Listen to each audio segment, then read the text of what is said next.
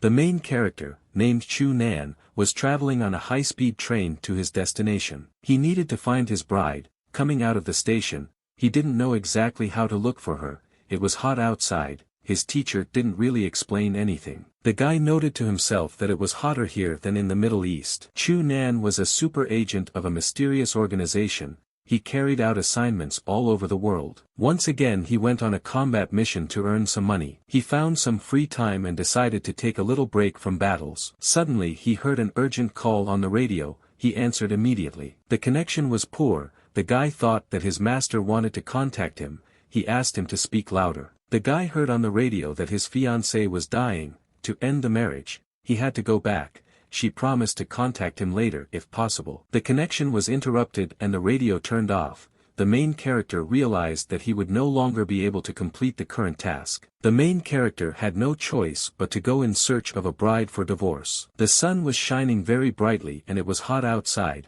The guy was walking down the street. It seemed to him that he was in the desert. Chu Nan was very tired, and the problem for him was that he did not know exactly where to go. He decided to ask. He approached a young boy on the street and grabbed him by the shoulder. The main character asked if the boy knew anything about Minchin University. The teenager was very scared. He broke free, screamed loudly and began to run away. When the boy ran, he shouted to the main character not to kill him. Chu Nan thought that he had met a madman. The main character thought to himself that people in our era are very indifferent. After all, he just wanted to ask for directions. A clear female voice came from the side. She asked him if he had come to work. The guy turned to her in surprise and asked if she was addressing him. The woman told the main character that she had a job. He replied that he was not interested. The interlocutor was surprised and told him to forget about her proposal. Chu Nan came to his senses and shouted after the girl to stop. He agreed and asked how much she was paying. The guy thought to himself that he needed to earn money to buy clothes.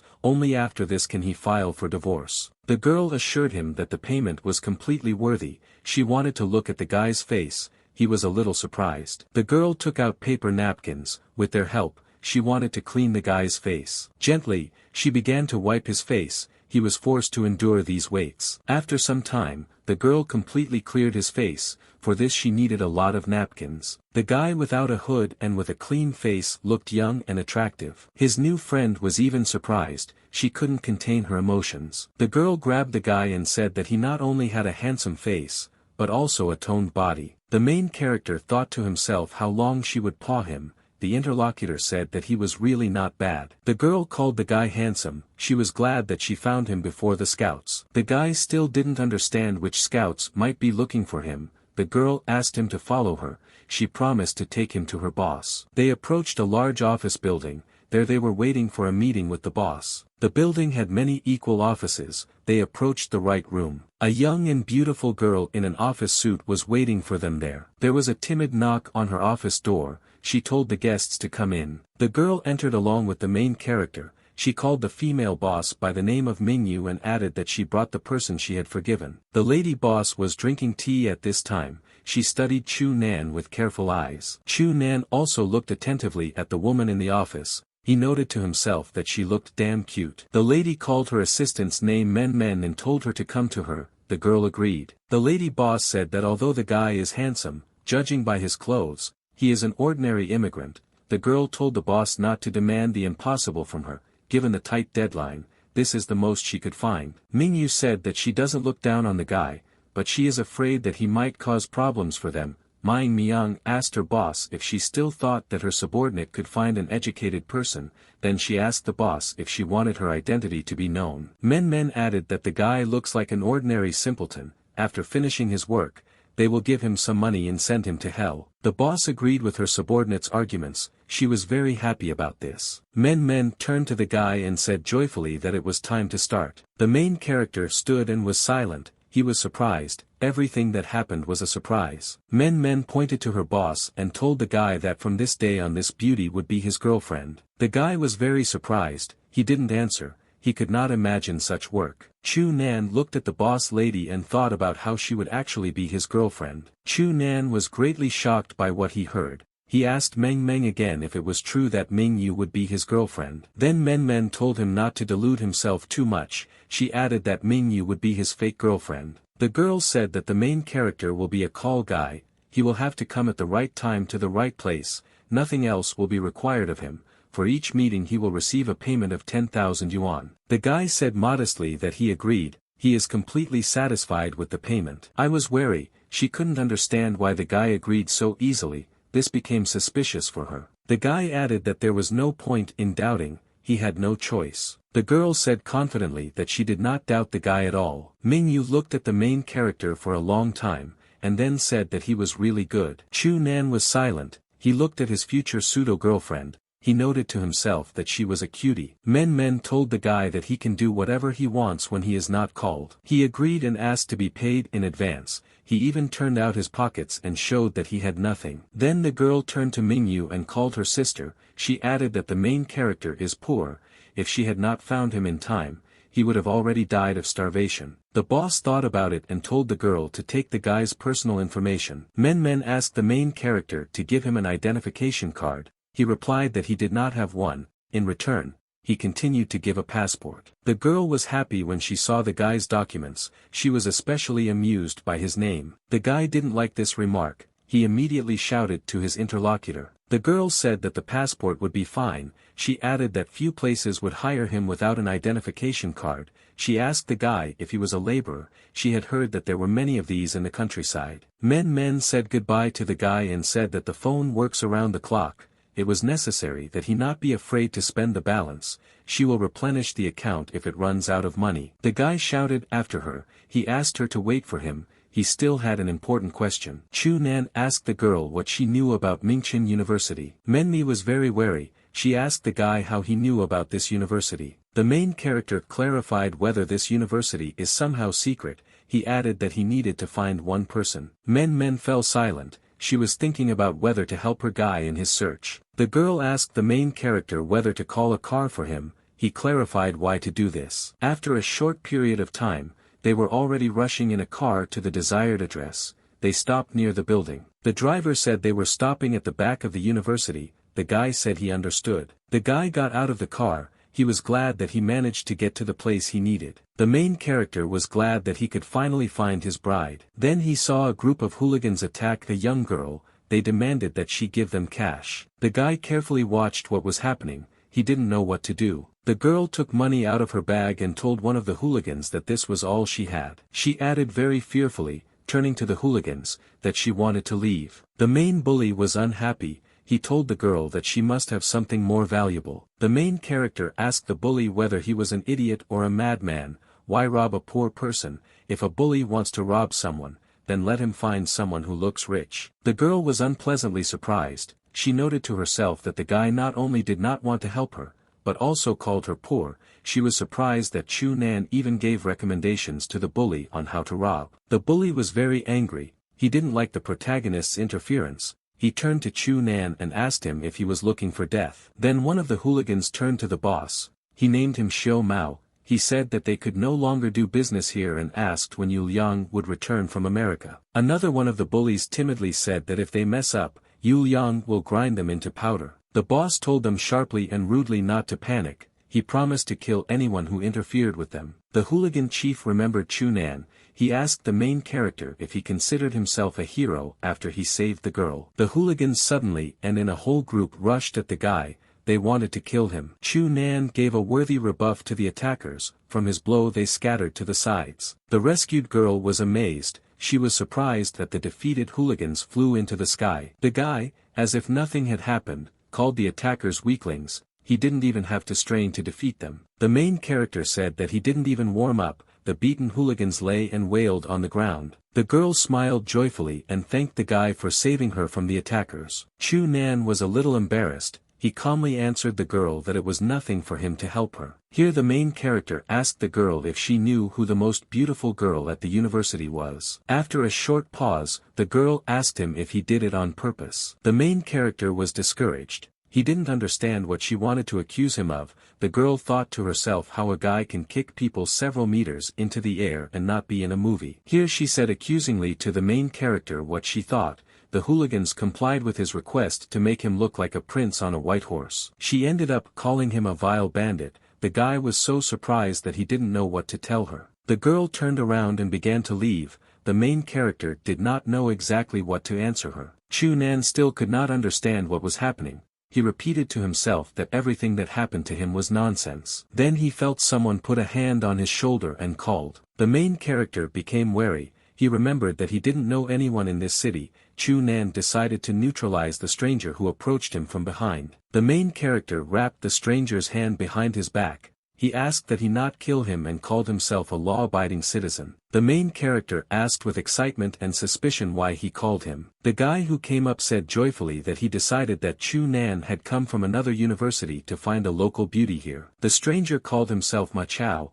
He said he could help the guy with any information. He even promised a discount to the main character for being quite handsome. In the end, he added that he knew everything about the beauties of this university. The main character simply asked who is the most beautiful girl in this place. Ma Chao replied that everyone knows the answer to the guy's question, therefore, he will not charge him. He also asked Chu Nan for help in one matter. The main character was ready for anything, therefore, he said that he was ready to listen to the request of his new acquaintance. Ma Chao began to happily say that there were only 4 beauties at the university. The main character recently met one of them. Her name is Lin Suz-lo. She is an excellent student in the English department at the university. She never had a boyfriend. Next on the list of beauties is Tao. This student's nickname is the Little Wicked Witch. The guy added that there are 2 more beauties at the university, but little is known about them. The main character asked clearly which of these students is the best. Ma Chao answered specifically that they are all wonderful and cannot be compared. Then a new acquaintance told the main character that he needed help carrying things.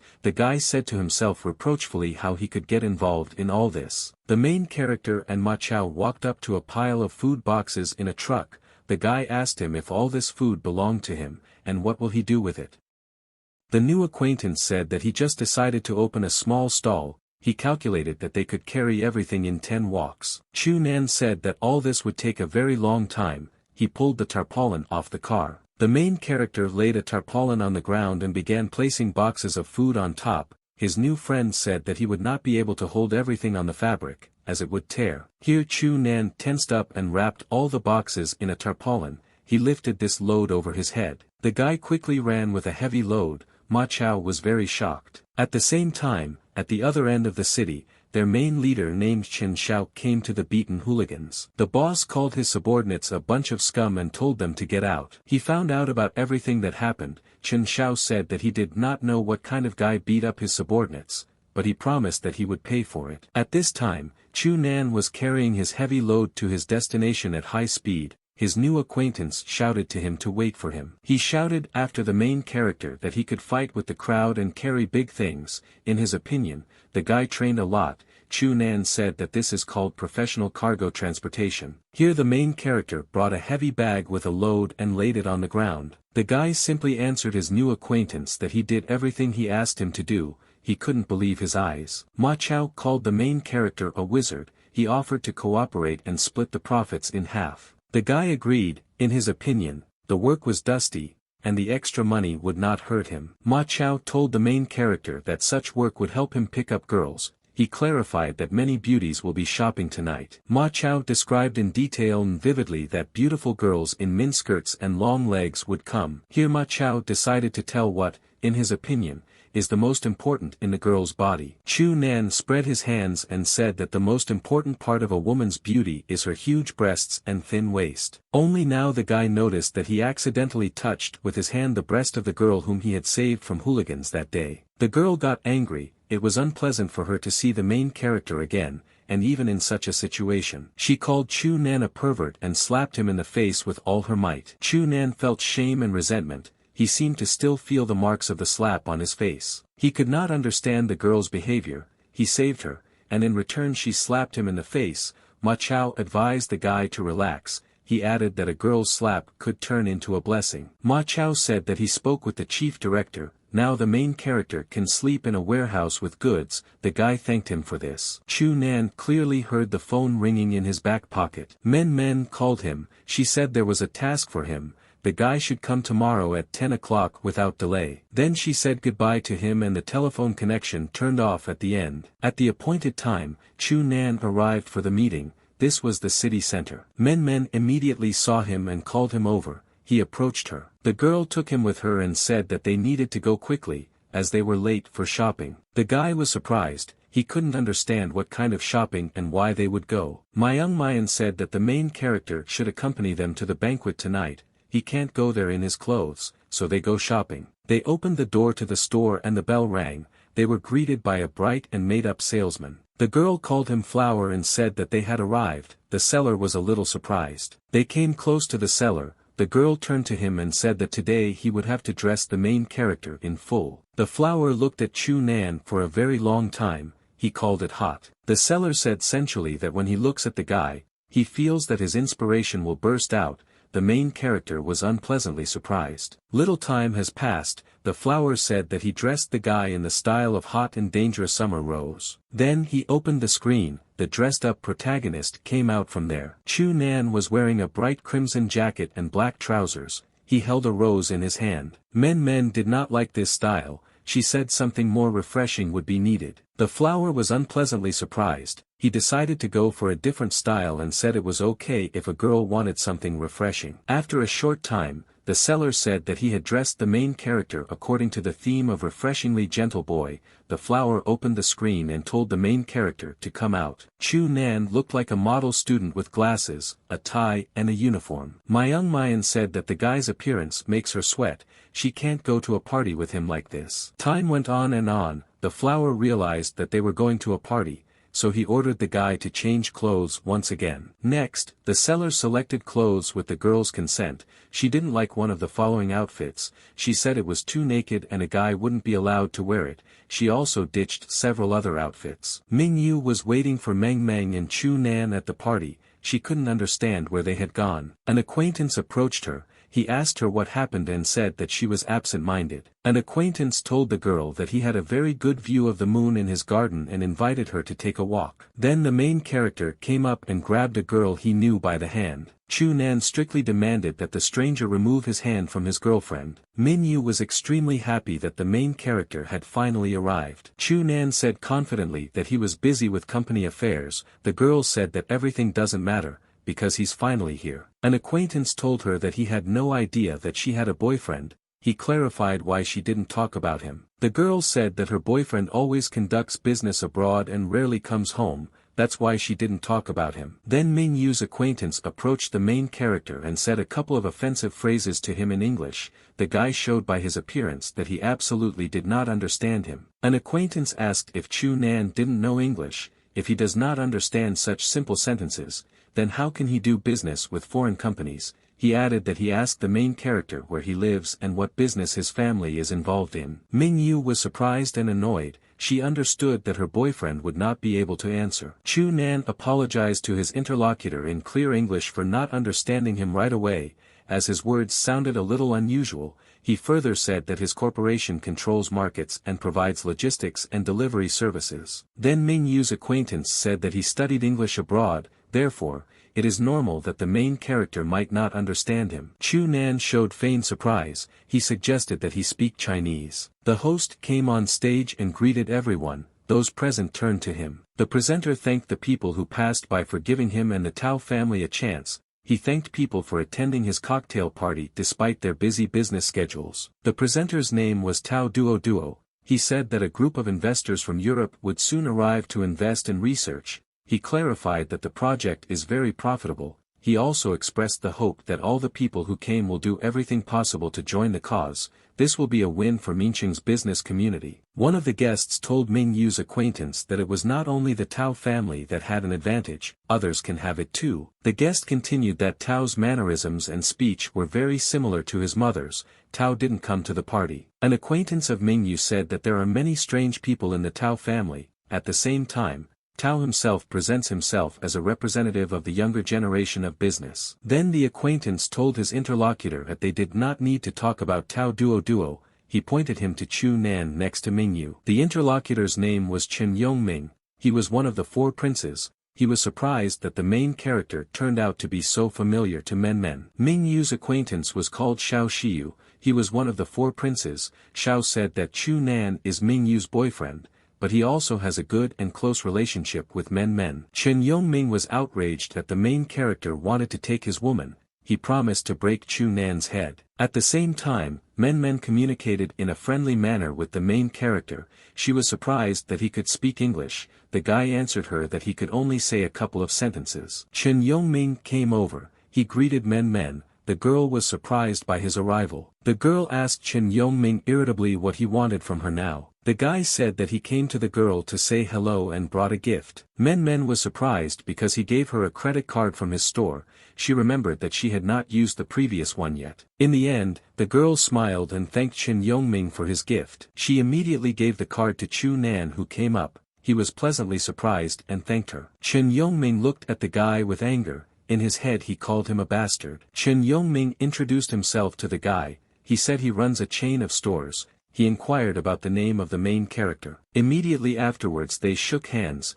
This served as confirmation of their acquaintance. The main character said his name and said that he wants to manage a chain of developing stores in Mingcheng. Chen Yongming was surprised that his interlocutor had just arrived abroad and was already ready to open his own store chain in the city. Chu Nan replied cheerfully that his family owned a business in the Middle East. He said to himself that he was a bodyguard and owned a weapons business. Chen Yongming became even more suspicious. He realized that if the main character worked with weapons, then his past was definitely not simple. During their conversation, they still held each other's hands. All their attention was absorbed in the conversation. Chen Yongming finally said, conciliatorily, for them to let go of their hands. Chu Nan said that he agreed to hold his interlocutor's hand a little longer, because he thought that Chen Yongming adores handshakes. Then Ming Yu's acquaintance approached. He decided to defuse the situation. He said that Brother Chu is a big enthusiast and 2 grown men can make him laugh. Ming Yu came over. An acquaintance of hers told her that if she made peace, then great success would be possible regarding foreign investment. Ming Yu said that she is not deciding anything this time. For any cooperation, she needs to talk to her father. Her friend replied that everything was fine. He promised to talk to Uncle Kai tomorrow. He asked the girl to walk with him. Chu Nan said that Ming Yu promised to take him on a date tomorrow. The girl immediately confirmed this. An acquaintance said that he had just returned from abroad and a lot had happened in his city. He suggested that all 3 of them meet Uncle Kai and then visit Mingchen. He thought to himself that if the main character was Ming Yu's real boyfriend, then he should have met the older people as well. Then the acquaintance asked the interlocutors whether it could be that Uncle Kai did not agree with both of them. Late in the evening the main character and his companions went home. For a long time they drove in silence, all 3 of them in the car. Meng told Chu Nan not to talk nonsense next time. He could have said at a party tonight that he was an arms dealer. The girl added that if he brags a lot, he won't be able to turn back in time. Meng asked Ming Yu what they would do tomorrow. The girl remained silent. Wary, Meng asked if Ming Yu was going to take Chu Nan with him to his uncle. The main character shouted to them to be careful. A racing car was chasing them from the side. Several black cars drove up to their car, and one of them hit them in the side. During the strike, the main character grabbed his companion with his hands to protect her. After the accident, someone quickly came and opened the door on their side of the car. A big guy looked in the door. He shouted loudly to someone in the direction that he had found Ming Yu. Then suddenly Men turned around from the driver's seat. She punched the big man hard in the face. The girl bravely jumped out of the car. She shouted to the attackers that if they want to steal Ming Yu, then they need to get past her first. Men managed to neutralize several of the attackers on her own. The rest of the bandits stood in the distance. The girl was strong and full of determination to continue the unequal battle. Next, Men shouted to the main character to take Ming Yu away from here. The main character laughed and realized that it was his time to join the fight. Men was very surprised. She realized that the guy was ready to help her immediately. Chu Nan shouted that they did not need to run away. He wanted to deal with the bandits. The attackers were amused. They did not believe that there was some idiot who would fight them. Men shouted to the main character to hide, because he would not be able to defeat the attackers. The guy assured her that he could do it. The main character realized that he couldn't hesitate for a second. He rushed with all his might towards the hooligans. He shouted with determination while running that he never brags. The main character began to use his fighting skills to fight the attackers. Chu Nan was able to single-handedly neutralize all the bandits. They all scattered to the side. The beaten hooligans lay on the ground. they could no longer rise and only moaned. After the fight, the main character dusted off his hands and said confidently that everything was ready. His companions were surprised. They asked him where he learned to fight like that. The main character approached Men. He wanted to see how badly she was hurt. The guy asked the girl how badly she was hurt. She replied that it was only a small scratch and it would heal in a couple of days. The chief edge took out medicine from his pocket and said that this ointment will help restore bones. The girl agreed for the guy to help her. Chu-nan carefully applied ointment to her hand. The main character warned the girl that the ointment burns a little when rubbed on it. He asked if she was okay. Men assured him in response that she was fine. Let him continue to smear. Chu-nan happily continued. His ointment was supposed to help the girl recover from the beating. The next day, the main character and his girlfriend arrived at her father's office. He was in a large skyscraper. The girl's father looked at the guests and then decided to ask her a couple of personal questions. Her father's name was Kai-chen. He asked the girl sternly if it was true that she had a boyfriend. Ming-yu responded positively. She said she came with her boyfriend today. Chu-nan greeted his uncle. Kai-chen became angry and slammed his fist on the table with all his might. He expressed obvious displeasure. Ming-yu was confused. She couldn't understand her father's harsh reaction. Her father asked her sternly why she had not told him about such an important thing before. Here Ming-yu's acquaintance intervened in the conversation. He thought that the uncle already knew about the girl's boyfriend. The main character did not like the intervention of a friend. He thought that this bastard was ruining everything here. Uncle calmed down a little, cheered up, laughed and said that everything was very good. The sudden change in Uncle's mood greatly surprised everyone who came. They were stunned and silent. In a completely calm voice, the uncle turned to the main character and said that Chu-nan is a good name. The main character wondered why his uncle was so vague. At the same time, the uncle invited them to his hall. They sat down on comfortable chairs in the hall. The uncle asked them about what matters they would like to talk to him about. An acquaintance of Ming-yu named Xiao Shiyu said that they agreed to meet. They visited Uncle Tsai today. He will help them learn about the European investment group. Uncle Kai said that this European business group is very important and should be taken seriously. Xiao Shiyu said that if a European business group arrived, Chu-nan's family could help them since his family was overseas. Uncle was a little surprised. He clarified what kind of business Chu-nan's family is engaged in and where they currently live. The main character wanted to answer, but he was interrupted by his acquaintance Mi Shui. Xiao Shiyu said that he wanted to make a small retreat. He added that Chu-nan has a very strong background. Xiao Shiyu continued to say that the Chu-nan family is not only engaged in selling bodyguards in the Middle East,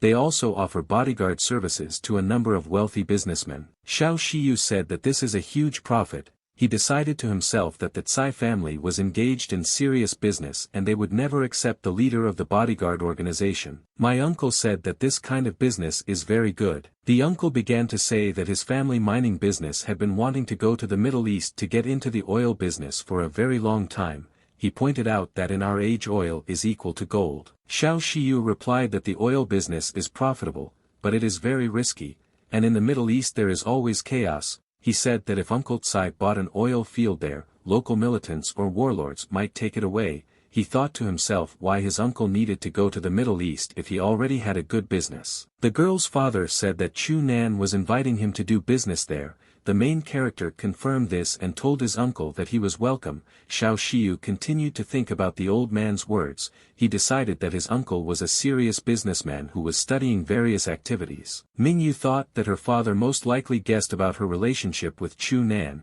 She liked her father's praise for Chu-nan. Negotiations between Uncle Tsai and his guests continued for a long time. At one moment, he was attracted by Xiao Shiyu's words. He even asked what he said. Xiao suggested using a number of methods to frighten foreign people if they refused to cooperate. The uncle said that such a proposal was not suitable. Xiao Shiyu said that there is nothing inappropriate. He used to take inspiration from his uncle's words. Xiao further said that uncle wants to go to the Middle East for oil business, but he is afraid that field commanders might seize his business. If terrorists can capture them like that, then they can do it too. Uncle Tsai thought to himself that his interlocutor was talking nonsense about a threat to business. he also did not believe that Xiao Shiyu received inspiration from him. Xiao asked his uncle what he thought of his approach. Old man Sai replied that he would think about it later. The main character thought to himself that Sao is a fool in reality. After the meeting ended, they left Uncle Kai in the office and went outside themselves. As they stood near the skyscraper, a bus drove up to them. Some guy called for them to come over. When they arrived at the bus, they found out that it was Qin Yuming. They asked why he was here. He asked permission to join the fun. He said they would be able to enjoy the scenery today. Qin Yuming looked at the protagonist with great anger. He thought that he wanted him to really disgrace himself this time. The main character could not understand why Qin Yuming looked at him with such a forced gaze. Mingyu didn't want to go on the bus. She invited everyone to get into the car. Qin Yuming asked the girl with irritation why she didn't want to go with him on his bus. Men said that they would go through a tunnel to get to the zoo. His bus won't be able to get through there. The guy slyly suggested that everyone get into his car together and drive in it. Finally, Men said that there was not enough space in the car for a large number of people. She will still need to change her clothes a little later. Everyone got into the car and the car started moving. Qin Yuming shouted angrily after them. Why Chu Nan sat down with them. Qin Yuming was very angry. He continued to stare after the car that drove away. He didn't notice the police driving up behind him, and they handed him a fine. Qin Yuming was outraged by this. Xiao Shiyu watched everything that happened silently. The police said you can't park in that area. They demanded that Qin Yuming remove his vehicle immediately. The policeman asked if the guy would leave now on his bus. He categorically refused. The police were forced to take the bus to the impound lot using a tow truck. The main character and his companions were driving across the bridge in their car. Men complained that they were constantly being pursued by her acquaintance. This irritated her very much. The main character noticed that a black car was following them. He was approaching very quickly. Then, somewhere behind them, an SUV began to approach them. This SUV could hit the car with Chu Nan. The main character realized that he needed to immediately make a maneuver to avoid an accident. Chu Nan sharply turned the steering wheel to the side. As a result, the black car crashed into the SUV at full speed. Men said with fear that the same people who attacked them yesterday might be in the SUV. The main character told them to stay in the car. He wanted to go and check. Qin Yuming and Xiao Shiyu were in the black car. They angrily approached the SUV. Qin Yuming began to angrily shout for people to get out of the SUV. He promised to beat the crap out of them. The driver and passengers of the SUV turned out to be pumped-up bruisers. They didn't like Qin Yuming's shout. One of the big men approached Qin Yuming and asked him what he said. Then the big man hit Qin Yuming in the face with all his might. The guy almost fell to the ground. At the same time, another big man hit Xiao Shiyu. He, too, almost fell unconscious. Chu Nan approached them. He urged them to stop fighting in a completely peaceful and friendly manner. The main character called on the big guys to focus on peace and harmony. He suggested that they come to an amicable agreement. One of the big guys sternly asked who Chu Nan thought he was. He demanded that the main character mind his own damn business. The big guys started shouting for Chu Nan to get out quickly. They threatened to make a chop out of him. The main character coped with the big guys from the SUV without any problems. He beat them until they lost consciousness. Chu Nan, after the massacre of the big men, approached the beaten guys. He asked if they were okay. After this, the main character approached his companions. They asked him if everything was okay with him.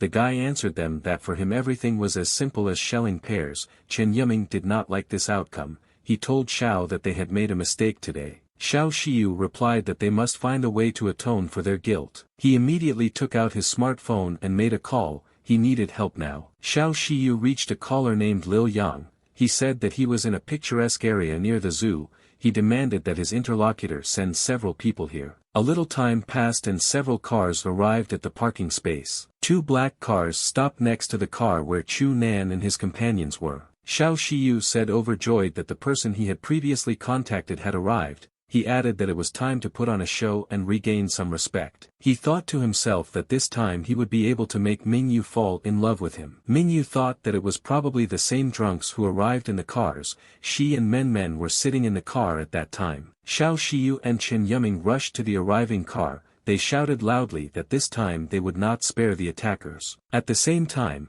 Qin Yuming received an unexpectedly strong blow to the head with a bat. Xiao Shiyu shouted in fear to the attackers that there was no need for this.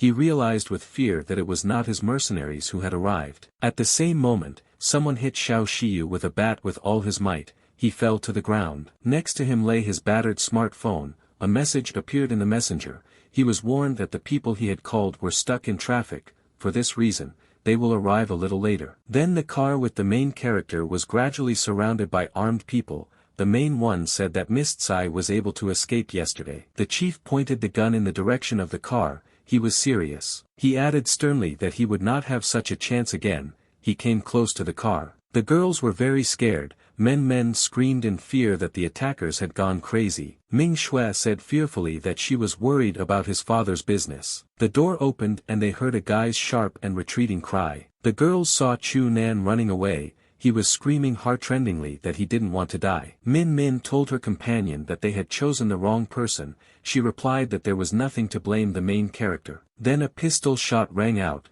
The bullet flew near the girls and broke through the glass. The boss said menacingly that they didn't have time for this. He demanded that Mistsai come with him. The girl realized that she had no choice. She asked the attackers not to touch Men. Men shouted to Mingyu that she shouldn't. The girl replied that she couldn't drag Min into this. She grabbed the door handle. Mingyu understood that she could not escape. She felt weak and defenseless. For some reason she imagined herself as a little girl near the TV next to her toys. She was watching a fairy tale on TV. There the prince saved the princess and told her not to worry. The audience liked it. She called the prince handsome. She said that when she grows up, she will also have her own prince, who will save her in case of danger. Mingyu got out of her car and slowly walked towards the black car that was waiting for her. The chief was investigating her with a gun. At the door, he told her to get into the car. Quite unexpectedly, someone attacked the chief from behind and knocked the weapon out of his hands. At this time, Chu Nan appeared.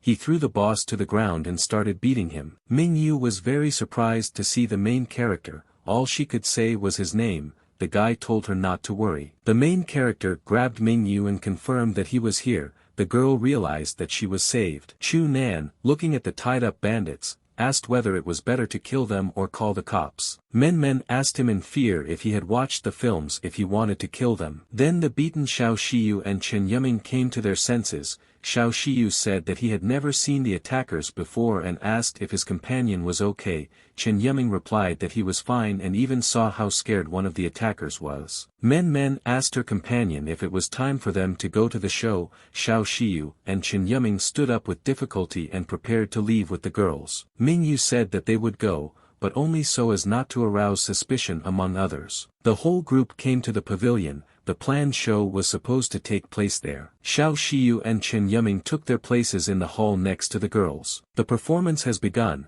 The host of the show went on stage and told the audience that for the first number he would need the most beautiful girl in the hall. Xiao Shiyu kept telling the girl about the previous fight. He wanted to assure her that if he had shown all of himself to the hooligans, they would have had no chance. He wasn't ready to be hit first. Chen Yiming added on his own that if the attacker had not used dirty tricks, they would have swept them away. Men told them to shut up and that they would watch the show. The host of the show said that they will look for the contestant using a spotlight. The beam aimed at Mingyu. The presenter shouted that the spotlights showed true beauty. The presenter looked carefully and intently at the girl and told her to go on stage. Mingyu agreed. The guy next to her didn't want to let her go. He said they weren't finished yet. Mingyu answered him cheerfully that she had a rare opportunity to witness magic live. The girl walked across the stage towards the presenter. There was a chair nearby. He said this performance would be excellent. The presenter told the girl to sit down on this chair. The girl agreed. The presenter told the seated girl to look straight at the audience and not blink. After a moment, the presenter threw a red blanket over her. Now the presenter addressed the audience. He said that he would begin to sow the seed of magic.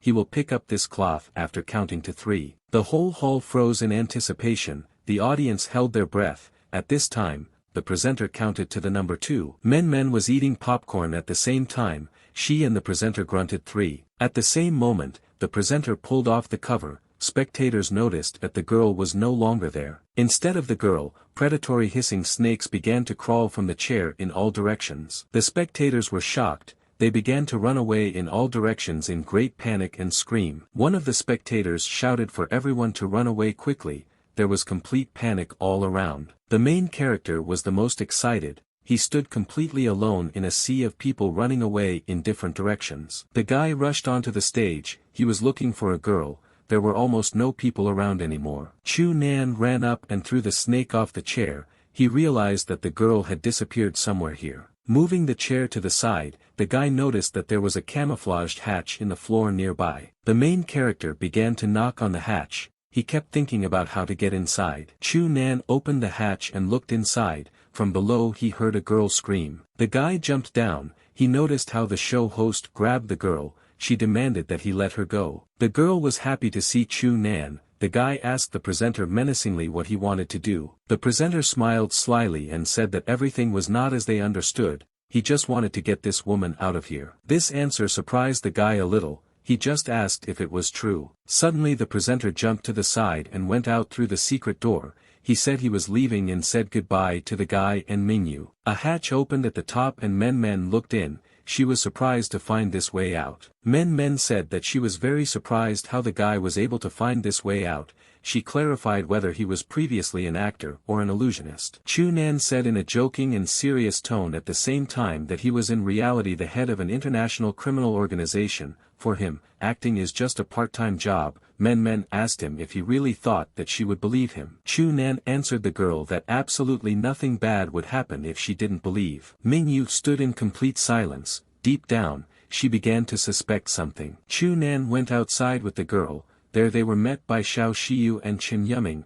Immediately, Xiao Shiyu was glad that Mingyu was free. He said that he had been looking for her for a very long time. Xiao Shiyu continued to question the girl. He asked if she was okay. The guy said that there were a lot of people on the street and they simply pushed them out of the hall. Mingyu looked tired. She said everything made her dizzy. She invited everyone to disperse. The girl left with Chu Nan. Xiao Shiyu just looked after them sadly. At the same time, an illusionist from the show was watching them. He called his boss and said he had screwed up again. He explained his failure by saying that there were always a lot of people around the girl. The boss angrily told him that he couldn't even catch a girl. He wanted to hit his subordinate. The illusionist called his boss Ri Xiao and added that it would not be easy to catch the girl safe. He asked if he could just kill her. The boss slammed his hand on the table in anger. He was annoyed by his subordinate. He called his subordinate a bastard and said that he wanted to kidnap the girl for a while and then release her again. At the end, the boss said that he was still giving the illusionist time. If he fails, he will kill him. At the same time, the main character, together with his companions, was leaving by car. They raced in a car as far as possible from this place. Once again they escaped mortal danger. Meng turned to Mingyu and asked her if she was okay. The girl was still scared. Having collected her thoughts a little, Mingyu replied that she was fine, she's just a little tired. Chu Nan told the girl that if she was hungry, he had something for her. The guy took out several packages of regular food with shrimp from the glove compartment. Meng asked him how he could offer Mingyu such cheap food. The main character answered simply that if she doesn't want to, then she can simply not eat. Then they arrived at the house where Mingyu lived. They got out of the car and approached the mansion. Mingyu told the guy that he could use the car as he wanted, at his own discretion. The guy was very happy. He thanked the girl for the great trust she placed in him. Mingyu turned to the guy and thanked him for today. The main character decided to return home. A friend with work was waiting for him there. The friend was glad that Chu Nan had returned. He told him that things were already up to his neck. He held several packages in his hands. He gave these packages to the guy and said that these were all the orders that needed to be delivered. Chu Nan wondered if this needed to be done so urgently. The friend told the main character that the pink package needs to be delivered first. It must be taken to the third women's toilet on the second floor of the lecture hall at the university. The guy said there was no way he could get into the women's restroom on his own. The friend told the main character that the bell had just rung and there was definitely no one in the toilet. He once again hurried the main character and said that all this was very urgent. The guy went up to the right floor, and there was a girl in the shower at that time. At that very time she was calmly washing herself and water was dripping from her everywhere. The girl was completely herself, in the shower. She did not suspect that anyone was nearby. At this time, she did not suspect anything and was thinking about something of her own while washing in the shower. Chu Nan asked loudly and clearly if there was anyone here.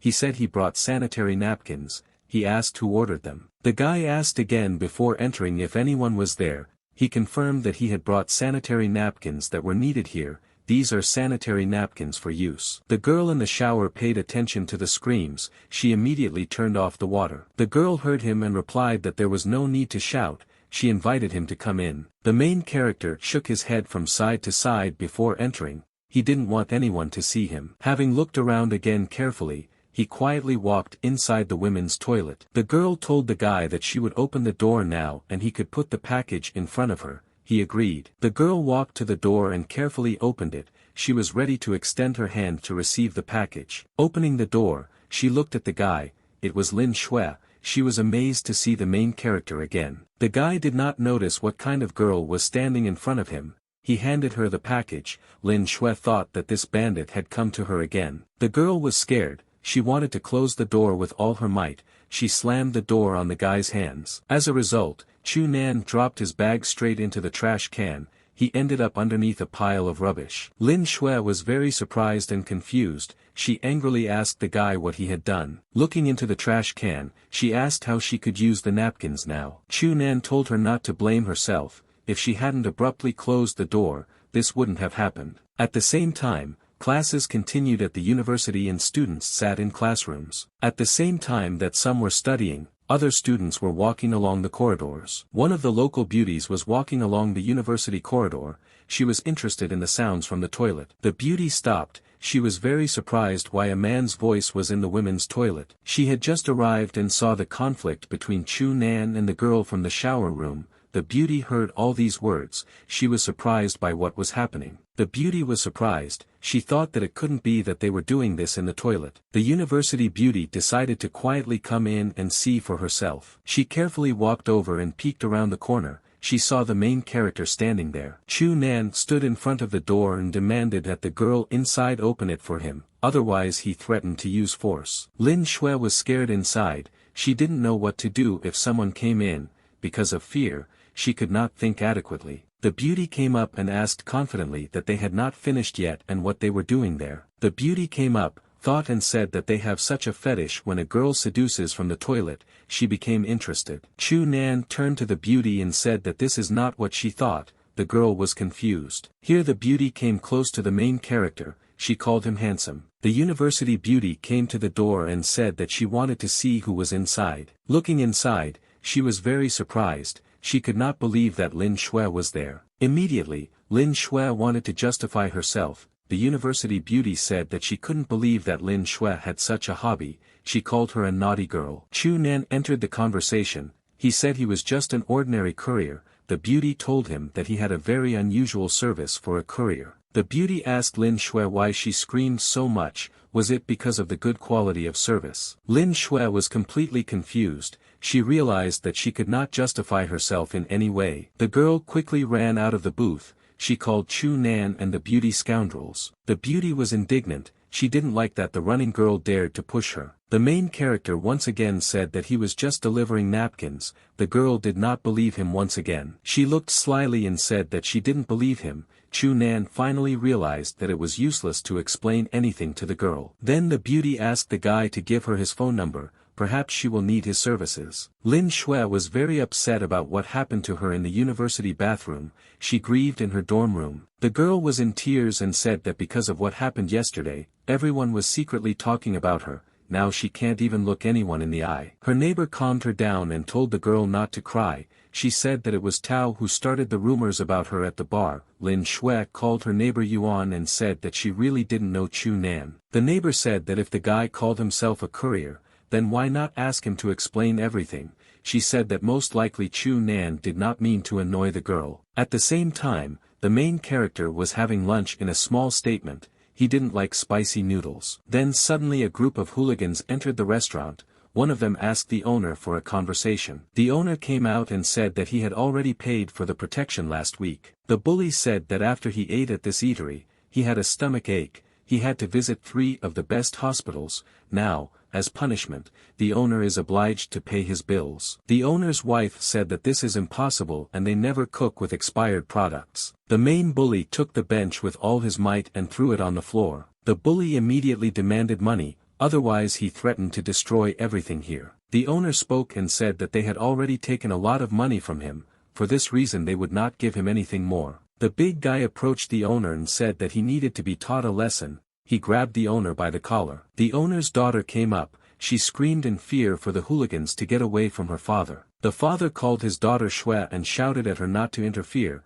The bully was still holding his owner by the collar. Then several hooligans approached the girl. They shouted to their father that if they had fun with her, they could ask him for the debt. The hooligans wanted to take the girl with them. The father shouted at them not to leave his daughter behind. The owner grabbed the axe in his hands. He was determined to defend himself at all costs from the bandits. The father swung his hand and was completely ready to kill one of the hooligans with an axe. Suddenly the main character came up. He thrust the money into the owner's hands. The guy stood in front of the owner and held money in his hands. Even the conflict stopped for a while. The guy took the girl with his hand. Chu Nan said in a calm voice that he pays the money for a bowl of noodles with 2 pancakes. Such behavior of a guy in such a situation was unusual. The hooligans were even confused for a while. One of the big guys grabbed the main character and asked him if now was the right time to pay the bill. The guy didn't show any concern. He looked calmly at those around him as if nothing had happened. Chu Nan took out a toothpick and slowly began to use it.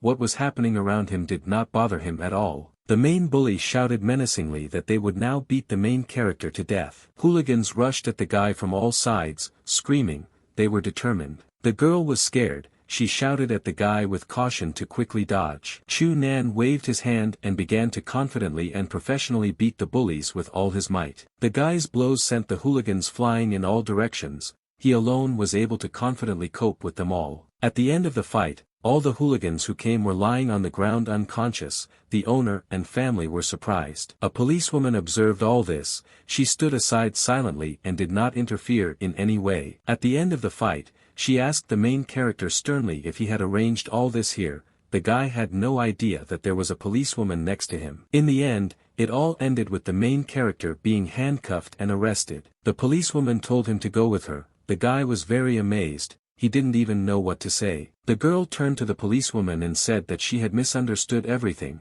She wanted to explain everything. The girl went with them to the police building. There she told in detail everything that happened. The police recorded that the main character was involved in the fight, but tried to help the girl. She thanked them for their understanding. The guy was released and he immediately fled the place. The girl turned around and was surprised where he had gone. She felt sad. She really wanted to thank the guy for saving her. At the same time, the main character was relaxing at home. The events of the past day had left him exhausted. Lying on the bed, he told himself that he was very tired. He spent the whole day delivering orders. Students at university buy a lot of goods. The guy couldn't sleep. He was distracted by a phone call. He realized that Men was calling. Chu Nan picked up the phone and asked the girl if she wanted him to be a fake guy again. Men's voice was excited. She told the guy to come to Sister Min's house today. She added that something strange began to occur. The guy clarified what she was talking about. He had just gotten dressed and was getting ready to go out. The girl said that when she and Ming Shui were driving home,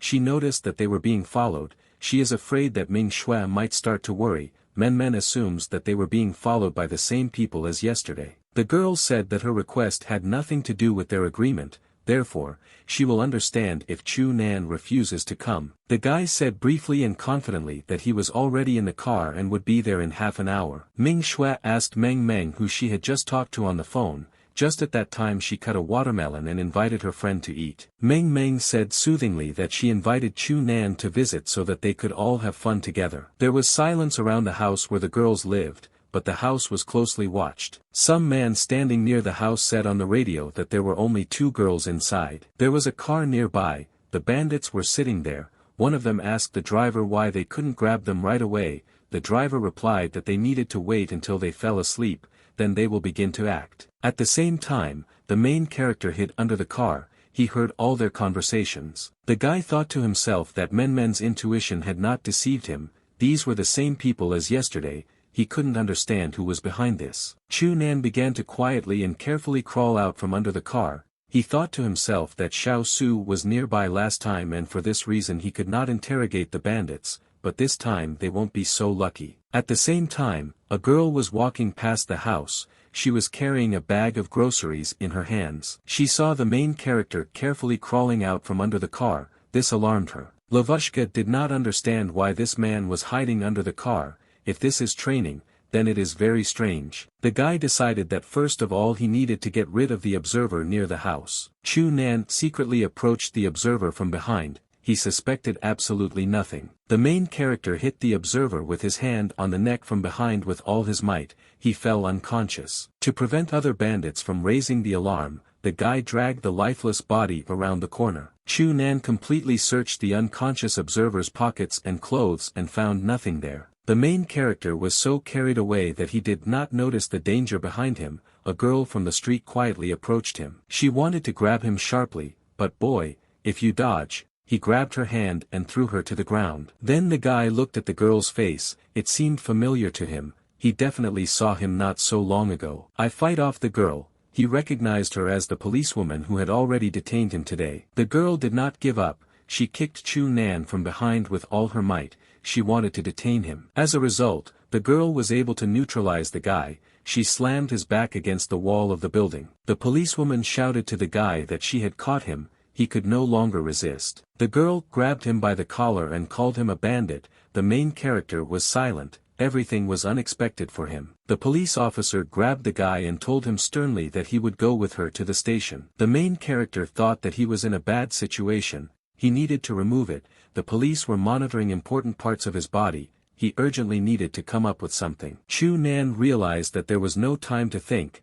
He decided to make a diversion and run away. To scare the girl, he shouted with all his might and spread his arms to the sides. To shock the girl and distract her attention, he unexpectedly kissed her on the nose. The girl got angry and hit the guy in the face with all her might. This outcome pleased him. He realized that he had a chance. Having escaped from the police, the guy jumped up and climbed over the wall of the fence. The policewoman shouted after him to stay where he was. The guy quickly ran away. At the same time, the beaten observer woke up. He ran up to the car to his accomplices without clothes. The bandits in the car were surprised to see their accomplice naked. He shouted for them to fold up. He warned them that he had seen Chu Nan. At the same time, the doorbell rang in the house where the girls lived. They were still waiting for Chu Nan. Hearing the bell, Min Min rushed to the exit. She said she would open it. The main character was waiting for her at the door. He greeted the girl as if nothing had happened. Men Men told him joyfully that he had finally come, otherwise they had already waited too long. The girl pulled the guy with her into the next room.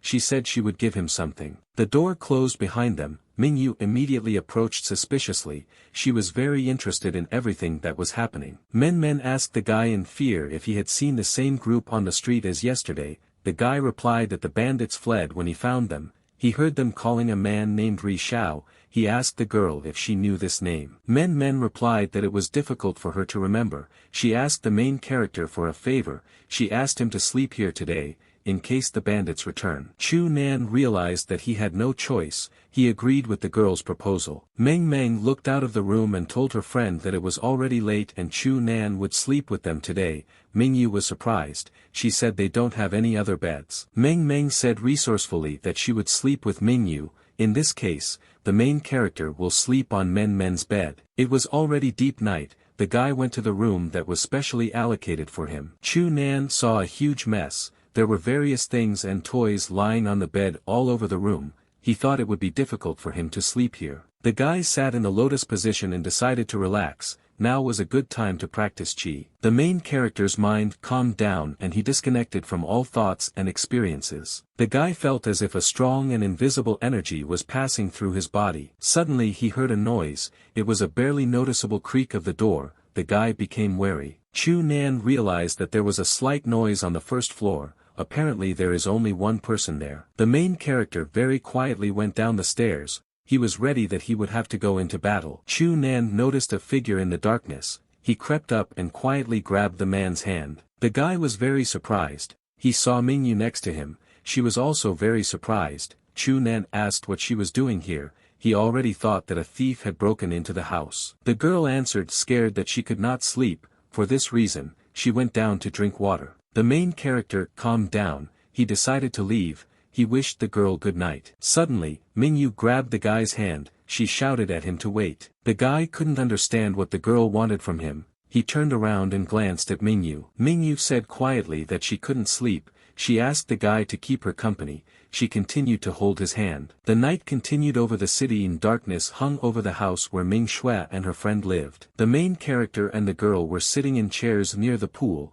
They were silent and enjoying their vacation. Chu Nan said that the moon is especially bright today. Ming Xue agreed with him without any emotion. At this moment, the fantasy failed the main character. He couldn't find a good topic to talk about. The girl thanked him for coming today. She felt much calmer with him. Chu Nan told her that he was also glad that she felt more comfortable with him. He couldn't figure out how to continue the conversation. Gradually fatigue took its toll. The girl closed her eyes and dozed off. The events of the day had tired her. The main character looked at her and realized that the girl was deeply asleep. He decided to move it into the house. The guy carried the girl in his arms. He walked down the stairs with her. He knocked near the bedroom door. He asked through the door for Men to open it for him. There was no answer. The guy decided that if the door was not closed, he would go in himself. Men was sleeping on the bed at that time. The main character held Mingyu in his arms. He looked at Men and noticed that she was sleeping very soundly. Chu Nan carefully placed Mingyu on the bed. At this time, the girlfriend was lounging on the bed while sleeping. Then suddenly, half asleep, Men reached out her hand and grabbed the guy tightly by the collar. Chu Nan could not resist. He fell onto the bed. Men, in her sleepiness, confused him with her big, soft toy. Men completely wrapped her arms around the main character. In her sleep, she muttered and called Xiao Xiao. The guy couldn't understand what was happening. He wanted to leave, but could not free himself from the hug. The main character decided not to leave. He collapsed and fell asleep. Meng and Ming Xiao were nearby. Chu Nan fell into a deep sleep. He decided not to return to his room so as not to wake the girls. The morning sun illuminated the entire area. The room became light. The whole trio was still fast asleep. Chu Nan was sleeping deeply near Meng's chest. This night turned out to be a happy one for him. He felt this even in his sleep. Next to the main character lay and slept Ming Xue. She also hugged him. Chu Nan rested in complete harmony. Through his sleep, he felt that he was soft and good. The awakening for him was very unexpected and unlike anything else. Something hit him in the face with all his might. When the guy woke up, he saw Men, who asked him what he was doing in their bed. The main character said that everything that happened was a misunderstanding. He asked the girl to listen to him. At this morning time, someone approached the house on the street. The guest confidently approached the front door. It was Xiao Xiu. He rang the doorbell. She had a large bouquet of beautiful roses in her hands. The guy stood near the door. With great impatience he asked Men to allow him to come in. Then he heard some noise from above. He came up and saw how the girls were arguing with the guy. Chen said that he didn't even sleep last night. He could not return to his place because Men hugged him. He added that sleep is very important for health and clarified that he fell asleep only for a second. Xiao Xiu was amazed by what he saw and heard. He was shocked and couldn't believe that all three of them slept together. Xiao Xiu thought to himself that he was one of the four princes. He has an extraordinary appearance and is the proud son of heaven. He dated a large number of women, but none of them could seduce him. He imagined Ming Xiao in his dreams. He recalled that when he met her, she looked like the beauty from his dreams. She has a strictly delicate appearance with large, clear and kind eyes. In his dreams, he compared this girl to a snow lotus on the top of an iceberg, which is difficult to pick. Today, a cruel reality arose before Xiao. He was amazed that Chu Nan spent the night with two girls. He decided that he would have to say goodbye to this girl. In his heart, the guy said goodbye to his first and true love. The main character in the bedroom was still happy in front of the girls. He claimed he didn't do anything last night. Xiao Xiu continued to ring the doorbell endlessly. The occupants of the bedroom had already heard this. The call sounded very insistent and annoying. The girls realized that the guest who came would not leave on his own. As a result, Men decided to go down and finally find out who was bothering them early in the morning. Outside the door, she saw Xiao beaming. He stood with a bouquet of flowers and repeated the name Mingyu out loud. The guy opened his arms for a hug. He mumbled a love confession inaudibly. Men was surprised. Xiao Xiu, after confessing his love, approached her with a kiss. The girl really liked it. Men shouted to the guy that he was sick and kicked him with all her might. Xiao Xiu flew away. The girl called him a pervert and slammed the door. The guy was lying on the ground in complete bewilderment. Chu Nan, together with his beautiful companions, was driving around the city in a car. Men asked the guy if he had anything in his car for her to snack on. they haven't eaten anything since morning. The guy took out plastic packages of food and threw them to the girl.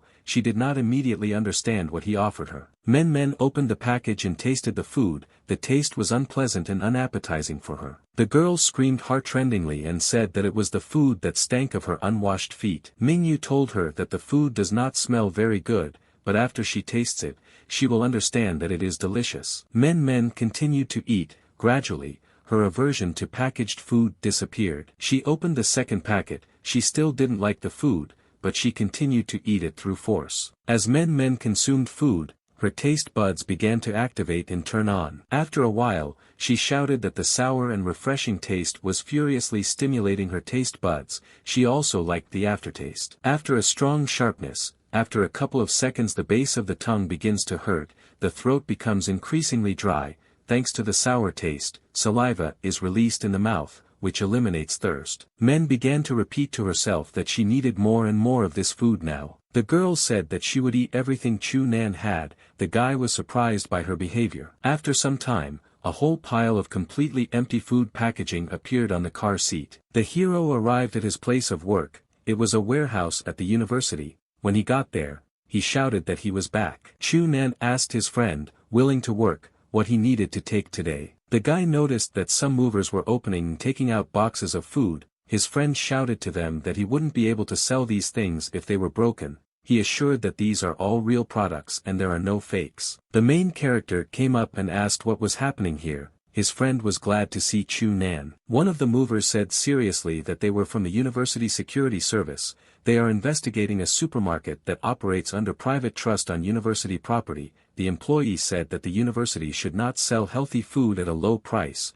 He said that he would burn all the goods. The main character intervened in the matter. With a threatening tone, he asked the workers if they were really confident that they could burn even a single product. The security worker said that the guy had no right to threaten him. Xiao Shiyu watched everything that happened from the side. He recorded everything on his smartphone. Xiao Shiyu thought with hatred that Chu Nan was constantly getting under his feet and disturbing him. He also remembered how the main character stole his girl. He decided that if he could not defeat Chu Nan, he would use various tricks against him so that the guy could not stay here. He expected Chu Nan to start a fight with the security personnel. After this, the guy would have been kicked out of the university. As a result, Xiao Shiyu would be able to regain Ming Shui. Chu Nan had already raised his hand to hit one of the security workers with all his might. Xiao Shiyu had been waiting for this moment. He was preparing to record all the guy's actions on video. At the most crucial moment, the main character's phone rang. He picked up the phone.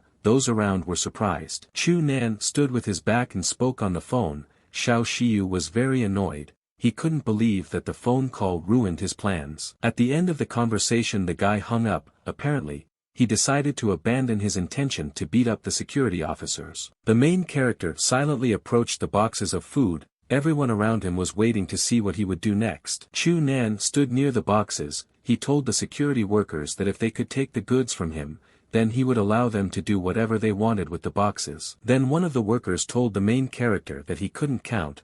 He demanded that the guy stop being a fool and give them the goods. A little time passed and the workers were still unable to receive the goods. They didn't understand why they couldn't get past the guy's defense.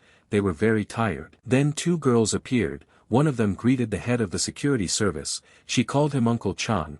He responded by calling a girl named Yuan and asking how she came to be here. Yuan approached her uncle and told him to step aside for a minute to talk. The girl spoke for a very long time and emotionally with her uncle. After the conversation, he made a decision. The head of the university security service told his subordinates that they were all leaving. The protagonist's friend was very surprised. He asked Chu Nan who he just called. The guy cheerfully replied that he was contacting Zhou Yuan. She was a relative of the dean of one of the faculties. Here the friend was very surprised how the main character could so easily meet the dean's daughter. Chu Nan said that as soon as he came to this place, he immediately remembered all the big shots and their family members. This helped him. He reached Yuan's girl. The protagonist's friend read in his notebook that the number of civil servants at the university is more than 100. At the same time, Chu Nan was talking with the girls. He thanked Yuan for his help. A cramped Lin Shui stood nearby. Yuan said that the guy should have been grateful.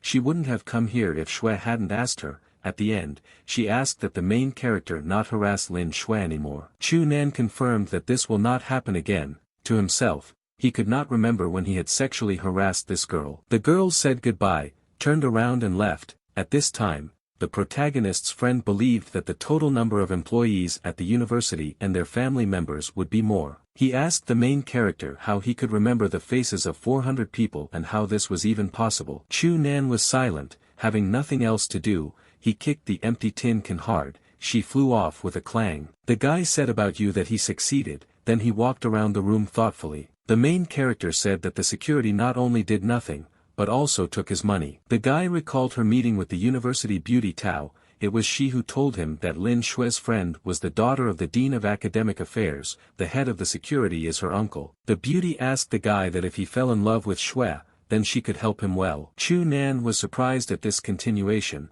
He knew that Tao was not an altruist. He didn't understand why she wanted to help him. The beauty said that she was only offering to help. The guy has every right to refuse. She clarified that she was helping him out of friendship. Life at the university went on as usual. After classes, students went out into the streets en masse. Lin Shui walked with her friend through the university courtyard. She noticed the other students looking at them sideways. Lin Shui heard some female students talking about her. They said that she only looks innocent, but in reality she loves from behind. A guy was passing by. He turned to Lin Shui and said that if she gets hungry, she can always find him. Yuan said that this is all. Tao continues to spread rumors, that she couldn't understand why more and more people were finding out about them. Beauty Tao was completely pleased with herself. She said that no one dares to tell her anything. She wanted to make those around her pay for looking up to her. In the university dormitory, the girl Lin Shui returned to her room after studying. She decided to change her clothes immediately. At the same time, her friend Yuan was not in the room with her. Suddenly Chu Nan rushed into the room and had a full bag of groceries. He shouted that he had brought her favorite treats for Yuan. The girl turned around sharply and threw on her shirt. She shouted to the guy that he should have knocked before entering. Lin Shui said that Yuan is not here today. She told him to put down the sweets and leave. The main character said goodbye to the girl so that she would not forget to get dressed. She told him to get lost. Chu Nan walked out of the door in frustration. At the same time, a beauty named Tao was running down the corridor. Lin Shui heard Tao's voice from the corridor. She became wary, because she realized that trouble was possible. The girl shouted at the guy to immediately come back into her room. She needed to cover him. After that, the girl quietly and carefully closed the door behind the guy. Now they had to be silent. Chu Nan asked Lin Shui why she dragged him back. She told him to keep quiet. The girl explained that Tao had appeared nearby.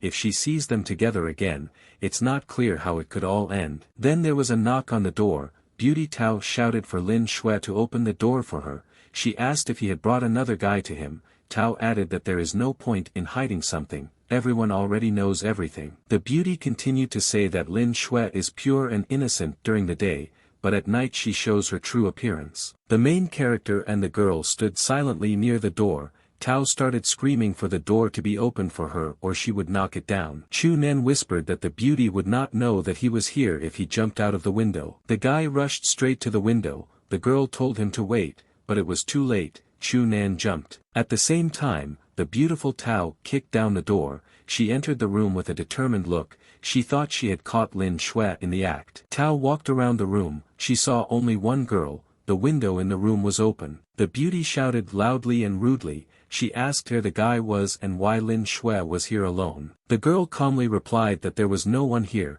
She invited the guest to check everything herself. Tao was perplexed. She didn't understand how this was possible. She definitely remembered that she saw someone enter this room. Lin Shui hoped to herself that the guy was okay. The guy came to his place of work in the warehouse in the basement. He shouted joyfully to his friend that he was back. A friend told Chu Nan that there would be a ban on food delivery starting next week. You will not be allowed to leave or enter the dormitory building, therefore, orders will need to be left in the lobby on the first floor. This is to protect the women's hostels. At the same time, a physical education lesson was taking place at the stadium. Students gathered en masse on the field for the game. Beauty Tao, along with Xiao Xiu, watched all this from afar from the bushes. One of her friends approached the girl Lin Xue and offered her to drink some water. Lin Yu asked her friend if she was worried about negative rumors about her. The girl cheerfully replied that she could not know what was true. She once again offered to drink water. Tao watched all this and said that after Xue drinks water,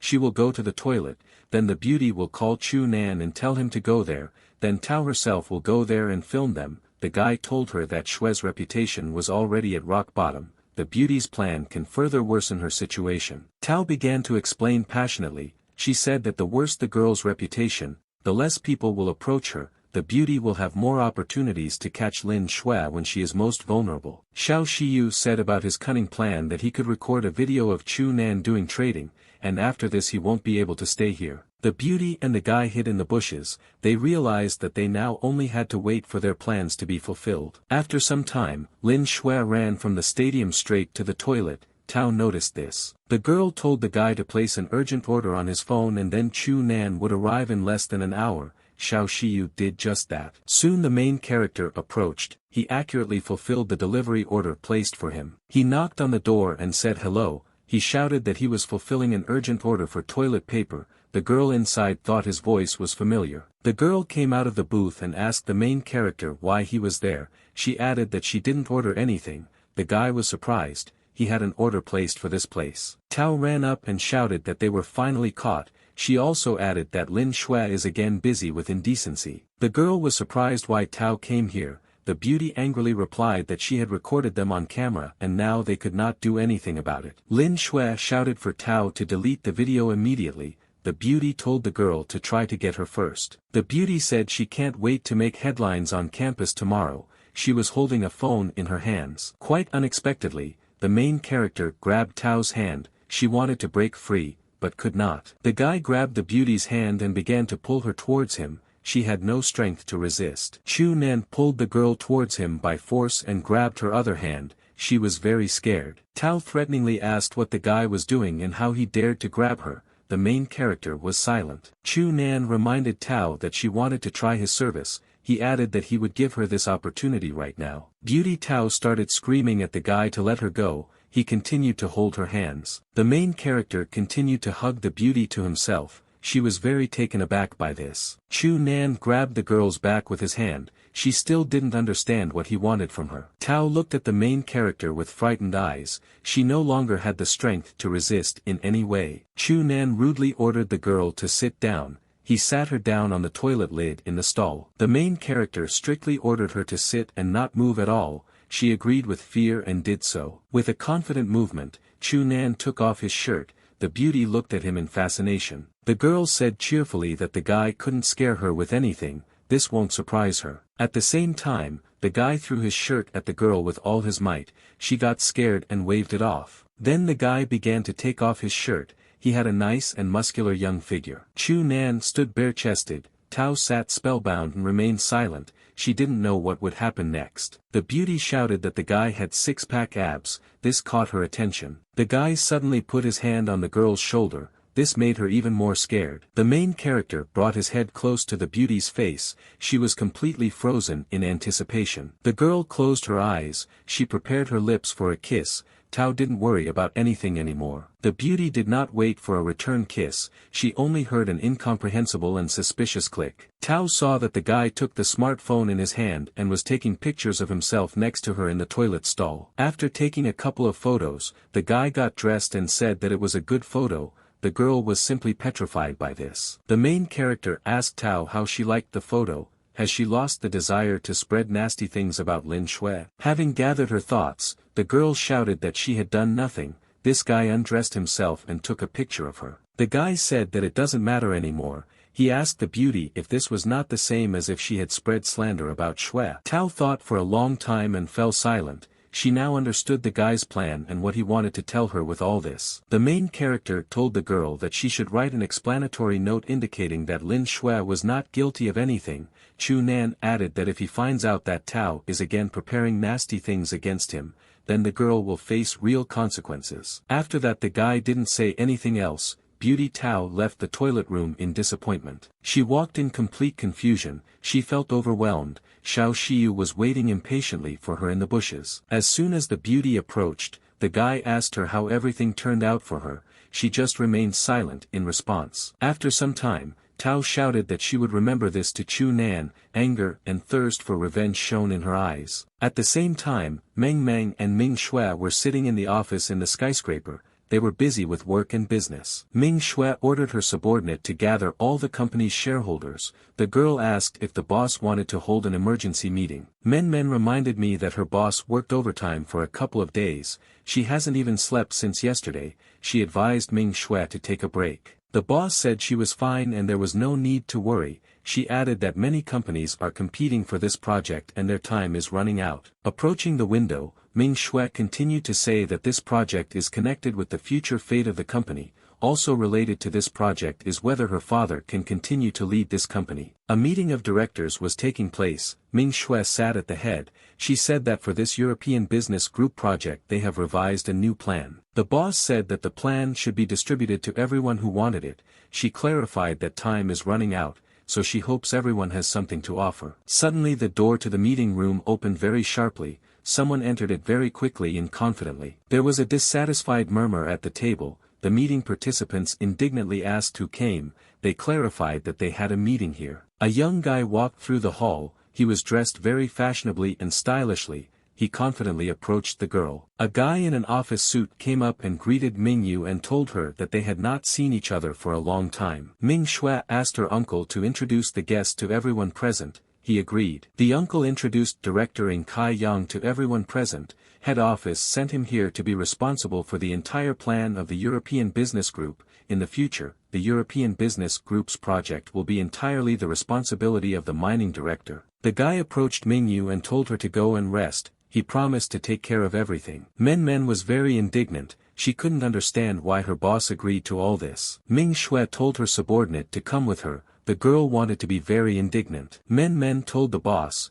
she spent a lot of effort on the project and now some asshole will take it away. Mingyu replied that it was an order and they could not do anything about it. After some time, Mingyu was resting in her office. Then she heard someone knocking on her door. She told them to come into her. She was not busy with any business. I was just looking at the family photo on the table. Her father came into the office. He said in a conciliatory tone that there was simply nothing he could do. The girl told him not to be upset. It wasn't his fault that everything happened. Mingyu said that she thought that after the project was successfully completed, they could live as a family again, to place the mother's ashes in the ancestral hall of the Kai family. The father told the girl that her aunt and uncle did not want this. They only care about their son. The girl told him that although she didn't succeed this time, she would continue to try. The father approached his daughter and said convincingly that she did not need to exhaust herself for the sake of company. Mingyu hurried to calm him down. She told her father not to worry about her. She'll be just fine. After the end of the conversation,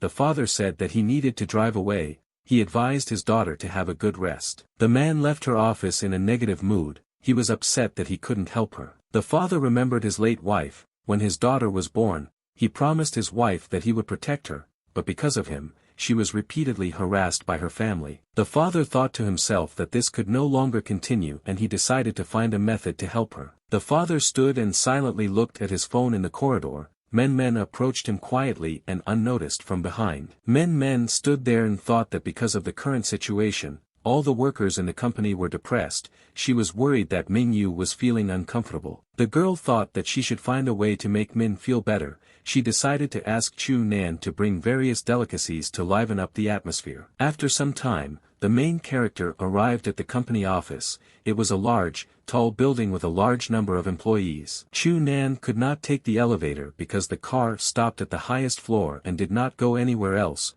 He had to climb the stairs. The path up the stairs was not easy for him. Having reached the desired floor, he was glad that he had finally reached it. On the floor, he saw two bodyguards blocking the elevator. They stood on both sides of the cabin. The main character ran up to one of the guards and knocked him down. He asked them why they were blocking the door. One of the guards said that they were holding the elevator for their boss.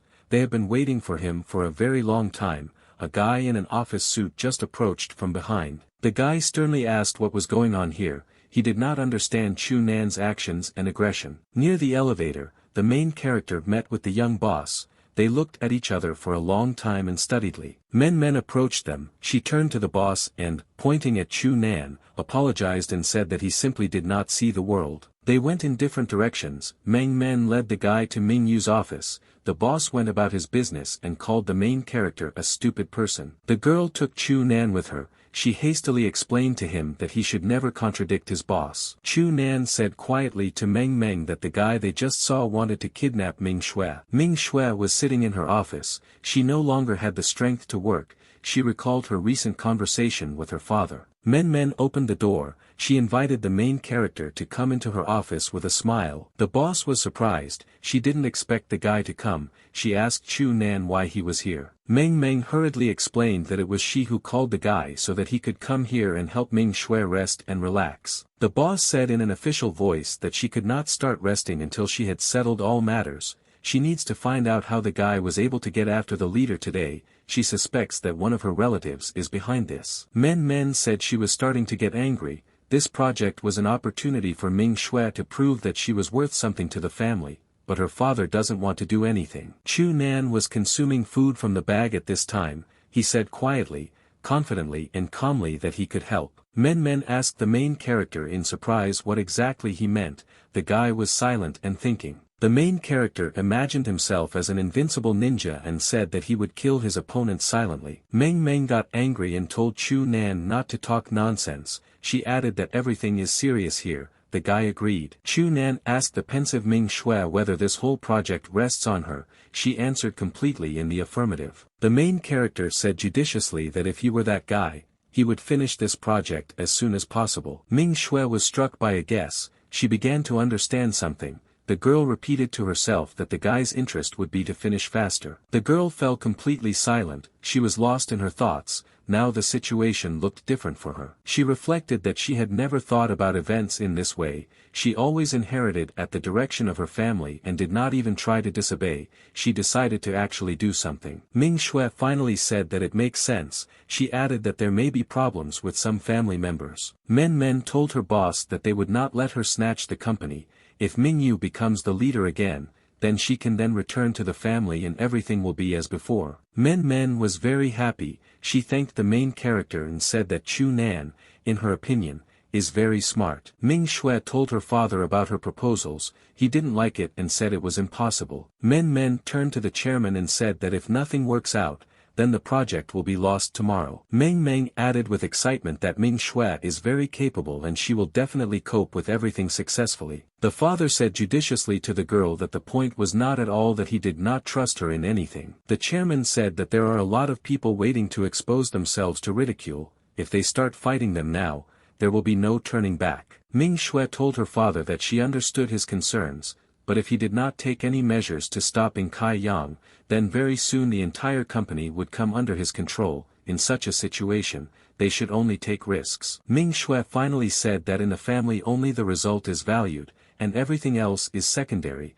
If they can improve the outcome, the family's loyalty may be greatly swayed in their favor. Men accompanied the main character near the exit to the office building. She told him he did a great job. The girl promised him a good bonus for his efforts. The guy said that he came up with the solution completely by accident. Men was surprised that he didn't want any reward. The father communicated with his daughter. He told her that it may be that her fake boyfriend will be identified. Chu Nan doesn't look like an ordinary person. Ming Xue said that the main character has helped her a lot lately. The chairman said that although the guy is playing a role, he is very capable. He would even allow him to become his daughter's husband. The girl was embarrassed by such words from her father. She said she didn't like his jokes. The father was amused. The guy returned to his place of work in the warehouse. He noticed that he himself and his friend Ma Chao were not there. Chu Nan called his friend and said that he had packed everything, and he also asked where Ma Chao was now. Ma Chao answered on the phone that the main character had already quickly returned.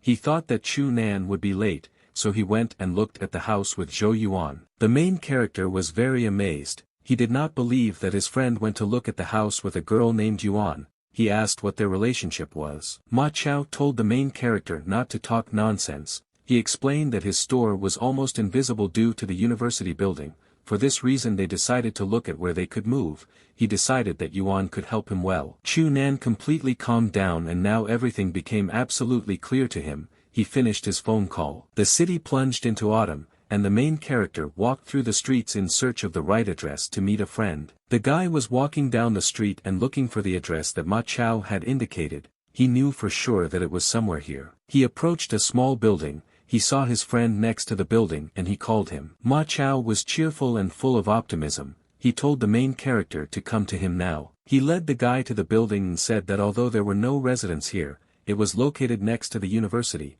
A lot of students will be visiting them. Ma Chao said that the building has a lot of space in both stocks. They got it all thanks to Yuan. She also reduced the rent for them. In the future, you should not be afraid of threats from the university. Chu Nan asked his friend why Yuan was so kind to him, in just a couple of days, and they are already on such good terms. Ma Chao said enthusiastically that the girl treats him like a little brother. He started wiping the wall and said that he still had a lot to do. The warehouse will need to be cleared urgently. Ma Chao said that he wanted to wait until the entire warehouse was filled with snacks. He never thought that he would be able to rent a warehouse with his own money. He added that thanks to this warehouse, his sister's school fees will be reduced in the future. The main character looked and realized that he needed to help his friend with his work. Chu Nan said that they need to try hard. His friend agreed and they eagerly got to work. After some time they finished their work. The store was completely ready and open to visitors and guests. A lot of people from all over the city came to the store to buy.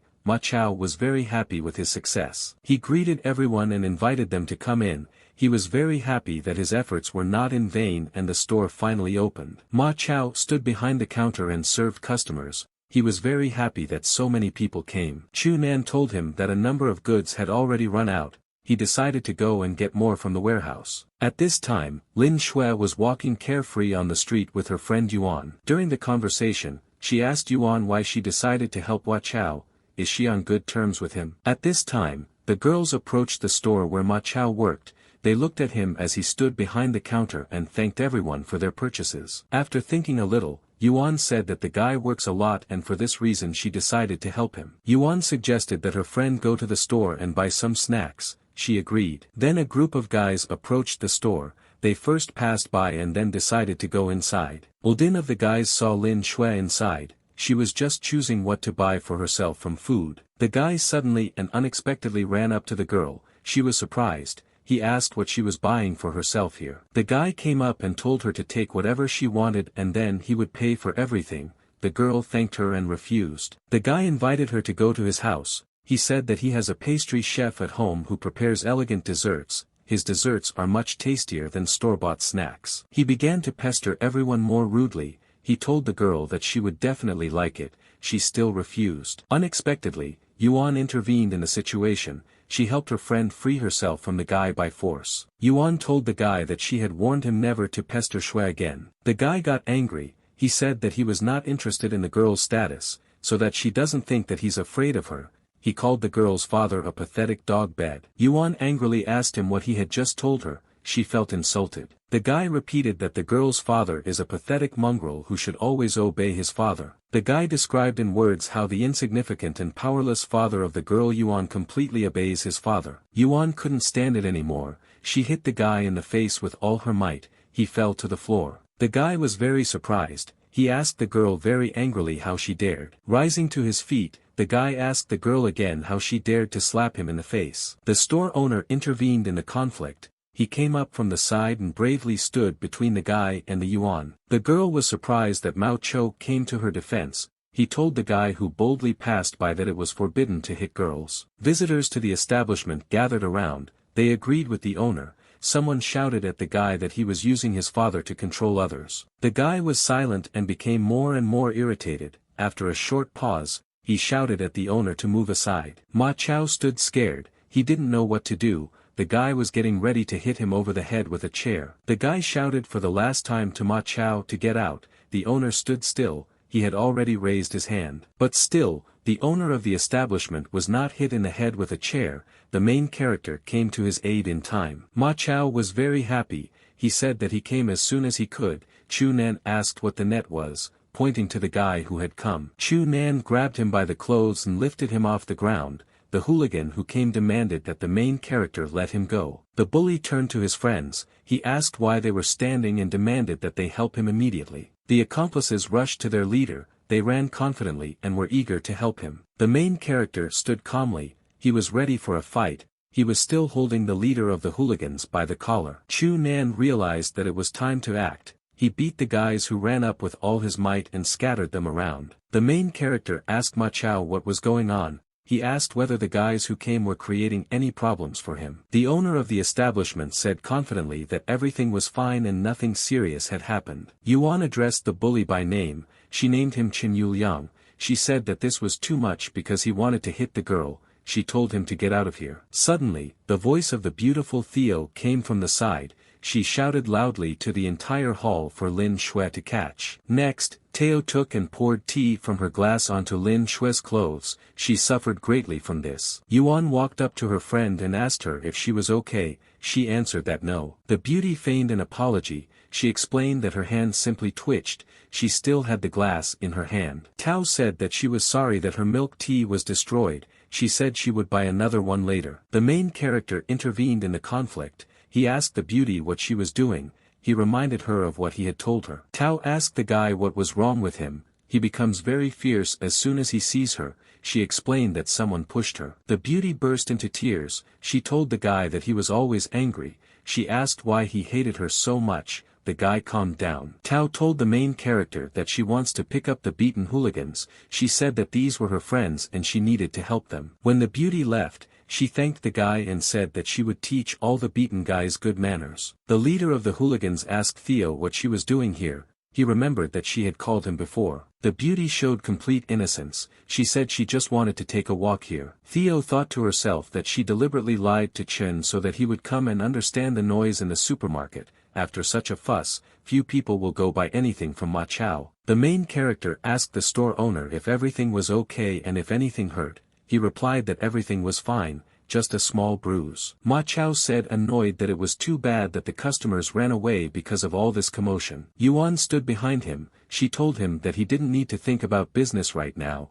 There was blood all over his back. The girl said that she would take him to the hospital. Ma Chao told her not to worry. He is okay. He's a very strong guy. Yuan added that she would definitely take him to the hospital. The main character noticed that a lonely and tearful Lin Shui was standing next to him. The girl told Chu Nan not to be offended, since it all started because of her. The guy replied that everything was fine, just a bunch of bastards wanted to die. The girl's outfit was very dirty after tea was spilled on her. The guy told her that she couldn't go out like that. He added that he lives in the next room and there is a toilet there. He invited the girl to wash herself and said that he would bring her new clothes. Standing in the shower, Lin Shui thought that she used to think that the main character was the same as the Qin guy. The girl now realized everything and decided that she had been completely wrong about him before. Lin Shui walked away to take a shower. The guy decided at this time to clean up the store a little and put everything in order. Suddenly, the main character heard from the side a girl calling his name from the shower. He dropped everything he was doing, went to the shower and asked the girl what happened to her. Lin Shui timidly looked out from behind the door. She was wrapped in a towel. The girl said that she did not find underwear in the clothes that the guy brought. Chu Nan annoyedly said that he had completely forgotten. He added to her that he would bring everything now. After some time, he brought the necessary clothes. He slipped it through the door to the girl. She thanked him. The girl began to get dressed in the booth. The main character told her that he needed to move away.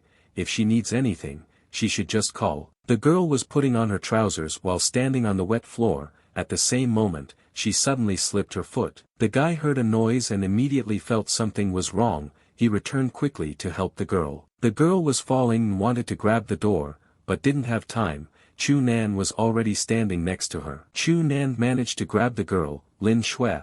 Thanks to the guy's efforts, he avoided falling to the floor. Then the guy noticed that a lot of water had leaked onto the shower floor due to a broken tap in the wash basin. The guy told the girl that the tap had broken again. She answered him with difficulty that she was in pain. The two of them sat on the floor. Chu Nan asked Lin Shui if she was okay. She didn't answer him. The girl wanted to get up. She apologized to the guy. He told her not to worry. Chu Nan commanded the girl to get up quickly. Lin Shui immediately agreed and began to get up. She stood all wet, and at that time the main character was lying near the wall. He silently and incessantly looked at her. Lin Shui became preoccupied. She noticed that the guy was still looking at her with a very passionate gaze. The girl asked him what was wrong. the main character asked her if she accidentally forgot to put on her underwear. The girl screamed in shame. She felt ashamed. She wanted to cover herself by stretching her t-shirt down. The girl screamed hysterically for the guy to get out. She was extremely ashamed and scared. The main character returned to work. He spent until late at night cleaning up the store that had been destroyed earlier. In the evening Ma Chao came. He thanked the main character for putting the store in order. The guy asked his friend how his wound was. He replied that everything was fine. The doctor said not to worry about anything. The store owner said sadly that he did not expect to encounter such problems on the first day of opening. Chu Nan told him that everything would get better soon. The main character heard his phone ringing in his pocket. He realized that they were calling him at work. Ming Shui called Chu Nan. He asked her what happened. The guy thought to himself that he had already talked to Men about this, but he didn't think that Min herself would call. Ming Shui told the guy that the official tender meeting of the European Business Group would be held tomorrow evening. They need to win the auction according to plan. The girl said that she wanted them to see the end result together. The chief mountain expressed his consent to her. He told her confidently on the phone that he would be there tomorrow evening. In the evening they all got together and walked to the office building. They were all dressed in business casual. The guy asked if this was the right place. Ming Shui answered in the affirmative. Men added that they must succeed. Approaching the building they saw many people. Meng said excitedly that Kai Yang had arrived before them. A security guard met them near the entrance. He asked which company they were representing to participate in the European Chamber of Commerce tender conference. Meng happily and confidently said that they were from the Untitled company. The security guard at the entrance looked at her in surprise. He told her that a representative of this group had just entered the building. The man who entered told the guard that there should be no other representatives. Men decided to rectify the situation. She said that the direction of the content for which they are responsible is different. After thinking a little, the security guard apologized and said that only responsible persons with sufficient qualifications can participate in the auction. Men said that the bastard who entered in front of them clearly said this specifically so that they would not be allowed inside. She asked everyone what they should do now. Ming Shui said that there was some mistake.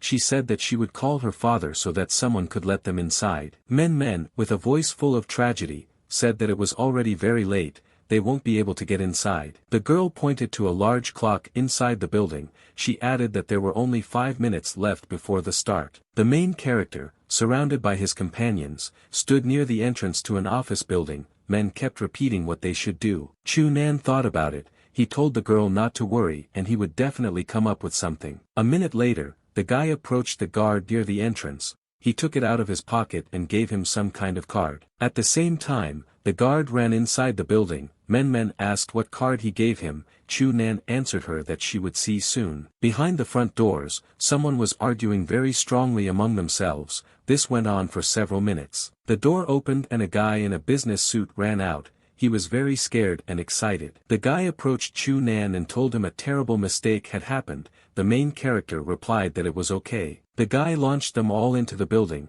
He asked their permission to allow him to accompany them. When they went upstairs, Men asked her boss what it was. She replied that she did not know. The conference host invited everyone present to enjoy the food before the event began. The presenter also added that the event would begin in exactly 1 hour. The main character and his companions still had time. Men asked the guy what kind of card he gave to the guard. Chu Nan was devouring sandwiches at this time.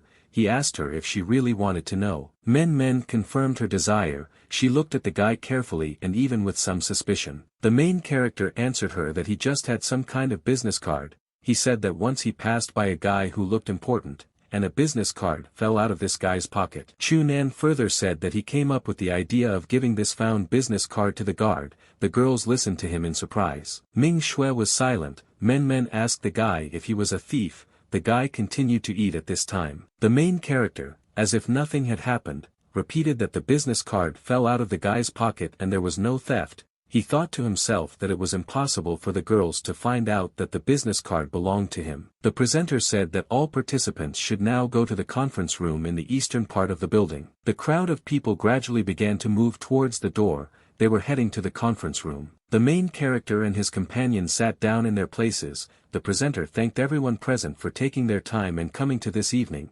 the presenter added that it was a great honor for the organizers to meet them all. The presenter told everyone present that he was introducing the organizers of this event to them. The presenter called Patriarch Jared from the Smith family, which is one of the richest families in Europe, to the stage. This family has many businesses around the world and especially in the Middle East.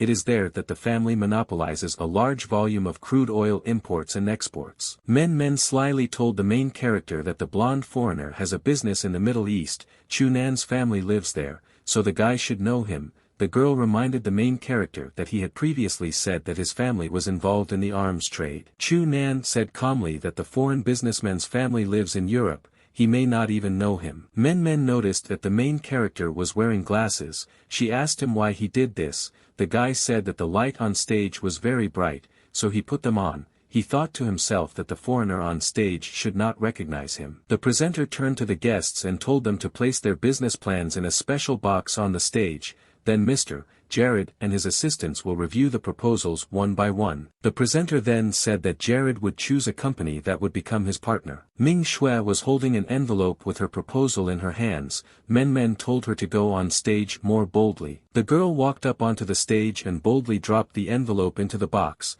She is still hoping for success. She began to walk down from the stage and into the hall. Then she was seen by a guy who had previously been at a meeting in her office. The guy sharply called out to the girl. He didn't expect to see her here. He also roughly grabbed her hand. He came closer to her and asked how she ended up here. The girl told him to watch his hands, since they are on stage. The guy held the girl tightly by the hand. He told her to stop trying to resist and give up. He assured her that he would still be the winner. The guy asked if she wanted war. The guy let the girl go and told her that her father would be in trouble if she continued this nonsense. When Ming Xue returned to her place, Meng asked her what the guy on the stage told her. The girl replied that she was fine and that her friend should not worry. The presenter said from the stage that the time for submitting plans was coming to an end. Guests can enjoy food and drinks in the lounge next door until the verdict is rendered. Time gradually passed closer to night. The conference guests calmly communicated and relaxed.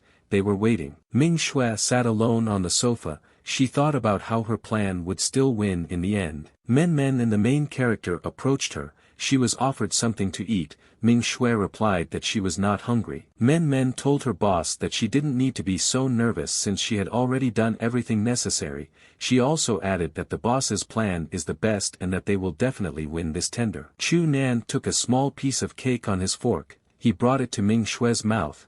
He invited her to try a piece. The girl obediently opened her mouth. She decided not to resist the guy anymore and take some food. Men said offendedly that she also wanted to try the food. Why did Chu Nan only feed Ming Xue? The guy agreed. He asked Men to open her mouth. He threw a large piece of food straight into her mouth. Men coughed. She shouted to the guy if he really wanted her to choke and die.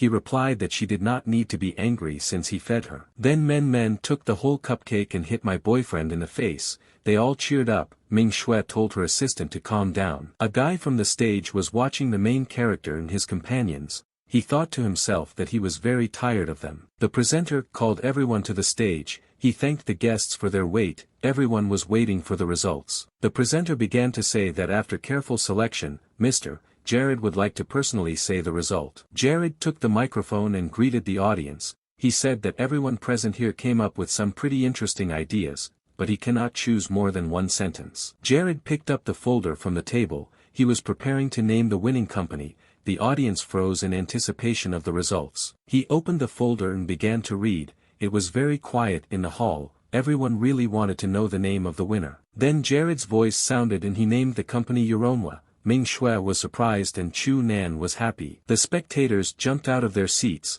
They were surprised by the result.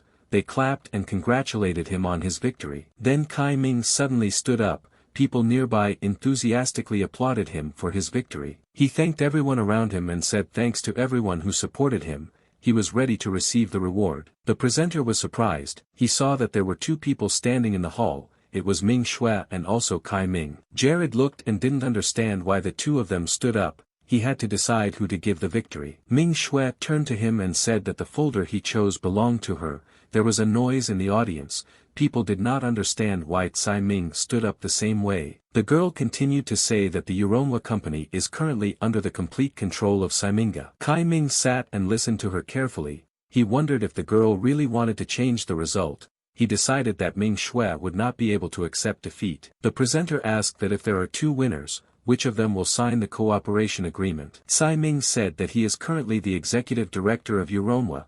This means that he must sign the contract. Ming Xue replied that she wrote the plan that Gerard is holding in her hands, therefore, she is better suited for this role. His assistant ran up to Gerard. He told the boss that there were two plans from this company. The businessman was very surprised. He could not understand how there could be two plans from one company. Gerard approached the girl and Tsai Ming and asked if they were both from the same company, then how could they participate separately? He didn't understand this. Ming Xue said that she personally drew up the plan that the businessman chose. For a number of specific reasons, she and Tsai Ming voted separately from each other. Gerard asked her to stop. He said that he was not interested in her excuses. He said that the girl's action discredited this event and it is unforgivable. The businessman added that if he gets away with this, it will be unfair to the others. The girl still wanted to say something, but Gerard did not give her such an opportunity. He was preparing to give his verdict. Ming Xue realized that this was not her last chance, but she could no longer say anything in her defense. Gerard put his hand on the folder and began to tell everyone present about his decision. He officially announced the disqualification of the Uronwa company and silence reigned in the hall. The presenter took the stage and confirmed to the audience the official disqualification of the Uronwa company. He further said that there would be a procedure for rechecking business plans to find a winner.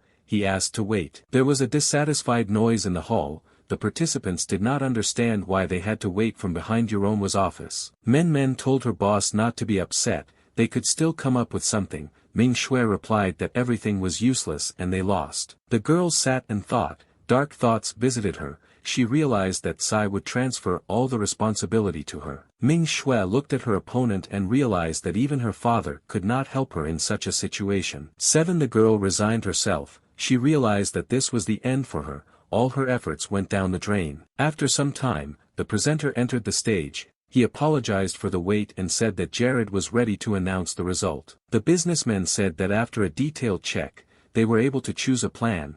Although the plan has minor flaws, it meets their requirements. Gerard picked up the folder, opened it and read that her family's new partner would be the Hakute company. The head of the winning company, Hakute, was very happy. Finally his dream came true. Chu Nan told Meng Meng that her ex was the winner. The last time he saw this guy was at a cocktail party. In a solemn atmosphere, the head of the company, Hakute, appeared on stage. Gerard shook his hand. After the awards ceremony ended, everyone left the building. Ming Xue was standing there near the exit. The businessman invited the winning guy to go to his office to discuss the details of cooperation. Suddenly, Ming Xue stood in their way. Everyone was surprised. She spoke directly to Gerard. The guy accompanying the businessman turned to the girl and asked what she was doing here. The event is over. He told her to get out of the way. Ming Xue asked Gerard if he chose her plan. It means he somehow liked it.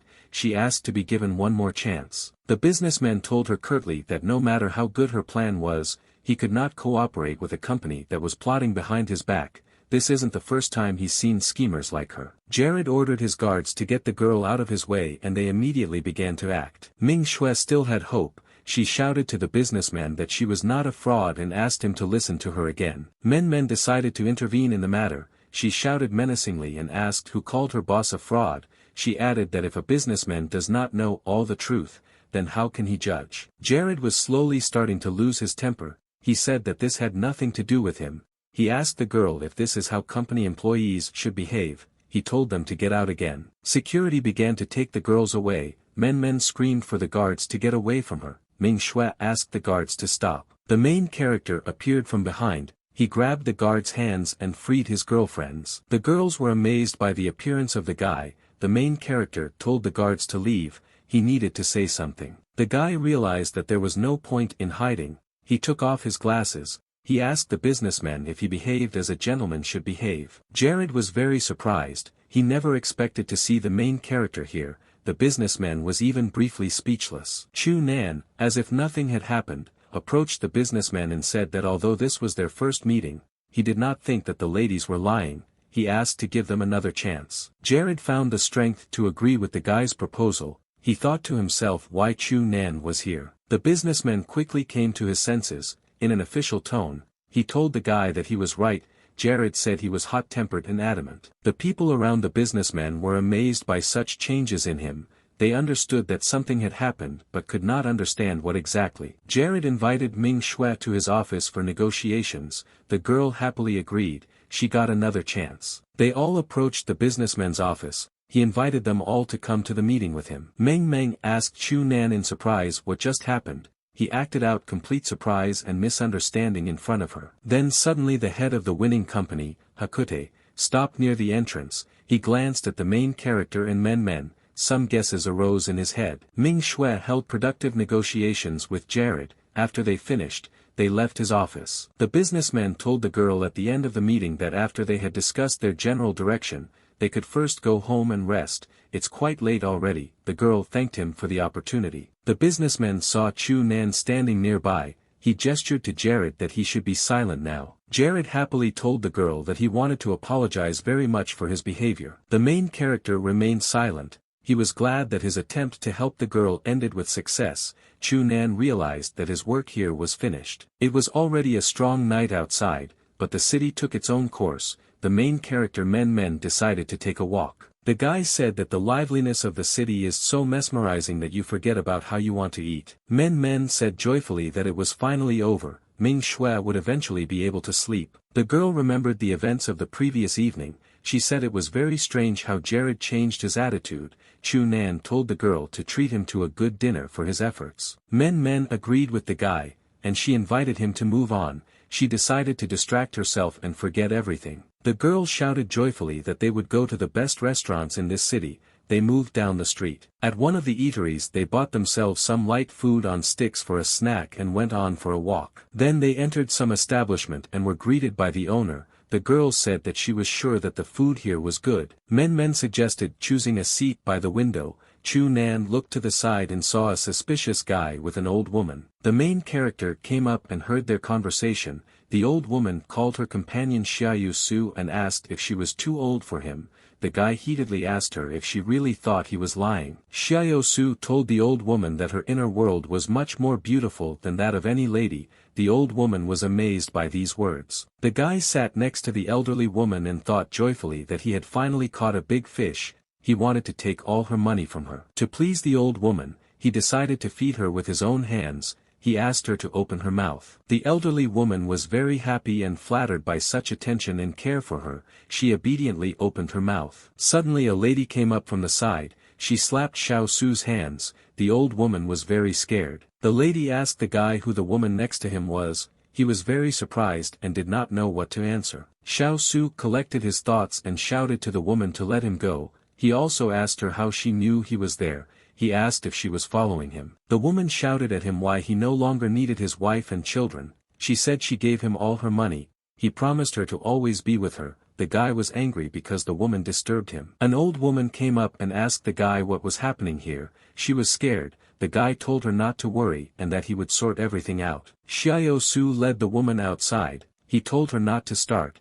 There were a lot of people around and he invited her to step away and talk. Men and the main character were sitting at this time and eating fish food at the table with appetite. The girl looked out the window and something caught her attention. She saw a guy beating someone in an alley nearby. Looking closely, she saw that a young guy was beating a woman on the ground. Men Men stood up sharply. She was outraged by what she saw and decided to immediately run and help. Chu Nan worriedly asked where she was going. Men Men walked confidently and decisively into the street to help the woman. Xiao Su continued to beat the woman at this time. She screamed but could not get up or even get up. The woman screamed and asked the guy not to kill her. She promised that she would not disturb him again and asked him to let her go. Xiao Su hit the woman and said that he should tell her not to pester him. He asked why she was here again. The beaten woman was lying on the ground. She could no longer get up or speak. At this time, Men Men came up. The girl shouted menacingly that she would kill the guy and kicked him with all her might. He flew to the side. Men Men approached the woman and asked if she was okay.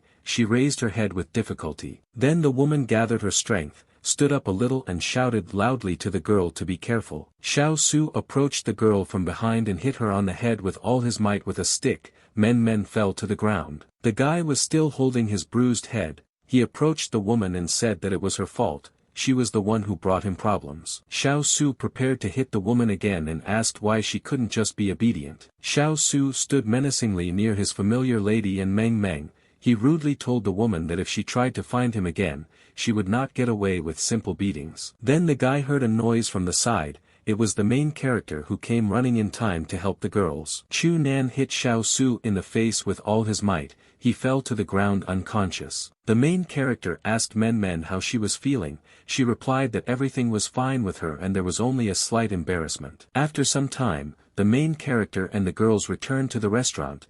They dragged Xiao Su with them. The old woman who had dinner with Xiao Su was very surprised. She couldn't understand what happened. At first, the elderly woman considered Chu Nan and the women next to him to be the culprits. She asked them what they had done. Standing next to the beaten Xiao Su, Meng said confidently that he is a fraudster and cannot be trusted. The beaten swindler began to make excuses. He said that the girl was completely lying. Here a lady intervened in the conversation. She said that Xiao Su gained her trust and then stole her money and beat her. The guy began to approach the old woman again. He wanted to explain to her that he only had a small misunderstanding with Chu Nan and his women. The elderly woman turned away from him and told him not to approach her. Xiao Su shouted to the departing old woman to wait, but she no longer listened to him and left. Then the scammer turned to the lady Men and told them that he was going to beat them to death. Chu Nan grabbed Xiao Su's clothes from behind. He told the scammer that he had learned nothing.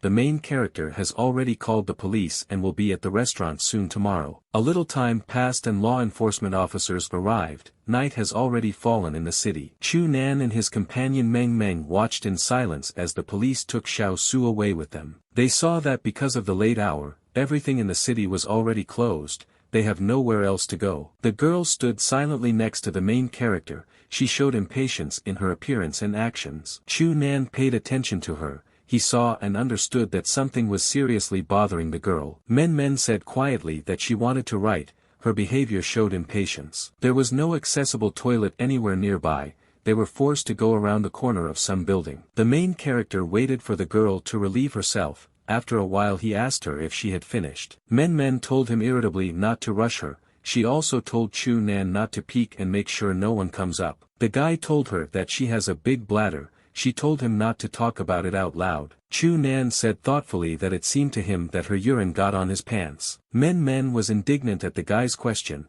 She was very irritated by the current situation. Suddenly the girl slipped in a puddle of urine. She began to fall to the ground. During her fall, she noticed that there was a large pile of crap in front of her. She could have fallen on it. The girl looked ahead in fear. She realized that she needed to contrive them so as not to fall on shit. During the fall, she managed to push herself off the ground with her hands to jump over a pile of shit. The girl performed a perfect somersault. She was able to avoid a fatal fall. The girl, after somersaulting in the air, landed perfectly on the ground. Chu Nan had no idea what was happening behind him. The girl was about to go out from around the corner of the building, but realized that something was going wrong for her. Only now she noticed that during the somersault her panties flew off and fell on the guy's head. Men was very embarrassed and amazed. This made her very ashamed and embarrassed. The girl decided to flee. Nothing else came to her mind. Chu Nan was still standing with her panties on his head. Gradually morning came to the city. Everything around was getting light, but the main character and his girlfriend did not notice this. The girl ran away from the guy with a desperate cry. She was very ashamed and scared. Chu Nan quickly and menacingly ran after her. He continued to follow her the entire time. The guy shouted after her to stop. He waved her panties. She ran away screaming desperately. At the warehouse in Ma Chao's store, Lin Shui and Yuan met. They had a little work to do there. There were bags of groceries in front of Lin Shui. She looked at them with caution and said that she might not be able to carry it all. Yuan told her not to worry and that she could handle it. Yuan told the girl goodbye that Chu Nan might help her. She said goodbye and left. It was a sunny day in the city. The students were relaxing and walking near the university on the street. A university beauty named Tao was riding along the road on a hoverboard. She was very bored. She rode the streets in search of fun and adventure. Tao saw in the distance some familiar silhouettes of two people, looking closer, she saw that it was Chu Nan and Lin Shui coming. The beauty thought about Chu Nan that he is very kind to Lin Shui and he treats Tao as an enemy. The beauty decided that she would now show everyone. She began to gradually approach the couple. The main character and his girlfriend walked calmly down the street. Tao was gradually approaching them from behind. Chu Nan noticed a threat in the form of a beauty from afar. He realized that the time had come to act. It all ended with Tao crashing her head at full speed into the guy's chest. Tao said in a plaintive voice that she was in pain and the guy's chest was very hard. Chu Nan asked her sternly what she was up to again. The beauty asked him what he meant. She explained that she was just learning to ride, but he blocked her way. The main character told Tao instructively that it is very dangerous for her to learn to ride alone. The beauty said pitifully that there was absolutely no one to accompany her. She asked the guy to help her. Chu Nan said that he could not help since he was delivering cargo. Tao began to lament pitifully. She said that no one would help her and she would receive a fatal fracture. She said that she was lonely and no one wanted to accompany her. The guy thought for a while, took pity on Tao and told the girl that he would help her. The beauty was very happy. The guy told her that he could stay with her for no more than half an hour because he needed to deliver something else. Tao said that they should go faster. The main character said that now he must help Lin Shui deliver her purchases. The beauty said that she would go with him. Beauty Tao was secretly glad that her insidious plans were going according to plan. She walked next to the guy. Lin Shui did not react in any way to the appearance of the university beauty nearby. The guy was delivering the current order to the Uronwa Company headquarters building. Chu Nan brought the boxes with the order to the entrance and Meng Meng ran up to him. She was surprised by such fast delivery. The guy said that he didn't expect his boss to make such a big order. The girl answered him that her company needed snacks for tea and for this reason they bought it. Meng Meng told the guy where to put the delivered goods. He brought boxes of food. The girl told him to stay in the rest room next to Ming Shui's office for now. She herself is now running and will bring money. The guy agreed. Chu Nan walked through the indicated door into the rest room. There he decided to find a place to sit. The guy thought to himself if there was a bathroom in this place. There was a small sofa for relaxation. Chu Nan decided that Ming Shui often works overtime and because of this he does not go home. He thought to himself that the sofa was very comfortable. He remembered that there were a lot of orders today, so he decided to rest. Chu Nan closed his eyes and decided to rest quietly in this place while waiting for Meng Meng. The guy even dozed off. He felt quiet, good and comfortable. He immediately forgot about everything. Suddenly, Ming Shui entered the rest room from the adjacent office through the doors. The girl was very tired. She decided to immediately lie down here and rest. Chu Nan looked at her in fascination, but he couldn't take his eyes off the girl's breasts. She lay down on the sofa in the dark. She didn't even notice that the main character was already sitting there. The guy was surprised and confused. The exhausted girl lay down on his legs instead of a pillow. The main character looked at his girlfriend lying down and was surprised why she was so tired. While sleeping, the girl turned her head. She, half asleep, wanted to lie down more comfortably. Chu Nan sat and could not move. Ming Shui continued to lie peacefully and sleep. Very abruptly and unexpectedly, the girl opened her eyes. She couldn't understand where the guy came from here. Chu Nan asked the girl as friendly as possible if she had woken up. Ming Shui stood up. A little later, the girl jumped to the side. The guy was scared. He fell silent. Having collected her thoughts, the girl asked the main character in surprise why he was here. The main character was sitting on the sofa and Ming Shui was next to him. He made excuses to her by saying that she lay down before he had time to say anything. The girl was silent. She remembered that earlier Meng Meng had said that Chu Nan would bring snacks. She couldn't believe she fell asleep on a guy's lap. The doors opened and Meng Meng entered the room. She told the guy happily that she had brought money. She was very surprised to see the main character and her boss in the lounge room on the sofa. Meng Meng left after a short period of time. Closing the door behind her, he realized that she was at the wrong time. Having closed the doors, she said to herself to the main character and Ming Mio so that they would not worry. She also wished Min not to let her down. The main character sat next to the girl for a long time. They were silent. The guy was embarrassed and embarrassed. Ming Shui went into the office and told Meng Meng not to talk nonsense. She explained that Chu Nan had simply come to rest. The guy confirmed this. The main character said joyfully that if they brought him money, he could leave. Meng Meng told her boss that Chu Nan is a good guy and she can make the first move. Ming Shui said that all this is not easy, moreover, she is not interested in any relationship. Then the boss turned to the girl and asked how she was doing with her relationship. She remembered that Men began to avoid her boyfriend. Men decided to come up with an excuse. She said that she realized that she and the guy were not very suitable for each other. The main character was walking down the street. He decided that he had done a good job today. Ma Chao will be very happy when he finds out.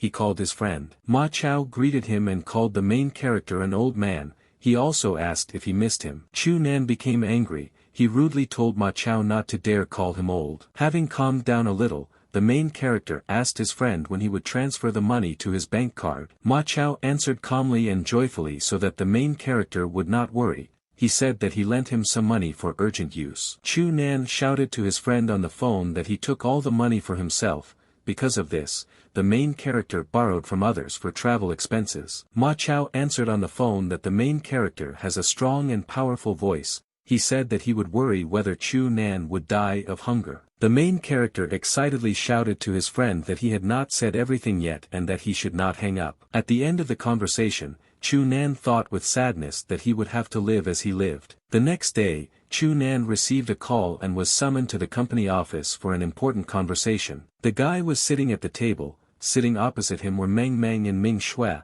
He asked them why they called him. Men, with a voice full of seriousness, asked him if he would like to work in their company. The guy was surprised by this proposal. Men indicated that most of the positions in the company have been replaced by their own people, including the security department. Men added that although this position is not important, the security department is responsible for the security of the entire company. Now that the manager of this case has been replaced, Ming Shui's safety has become at risk. Ming Shui told the guy that she understands that this proposal is not very appropriate for him since he has another job. She said she hoped he would consider the offer. The main character thought, he understood that extra work would not hurt him, however, he could not immediately agree. The guy clarified what his new job consists of and whether he has 5 insurances and 1 housing fund. The next day, Chu Nan came to his new place of work. He opened the door to the security department. Chu Nan greeted everyone and said his name. He added that from this day on he will be the manager of their department. Then the main character noticed that no one was paying attention to him in the office.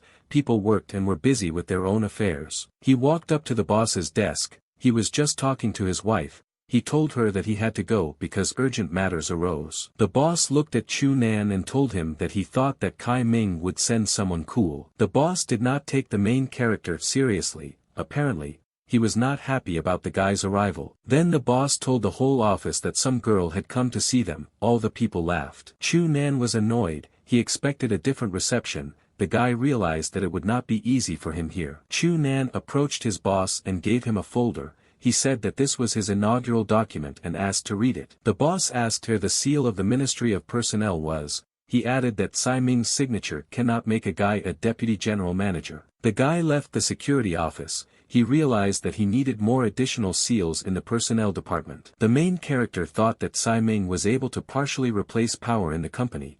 Now even the security department manager has become impudent. Chu Nan thought to himself that he was able to foresee this. He approached the HR office. The main character cheered himself up with the thought that he knew what he had to do. The guy confidently walked into the office. He immediately went directly to the desk of the head of this department. The head of the HR department asked the guy if he worked in the security department. He also asked Chu Nan why he didn't take the head of the department with him. According to the rules of the HR department, the guy must be accompanied by the head of his department so that all formalities can be resolved. The main character thought to himself that everything that was happening was an attempt to put pressure on him so that he would not get to work. Chu Nan stuck out his folder with documents and said that the security department could wait. He came here to join the deputy head of the Human Resources Department. The boss asked Chu Nan if he was not the deputy head of the security department. The main character explained that due to special circumstances, he was assigned to work simultaneously in 2 departments. He handed the boss his appointment document and asked him to study it. The guy pointed out that the document had the signatures of Chairman Tsai and Chen and Vice President Tsai Ming. The boss thought to himself that although there was not much work in his department,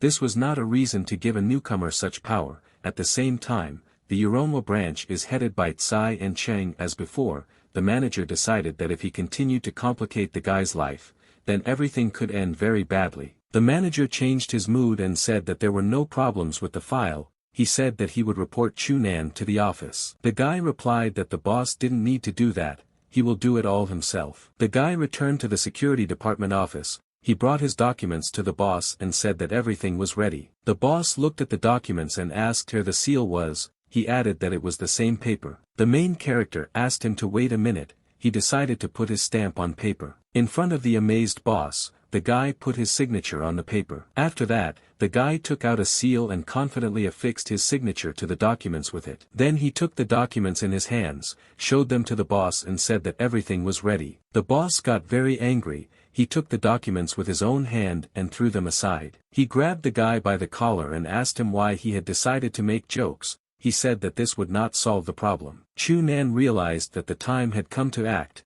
He grabbed the boss's hand with his hand. The main character was able to twist the boss's hand to the side. He didn't have the strength to resist. As a result, the guy threw the head of the security service back onto the chair with all his strength. He was very surprised, but could not understand why the guy who passed by was so strong. The irritated boss thought that he had never lost in strength to anyone. Chunan began to explain that he was the manager of the Human Resources Department. For this reason, his seal is valid. This should solve the problem. The boss asked the guy if he really was the deputy head of the Human Resources Department. He didn't believe him. Workers around heard their conversation. They decided that the guy was joking and said some nonsense. The boss told the guy that if his words were really true, he would eat the butt of his cigar. Suddenly the door to the office opened. The head of the personnel department entered. He turned to the head of the security department. The head of the personnel department asked excitedly why the head of the security service did not answer the phone. The head of security said that his colleague arrived on time.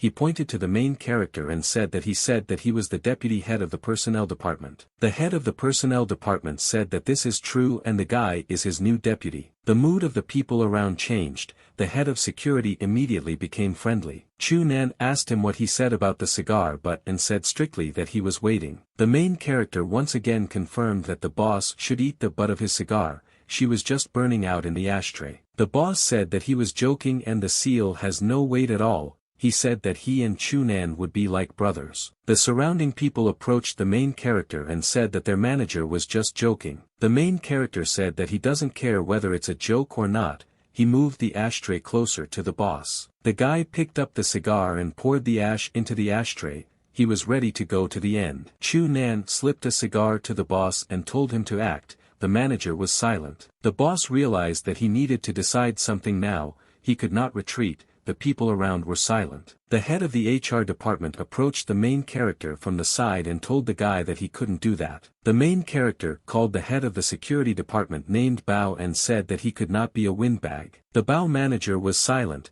He cursed himself in his heart for getting into such a situation through his stupidity. There was an oppressive silence. The subordinates of the department were all silent and looked at their boss. Manager Bao made up his mind. He thought he would do it. He confidently brought the cigar to his mouth. At the very last moment, the main character took his hand and grabbed the boss's hand. Chunan asked in a cheerful voice whether the boss really bought his words. The guy said he was joking. The surrounding department workers breathed a sigh of relief. They realized that it was all over. The main character took the cigar in his hands and said joyfully that he very rarely jokes. Chunan pressed the cigar into the ashtray and extinguished it. He said that if this situation happens again, the main character added that he won't joke anymore. This must have had an effect on those around him. The security department workers were silent and everything that happened struck them very hard. The main character was traveling in a car on business with his companions Ming Shui and Meng Meng. While sitting behind the wheel, the guy asked if he should always follow Ming Shui wherever she goes. Men Men answered him in the affirmative and said that there was no other method to protect her boss. Chunan asked what the purpose of the current trip was. The boss replied that they would go to Patriarch Jared. There it will be necessary to agree on the process of project implementation. In the parking lot, a guy noticed a car and Men Men's ex-boyfriend was sitting inside. Chunan asked if he had also come to meet him. Mingyu replied that the current project will be completed by them and the Dao family. Men Men noticed that her ex-boyfriend was nearby. She didn't have the strength to turn her head and look at him. The main character parked his car. He was ready to go to the meeting with his companions. The guy said that he had parked and everyone could get out. Ming Shui told him that Mr. Tao couldn't start his car, she asked Chu Nan to help him. The guy agreed. He had no other choice. He got out of the car and walked across the parking lot to Tao's car. Chu Nan asked Mr. Tao for permission to help him with his car. He was thoughtfully silent. Tao let the guy into the car. He said he doesn't know much about cars. Chu Nan said that it's okay, he will help. After thinking a little, Tao asked the main character why he was here. Chu Nan answered him happily. Chu Nan explained in detail that he recently got a temporary job with Tsai Ming. He will help her do a few trivial tasks. Tao said quietly that he heard that Ming Shui has been extremely tired lately. The main character said that everything was ready with his car. The main character was ready to get out of the car. Tao suddenly grabbed him by the clothes and told him to wait. Tao asked Chu Nan very carefully if he knew Patriarch Jared. The guy replied that he saw it at the auction. Tao moved very close to Chu Nan. He was about to ask something very important. The main character sensed something was wrong. He thought to himself why Tao sprayed himself with perfume so much. Tao, with a penetrating look, asked the main character not to lie to him. Chu Nan thought about his interlocutor. How could it be that he was more beautiful than some women? Tao was already very close to the main character. He told Chu Nan that he had already met Jared once. The girls in the car were worried about the long absence of their drivers and security guard. Men looked out the window. The girl noticed that the guys in the car were sitting very close to each other. She wondered what they were doing there. After the events in the car, deathly silence hung in the hall. Nan did not know what to say to the girls. Men gets very close to Nan's face. After the incident, the girl had one question. I was eager to find out what the guy was doing in the car for so long. The man in the green suit looked at Nan with a smile. Confused, Nan tries to explain that nothing happened in the car and he only helped. I look askance at the man and ask him if he did something with the guy. Nan, blushing even more, hits the table with his fist, declaring that he would never allow any indecent things to be done to him. The man, deciding to make a joke, adds that he is not interested in such relationships. Nan was furious at this joke. At that moment, the door to the office opened and the unknown person shouted with delight. Everyone sitting at the table turned their attention to the man. The man could not get enough of meeting Nan. He behaved like a real fan. Nan tried not to react to this and sat quietly. Rising from the table, Nan shakes the man's hand. Inwardly, the guy was outraged by such a greeting, because he could be suspected. Nan, through sweat and excitement, tries to continue to smile. He adds that he is glad to meet and that the man remembers him. The man immediately realizes that he has made a mistake.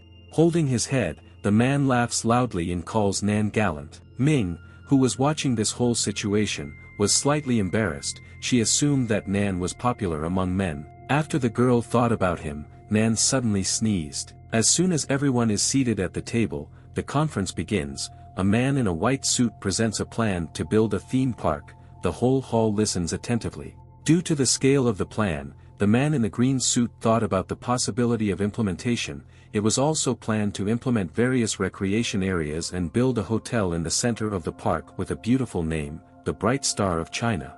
Ming also considered all the possible implementations of such a large-scale plan. The man presenting the presentation adds that their project can surpass the well-known Disney parks. Looking down at the table, Min realizes that the company's plan is much larger. She believes that they will not be able to implement such a plan. The man in the green suit states that they do not have the strength to carry out such a serious plan with just the help of 2 families. The boss of this entire project adds with a laugh that he understands how difficult this project is. That's why the man invited, in addition to the 2 families, other small companies. The man looks at the front door and invites other people to the meeting. Everyone sitting at the table was surprised by this turn. The crowd slowly walked into the hall and sat down at the table. In addition to the unknown investors, Min's acquaintances were also present. With a malicious smile, Chen Yuming was glad to see old acquaintances. The bespectacled man, Zhao Su, adds that he will be happy to work with them and hopes that they can find a common language. Min was outraged by the presence of the guys. She wanted to finish them off right in this room. Nanyu was ashamed of these guys and their awkward greeting. Gradually, all investors and those interested in this project sat down in empty seats and began to listen to the presentation on the entertainment center. The project chief begins his speech by saying that he was already aware of the presence of a developer in one of the companies for thematic projects. He decides to invite this developer to design their resort park. The man in the green suit, Tao Duo, watched the audience's reaction with a smile. Chen and Zhao, along with other investors nearby, were appointed to be responsible for the construction and division of the territory. With a serious face, decides to clarify what the responsibilities from her company are. Min didn't understand why all the responsibilities were distributed to other companies. She assumed that the man was still angry with her. Nan, folding her hands, looks the man straight in the eyes with a questioning expression on her face. The project manager states that after the hotel is built, they will need a company that will be responsible for operating the entire project. The man states that the Uronwa company will be responsible for this. Everyone was greatly excited and surprised by this news. Chen was angry at this statement, and Zhao didn't even know what to add. Min looked questioningly at the man. She didn't know what to say to this. The girl decides to ask again if she heard it correctly. Nan was as perplexed as everyone else. The man smiles and points his finger up at Nan, believing that this is exactly what he wanted. Nan turns away from the man with a sad face. Chen, unable to restrain himself, decides to stand up. He was outraged by the man's statement. He was not happy that this family was getting the right to manage the entire hotel and project. The man with a serious face nods approvingly, confirming his statement. Chen was still dissatisfied with this outcome. He looked angrily at the Uronwa company, assuming that they were already familiar with the head. The meeting was coming to an end. Everyone present slowly began to leave the room, continuing to discuss what they had heard. Many investors, walking along the corridor, continued to express their dissatisfaction with the choice of the head. One of the men suggests that the girl managed to do something for the head. Another man continued the conversation with ridicule and suggested that the girl might have slept with him. The boss and Nan were still in the conference room. The guy decides to find out if the boss did it for him. The man takes Nan by the shoulder with a laugh. He adds that since they are friends, they are obliged to help each other. Nan, with a serious face, states that just meeting in the Middle East does not make them friends. This didn't offend the man one bit. Holding his head, he asked Nan to stop being insensitive, because he was just making an investment in the future. Nan, with a serious face, asks to talk to his boss first. Without listening to the rest of the chapter, Nan turns around, waving after him. He asks next time not to do something stupid to his friend. A crowd had gathered in the hall, watching some kind of quarrel between several people. Somewhere in the distance Nan hears the word, goat. He roughly understood who it was, deciding to hurry up and help. In the hall, men took the fat man by the collar. She asked him to repeat his words to her face. At this time, Min is trying to pull her friend away from the man. Nan with a serious face approaches the girls and asks what is happening here. Through clenched teeth, I try to explain that the fat man allows himself to say a lot about them. The man angrily tries to claim that the girl does not know who he is. I was little interested in why she took him by the collar with both hands. The man with a nasty smile understands why she is so furious. He adds that he does not go back on his words. After all, he believes that this is the only way a girl can get a project. Nan, not wanting to continue listening to this, silently hits the man on the jaw, causing him to fly sharply to the side. The man falls to the floor with a crash. The girls were surprised by Nan's presence. The man's son runs up to the lying men. The guy was concerned about his father's condition. The guy's face changes dramatically. With an embittered face he declares that he won't get away with this and he will definitely deal with it. Nan sighs and realizes that he overdid the blow and should have restrained himself more. Men was worried about this. She didn't want the man to die. The boss himself observed the incident. The man asks his assistant to remove this company as a partner, and also warn the others so that no one provokes Chu Nan. The action moves to the Uronwa family office downtown. Min was holding a conference with her subordinates. She was interested in why the finance department and marketing department did not come to the meeting. Min gets up and states that all departments have been notified of the meeting time, so she decides to go to their offices and find out the reason for the absence. At this moment, a huge man in a suit and another with glasses walk into the conference room. They claim that there is no need for this, because they are already here.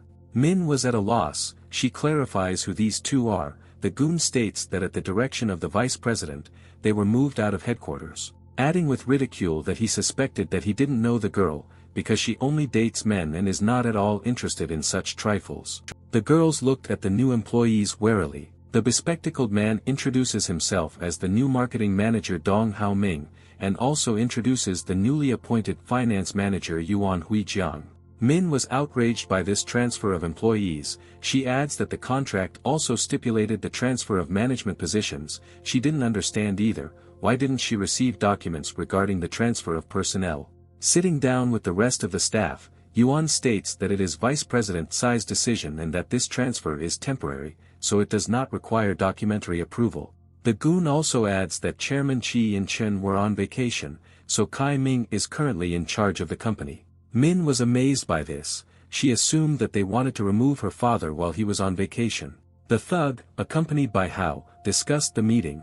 They believed that the meeting was pitiful and that the business idea was nothing at all. As Nan passes by, he calmly hits Yuan with his shoulder, causing the man's wig to peel off slightly. Yuan, holding his shoulder, angrily shouts after Nan that he is not watching where he is going. The guy calmly turns his head. The guy mockingly adds that he didn't pay attention, because the man put his wig on crookedly. Yuan covers his bald head in embarrassment. He is trying to find out which department Nan is from. Nan ignores Yuan's words and continues to walk towards the exit. The man continues to shout at him to stop and answer his question. Hao standing behind reminds him of his colleague's wig. Even more angry, Yuan asks Hao to throw the guy out of the company today. The man with glasses asks him to calm down and take his wig. Hao also adds that this is Chu Nan, the deputy head of the HR department, and that he was appointed by Chairman Kai himself. Yuan, still with an angry face, declares that he doesn't care much and will do anything to make him become a nobody.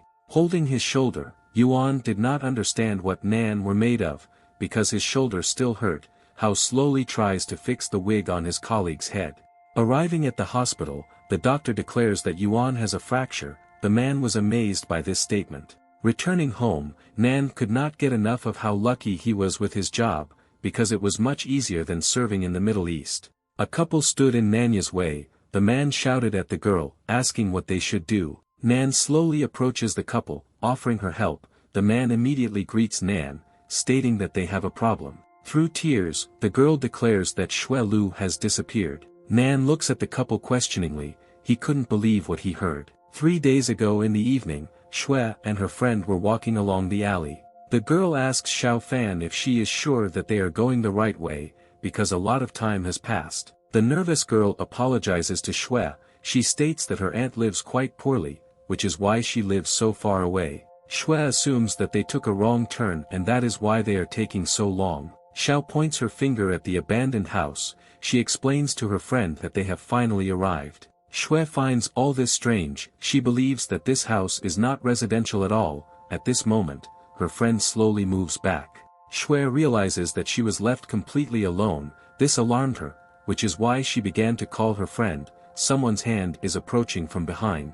An unknown person grabs the girl from behind and applies a handkerchief with some substance. Xue asks her friend to help. Xiao stands aside, shaking slightly.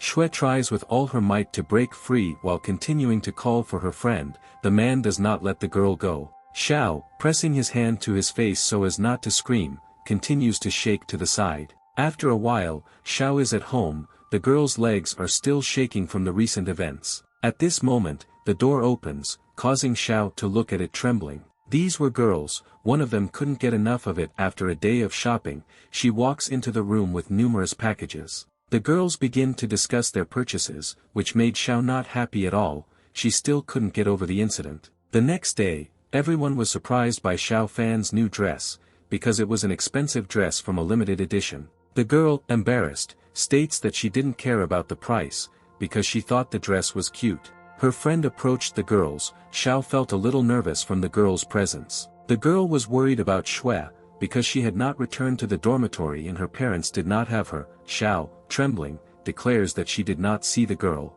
Holding her head, the girl could not understand where her neighbor had gone, because she did not even answer the phone. Xiao looks at her silently. She had nothing to add. This is where the girl's story ended. Nan suggests calling the police, but the police were already investigating.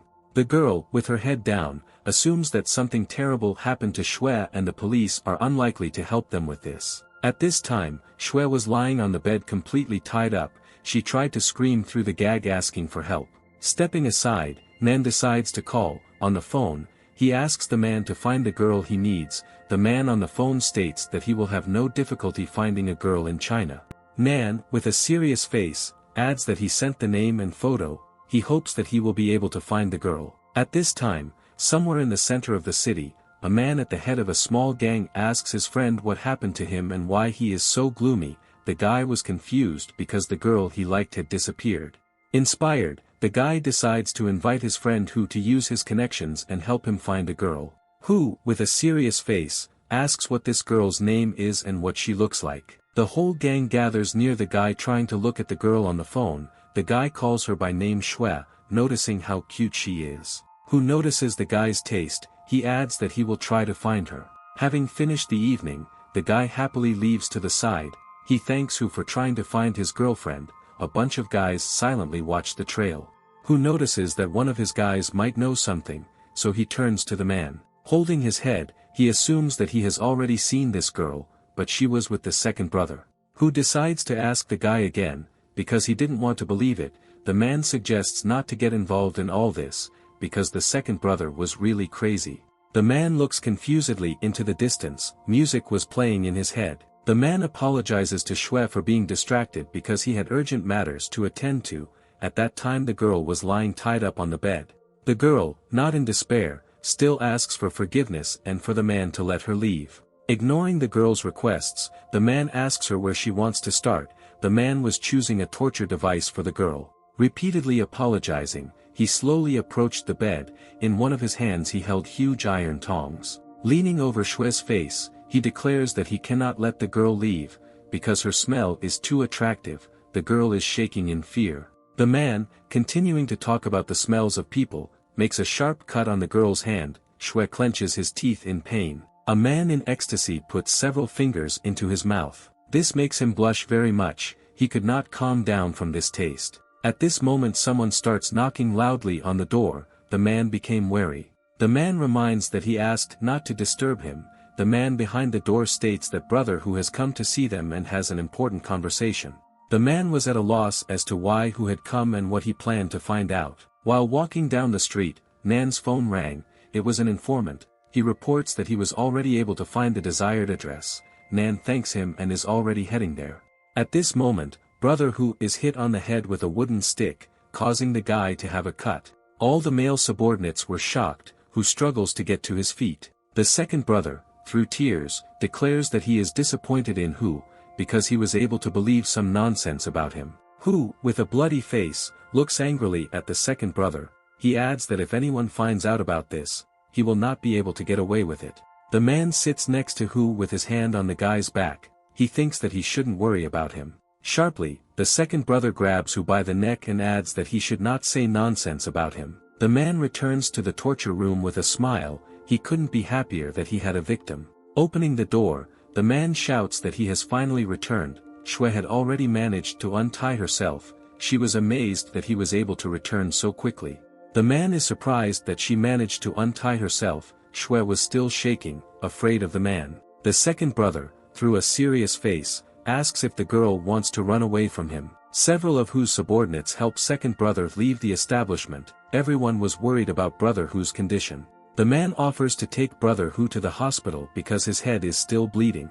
The man also asks the guards not to let anyone into the second brother's chambers. One of the muscular guards suggests that no one will bother the second brother, because even brother Hu got it. The man remembers a fight in which the champion wanted to defeat his second brother, but in the end the man was paralyzed. The second guard decides to keep the conversation going by saying that this is why the second brother is their boss. At this time, Nan is on the roof of a nearby building. He wondered how he could get into the establishment.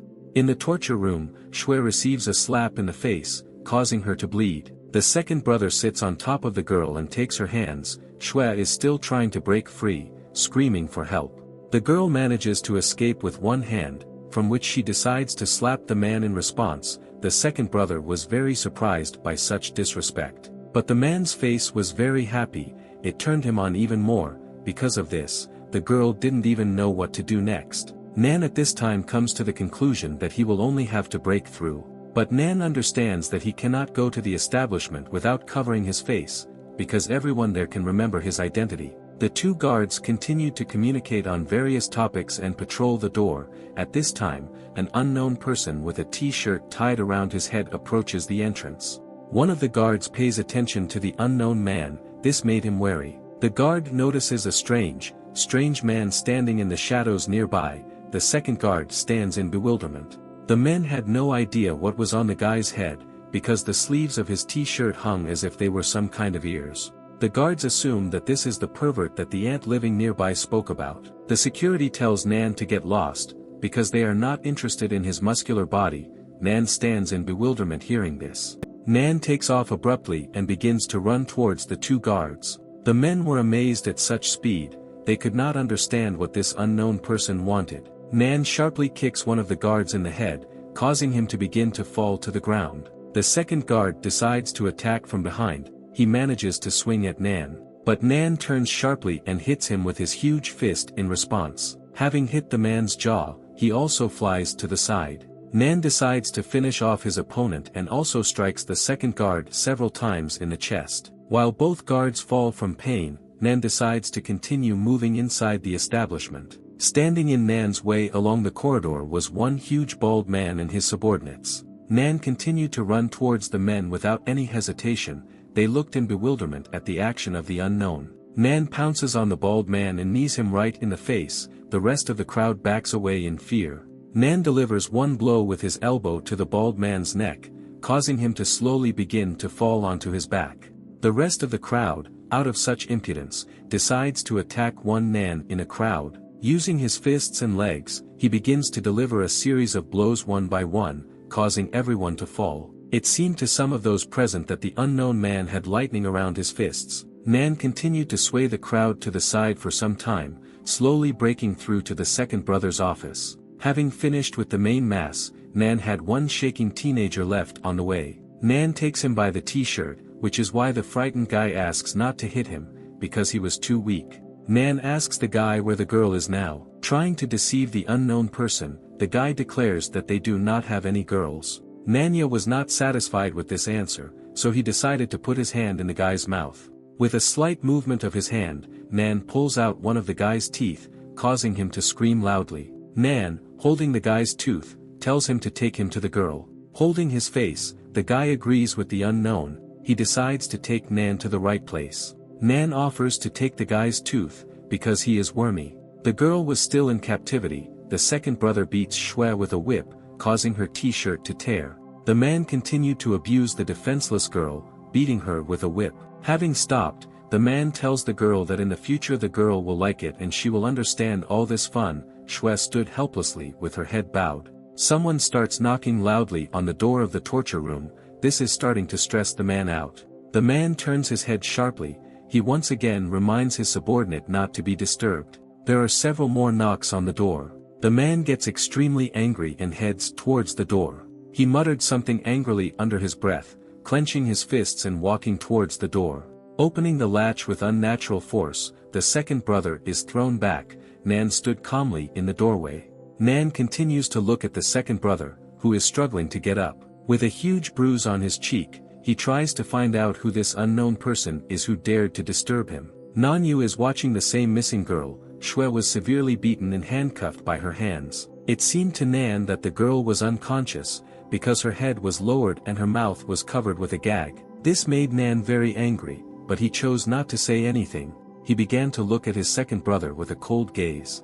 Once again the guy takes off sharply, quickly rushing towards the second brother. Without having time to group, Nan manages to strike the first blow on the second brother. This was followed by another blow to the man's hand. The second brother tried his best to cover himself with his hands. Nan was not going to stop there and decided to carry out a series of blows all over the second brother's body. Belching back, the second brother notices that the unknown person is trying to reach his vital organs with all possible blows. The man's hand was severely mutilated and began to tremble. The second brother did not know what to do. Nan, looking at the man, also notices that his opponent is not a weak man. He was able to block all his blows. Abruptly, the second brother decides to take his whip from the table. The man, with a slight movement of his hand, reaches Nan's body with the whip. The guy doesn't have time to react. Through a malicious smile, the man sharply tightens the whip on Nan's neck. Nan was surprised by this. The whip tied his neck several times.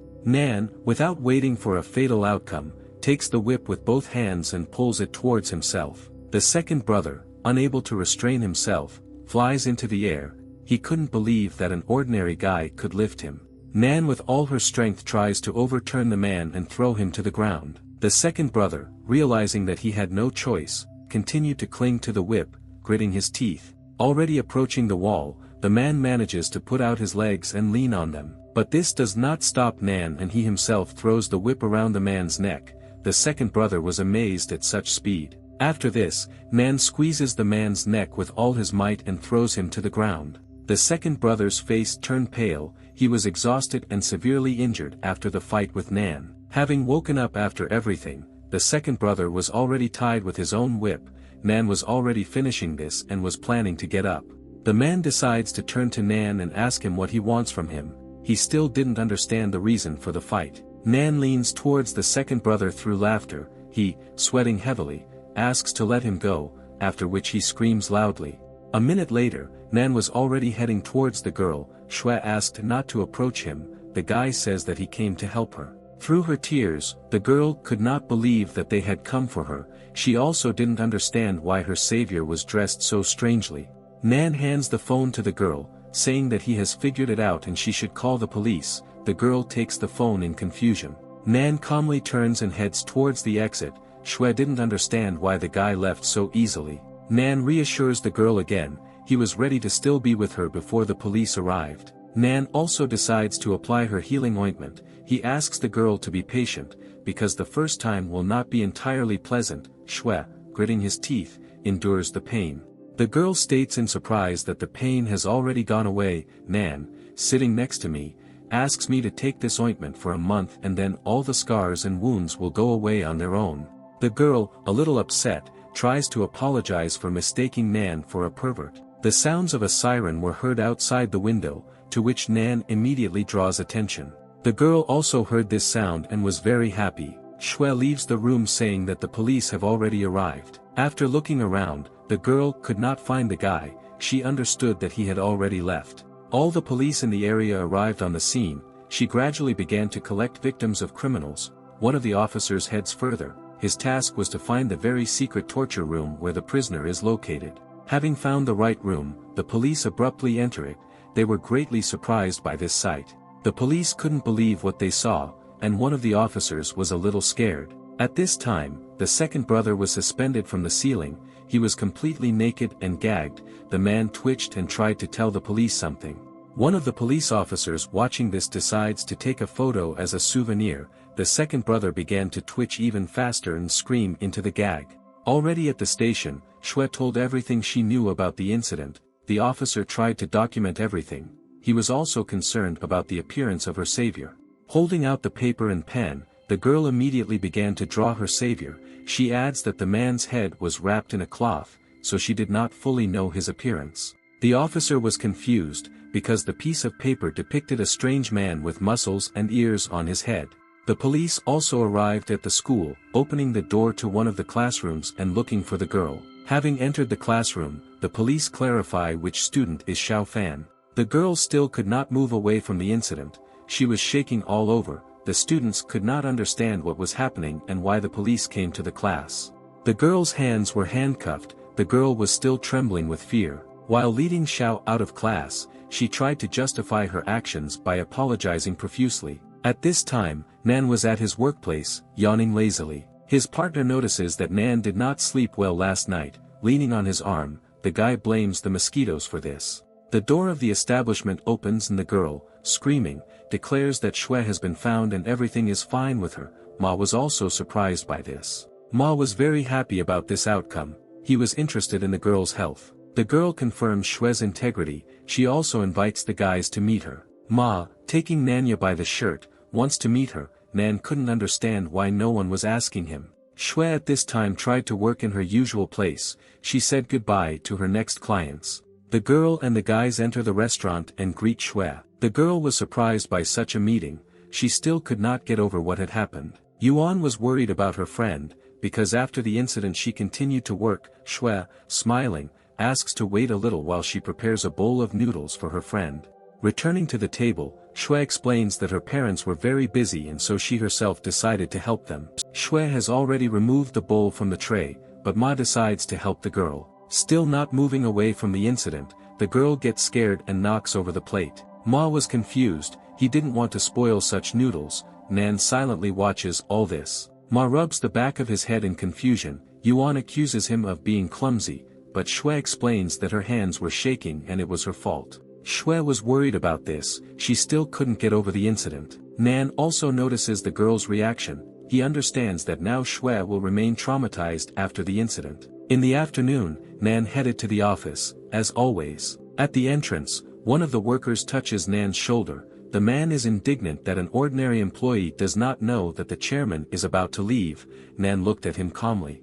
At the same moment, the same chairman comes out of the office. All employees greet the man and bow. Nan, unable to bear it, hits the worker on the head. The chairman notices this out of the corner of his eye, but does not react. The man is outraged, because he did not understand why he hit him. Nan looks to the side with folded hands. Nan points his finger at the worker. He adds that this was a response to his disrespect. The man, spitting, continued to assert that the young chairman was a very important person in the bright future of this company. Nan folded his hands and said that there was already plenty of space at the main entrance and nothing would happen to him. The chairman knew Chu Nan. He was furious with his attitude towards other people. The man also did not understand what exactly Kai Ming saw in him. Coming closer, the chairman turns to Nan. He was outraged by the guy's attitude towards other employees. The employee asked not to waste time on him. Nan, not wanting to continue, added that he saw no employees here, but only one sycophantic dog without eyes. Nan turns around and heads towards the entrance of the office. He says goodbye to the chairman. The chairman, not wanting to tolerate such impudence, calls the guards with a demand to take him. One of the guards sharply rings at Nanya. The guy pretends to be confused and doesn't know what to do. The chairman indicates an attack and disrespectful attitude towards himself and the employee. Nan makes a face that he cares. The chairman adds that from now on Nan will lose his powers and is now fired. Nan's face quickly changed to indifferent, because he did not want to continue working here at all, as he believed that the work was too hemorrhoidal. At this moment, another employee runs out and, panicking, immediately turns to the chairman. The guy falls at the feet of the boss. He asks not to fire him, because the guy was framed. The chairman is still furious, does not understand who this employee is. He asks that both men be thrown out. Security throws out Nanya and the finance department employee. The guy explains through tears that he got into a big mess, because he still needs to return the money for the incident. Nan, hearing that the guy was framed by Yuan, offers to help him. At this time, the man with glasses reports to Yuan that Nan was kicked out of his position. The man was surprised by this. Through a malicious smile, he considers this a miracle, because he still could not forgive Nan for his broken arm. Yuan then begins to laugh loudly, believing that this is karma for him. At this moment, the man dislocates. His shoulder, not yet healed, moves to the side. From severe pain, Yuan curls up and the wig falls off again. Confused, his subordinate offers to help. Nan, walking back to the office with the guy, reassures the financier. The guy continued to be nervous, because they promised him that they would not let him in again. Min, with a serious face, clarifies with Nan that this time they will tell her. Min asks if he is the head of the financial department who was recently fired for wasting company funds. Nan decides to say for the guy that she should listen to him, because the situation is not as simple as it seems. The guy, through his nerves, explains that he was set up by the manager of the financial department, Yuan. A few months ago, Yuan asked the guy to join in a conversation for communication between employees. Without suspecting anything, the guy entered into a conversation and continued working as usual. Thus, the guy spent a whole month in this conversation. One day, Yuan had an appointment, so the man asked not to disturb him. Yuan contacted him in a chat with a request to transfer funds to the number. The guy checked with Changgu's manager and he confirmed his account, after which he transferred the funds to the card. The next day, the guy realized that not a single person from his department was in this conversation. The guy immediately turned to Yuan with clarification on this matter, after which the man said that he never asked the guy to join chats. After which he turned to manager Chang, but he also denied everything. The guy was completely scared and didn't know what to do. Thus, the guy became a victim of internet scammers. He did not know what to do next. As soon as the young man was deceived, he immediately wanted to find the previous chat history. but when the WeChat group was deleted, he was unable to do this. Chu Nan reminded the young man that he mentioned that Hui Jiang specifically asked him to present work in this group before leaving for a business trip. This raised the question, if the business trip was fake, then how did he know about it?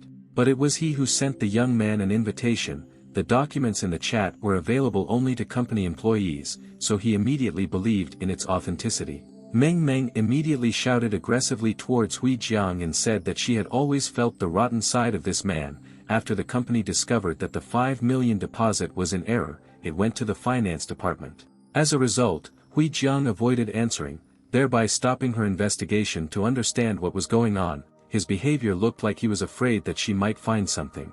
The girl claimed to Ming that he was clearly involved in this matter, but Ming could not make a final conclusion regardless of whether this scam had anything to do with Hui Jiang or not. But she gave Chu Nan and Meng Meng permission to help them get to the bottom of the truth. She told them to find the person responsible for the 5 million. She also asked Chu Nan to immediately detain Huan Jiang if he manages to find anything about this matter, and tomorrow Kai Yang's influence in the company will decrease significantly. The main thing is to deal with this problem as soon as possible. When the girl finished her speech, she removed her foot from the other leg and seemed to be about to stand up and say something else. She started doing just that, saying that she needed to say a few more words. Ming heard this morning that Kai Yang had deprived the young man of his position. She asked not to take it to heart and promised to ask her father to settle everything, but this information did not make the main character happy. It was already getting dark outside, there was no bright yellow sunset in the sky, except for the dark blue gloom. A car pulled up to the parking space, leaving behind a shadow from the headlights on the sign. The young man did not stop complimenting the main character and that he is a very good person, because no one believes in him except Chu Nan. The main character replied that he simply had nothing to do, and he wanted to pass the time somehow, otherwise his whole body was already numb from this work in the office. When he turned his head to the side, he saw from the window that Huan Jiang had finally left the building. The guy's next task was to follow this man and find out in which direction he would go next. He got into a dark car with tinted windows and the car drove off. The boys also began to follow him, so as not to lose sight of him and to see where he would arrive. It was almost dark in the sky and in some places bright stars could be seen. After a while, Huan Jiang's car stopped near a building and he got out of his car. At that time, the guys were watching the man from behind the bushes and found out that he had gone to the restaurant. The large multi-story building looked very beautiful due to the fact that bright light streamed from almost every window. Huan Jiang walked inside. He walked down the corridor silently and suspecting nothing. The corridor was completely empty, all visitors were either downstairs or in another entertaining place. At this time, the guys followed him, not letting the object out of sight. At the end of the corridor, the man turned to the right, where the corridor continued. The guys saw exactly which direction he turned and were ready to go there as soon as the man walked a little further. But to his great surprise, when the young man walked along the corridor and looked into the turn where the man had turned, he was not there, as if he had disappeared somewhere. As it turned out, there was nothing on that side of the corridor, as well as the continuation of the corridor. Chu Nan said with a sly smile that he had seen this trick many times before, as if he knew what exactly was the reason for his disappearance. The main character walked near the wall, touching it with his hand, and said that there should definitely be a secret door here. The young man knocked in one place and heard an empty sound, which meant that there was nothing behind the wall, which means that this is where the secret door is located. The guy was very surprised that he had to meet with a hidden door, since until that moment he had only seen this in movies. Chu Nan said that such a door cannot be opened from the outside, only from the inside. Here the question arose about how they could get there, but the main character knew one way to do this, but for this you need to wait a little. The guys didn't have to wait long, very soon more people began to approach this place. This time a man and a girl were approaching the door. It seemed that they were also guests of this hidden organization.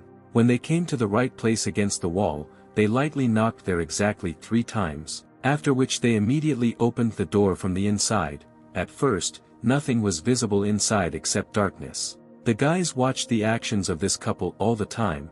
They definitely need a password to enter. Fortunately Chu Nan remembered it. They approached the right place and knocked exactly 3 times, as the previous people had done. As expected, the hidden door opened, and the inside was completely dark. Chu Nan said with a slight smile, these guys can do whatever they want in this place. The main character, without hesitation, immediately headed inside, but his partner seemed not to be ready for this and immediately asked where he was going, but all he could do was follow him.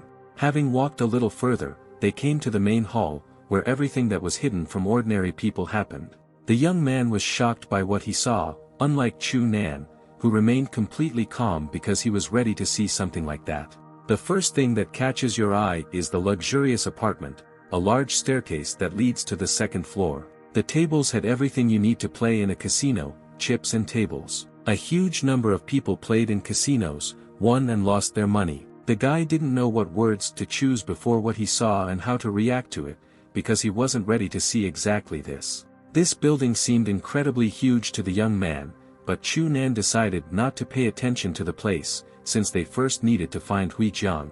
The guy understood that they had come to this place on a mission, so, although with apprehension and fear, he joined the crowd. Chu San also walked a little to the side, looking at all the people present in search of the right person. When he heard someone shout aggressively, it was Hui Jian, who was very angry because he lost. Next to him stood a guy who looked with a surprised look and did not understand where a man with a crippled hand got so much energy from. The money that the man pledged last month has still not been paid, and he has the courage to place bets here. The rest of the guests immediately began shouting at Huan Jiang to get out if he didn't have money, but the man insisted that today he had it and he was confident that he could recoup it. With these words, the man received a slap on the head from the guards who stood behind him. The man showed his captivity by asking what they were doing and why. One of the guards, who was wearing an expensive black suit and black glasses, said that Brother Lai wanted to see him. At the same time, they began to forcefully take the man away from his place, grabbing him by the arms. Huan Jian, in turn, screamed and tried to break free, but this only hurt himself more. Soon the guards brought him to the right room, where Mr. Li was already waiting for him. Having opened the door, Huan Jian was thrown with force into the comrades. He hit the floor, which caused his wig, which was in the middle of his head, to fly off. Kneeling down, he began to assure Brother Li that he would definitely return the money to him in a couple of days. Brother Li, in turn, sat on the sofa and chewed off the wooden end of the bat. As soon as Huan spoke, he immediately ordered him to shut his mouth. He spat out the bitten piece of wood forward, hitting the man in the forehead. He came closer and sat down next to Huan, saying that he had heard that he had recently made a fortune, but seemed to have forgotten about his debt to his casino. Huan immediately began to say that this was all a lie, since he had lost all his money, otherwise he would have immediately come to him with the money. The owner looked at him with a frown after saying that he had lost his money. He then hit him in the face with great force, accusing Huan of lying. Shouting that he was not as retarded as Huan thought, he kicked him in the solar plexus. He lay on the floor and begged to stop beating him, and the man began to say that Lao Tzu had learned that Huan had recently teamed up with several petty bandits to defraud his company of 5 million. The man asked not to cause him physical pain anymore and swore that the debt would soon be repaid, but the owner said that just words were not enough for him and decided that he needed to be taught a lesson. These screams were observed by a young man who found it difficult to listen to such painful screams. Chu Nan asked him to be quiet and not make any sounds, otherwise they might get caught in the eyes of these strong guys. Soon they left the place where the casino owner's room was located. They stood in a place that was publicly accessible to everyone present. The young man looked at his phone with an aggressive look. He said that Hui Jiang fully deserved such an attitude towards himself. Chu Nan asked if his phone recorded everything on the voice recorder to make sure that the evidence was not lost. But this is precisely what my partner was not sure about and said that he would listen now to make sure of this. Putting the phone to his ear so that no one would hear, he said that the recording, of course, was not very clear, but all the key words could be heard, and this is the main thing. Suddenly the young man felt a sharp push, after which the sound stopped coming, as if someone had snatched his phone from his hands. The guys looked with stunned looks at the hand in which the young man was holding the phone, but they no longer found it there. Looking ahead, they saw an unfamiliar man in front of them, holding his smartphone in his hand. The young man immediately demanded his phone back, since it was his property. Chu Nan looked at the stranger with suspicion, thinking that he was very fast, because no one even had time to notice him. The man hid his hands in the voluminous sleeves of his kimono, saying that he had never seen these guys here. He asked if they were in this casino for the first time. The young man with a smile confirmed his words about the fact that they were here for the first time. Chu Nan was very prudent towards this man, because only his master could move at such a speed. The man asked if no one had told them that it was forbidden to use mobile phones in the casino. The main character began to try to get out and said that one of their comrades had disappeared somewhere, so they decided to call him, and then they realized that there was no connection. They asked for forgiveness for not following the rules. The man was already ready to return the mobile phone to the guys, when he was interrupted by a woman's scream that said his name. An unfamiliar girl burst into the corridor, asking Su Mian why he had not come out for so long. But when the girl saw Su talking to strange guys, she was a little surprised. Lighting a cigarette, she asked what he was doing here, because he told her that he had gone to the toilet. The man immediately put a fake smile on his face and said that he had already gone to the toilet, he just decided to stop to chat with the guests. When he got hit in the face by a girl who shouted that he was not allowed to talk, she headed to leave them, adding that she was in a hurry, so he also needed to finish here quickly. Su Mian ran after the girl while holding the phone in his hands. Seeing that the stranger was leaving, the young man immediately reminded him about his smartphone. The man was already at the exit. Without turning around, he threw his smartphone towards the guys shouting for him to catch it. The young man immediately prepared to catch him, but it seemed he would miss. Fortunately, standing behind him was Chu Nan, who deftly caught the smartphone. His partner breathed a sigh of relief and thanked him for being able to catch it, but the main character was more concerned about who these people were. At this time, in the general hall of the casino, the conversations of the guests did not stop. Each of those present was busy with their work, but many fell silent when they saw the appearance of such an honored guest. A girl in a chic red dress walked confidently along the casino, followed by several strong security guards, whose face was hidden under black glasses. Brother Lee saw Sister Chi and greeted her with a sweet smile. The man was glad that she finally came, because he himself could no longer find a place for himself. The girl's first question was where was the person for whom she came here.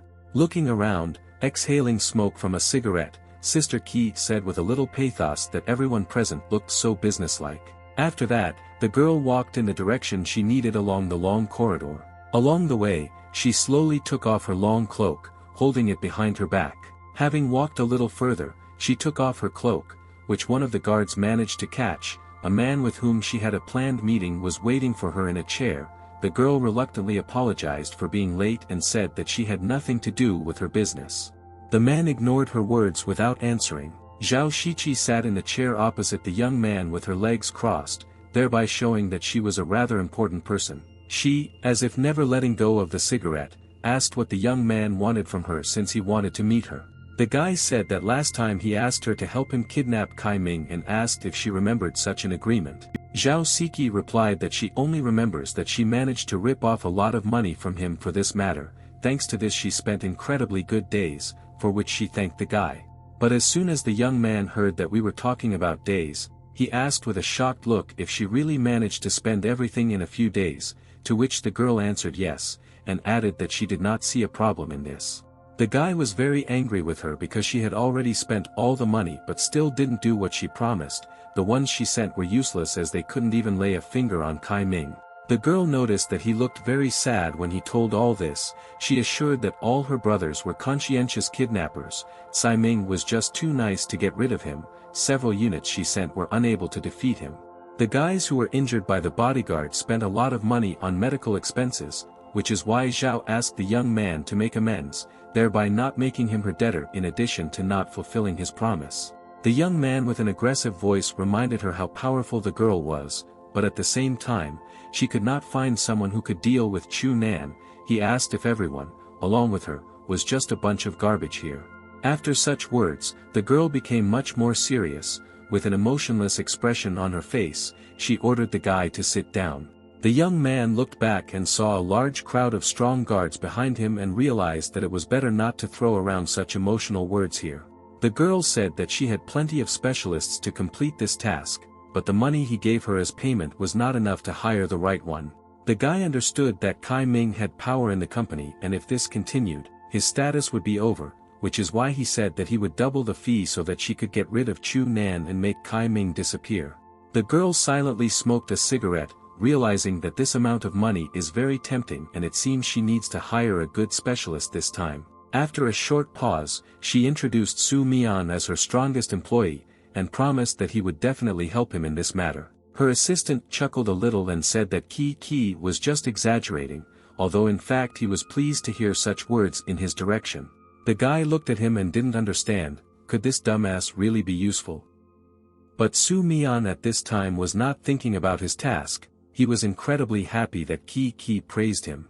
The guys returned to the office and turned on the recording on the phone, which they managed to record from the casino, where Hui Jian screams asking not to beat him and makes promises to repay his debt. The guys said that they recorded this when they snuck into the casino last night, and on their phone they also had a photo of Hui Jiang playing in the casino. This was direct evidence that he stole the company's money. Meng approached the guys and notified the guys that she had already checked this man and, as it turned out, he was sued by the head office and some subordinates for fraud with the company's deposit. Suddenly the young man shouted out that, based on everything that had been said, this meant that he was not the only one deceived. Tsai Ming said that this evidence was enough to bring criminal charges against him. The company will begin to follow legal procedures to ensure that Hui Chang receives the punishment he deserves. This man came to them from the main office. It seems that everything there is mired in corruption. But no matter how big the company is, if you don't get rid of these parasites in time, everything will eventually rot. Tsai Ming said that they definitely need to do something about this if there are such consequences. After a while, the guys had an important meeting in the office where they discussed important issues. The girl was sitting in the main place at the table and was telling the workers the next plan of action, when the door swung open and a guy burst into the office without asking permission to enter and interrupted their meeting. Kai Ming's face did not change at all. She still remained calm and self-confident, so as not to show her anxiety. He ordered all the employees to leave the office, leaving him and Min alone. The girl irritably said that they had a meeting, and he was disrupting everything. The guy with a cool look asked not to force him to repeat it and repeated it again so that everyone would come out alive. The girl understood that in this case she could not resist and still allowed the workers to do as this man asked, otherwise she did not need even more problems. While the guys began to leave the office one by one, the guy walked forward, heading towards Min. He told the girl that she had become too bold because he learned that Min went to the headquarters to report on his subordinate. Ming immediately realized that he was talking about Hui Jiang, so she decided to explain that she did this because he deceived the company in his first month of work. The guy slammed his hand down on the table, shouting that he knew her intentions and she didn't need to hide it, at least in front of him. He recalled that Min knew very well that this man was his most capable employee, and she, apparently, was trying to destroy his authority and take over the company for herself. At this point Min began to get angry at his words. Since his thoughts were not correct, she said that she had never even had such an idea. But the young man did not believe her. He asked her to stop pretending to be innocent. According to him, he had already guessed what exactly she was trying to achieve with all this, so he advised her to accept the reality as such, because no matter how hard she tried, her family would never recognize her. The guy felt too powerful, since absolutely the entire family was on his side. But even if Min wanted to prove herself in order to earn approval, she will not be able to do so. No matter how outstanding her performance was in the eyes of her family, the young man argued that she would always remain a nonentity, and if she continued this struggle, she would lose. It was already quite dark outside. Dozens of cars were parked in the parking space. Despite the late hour, not many workers had gone home yet. At this time, Min was very upset by such humiliation in her direction. Meng inquired about her well-being, and in response she heard that the girl felt quite normal. Min won a very large project, but the main headquarters did not react to this in any way. They simply pretended as if nothing had happened. This thought terribly upset not only Min, but also her partner. Meng Miyoung was very angry that Ming worked so hard for the company and had to listen to ridicule every time. She asked whether the goal of regaining the company was really that difficult to achieve. Min replied that maybe this is exactly what everything looks like now, but many goals are abandoned just because of the difficulty of achieving them. In this case they can only wait and see how events will develop in the future. The employees' working day was already over, it was already dark outside, and the city was completely illuminated. Min and her partner Meng came to the parking lot to get into their car and go home. When Meng Miyoung got behind the wheel, her attention was drawn to a strange smell in her car. which was not clear from where, she asked Ming if she had changed the air freshener. When the hand of a stranger who appeared in her car began to approach her. When the girl turned her gaze back and saw this sight, she was shocked and did not even have time to say a word. After which everything seemed to be in a fog for her. It seems that this smell affected a person's consciousness. At this moment, Min had just sat down in the back seat, so she didn't notice the strangers right away. She said that she did not change the air freshener because they worked overtime together, after which she, unsuspectingly, suggested that she go to the zoo on the weekend.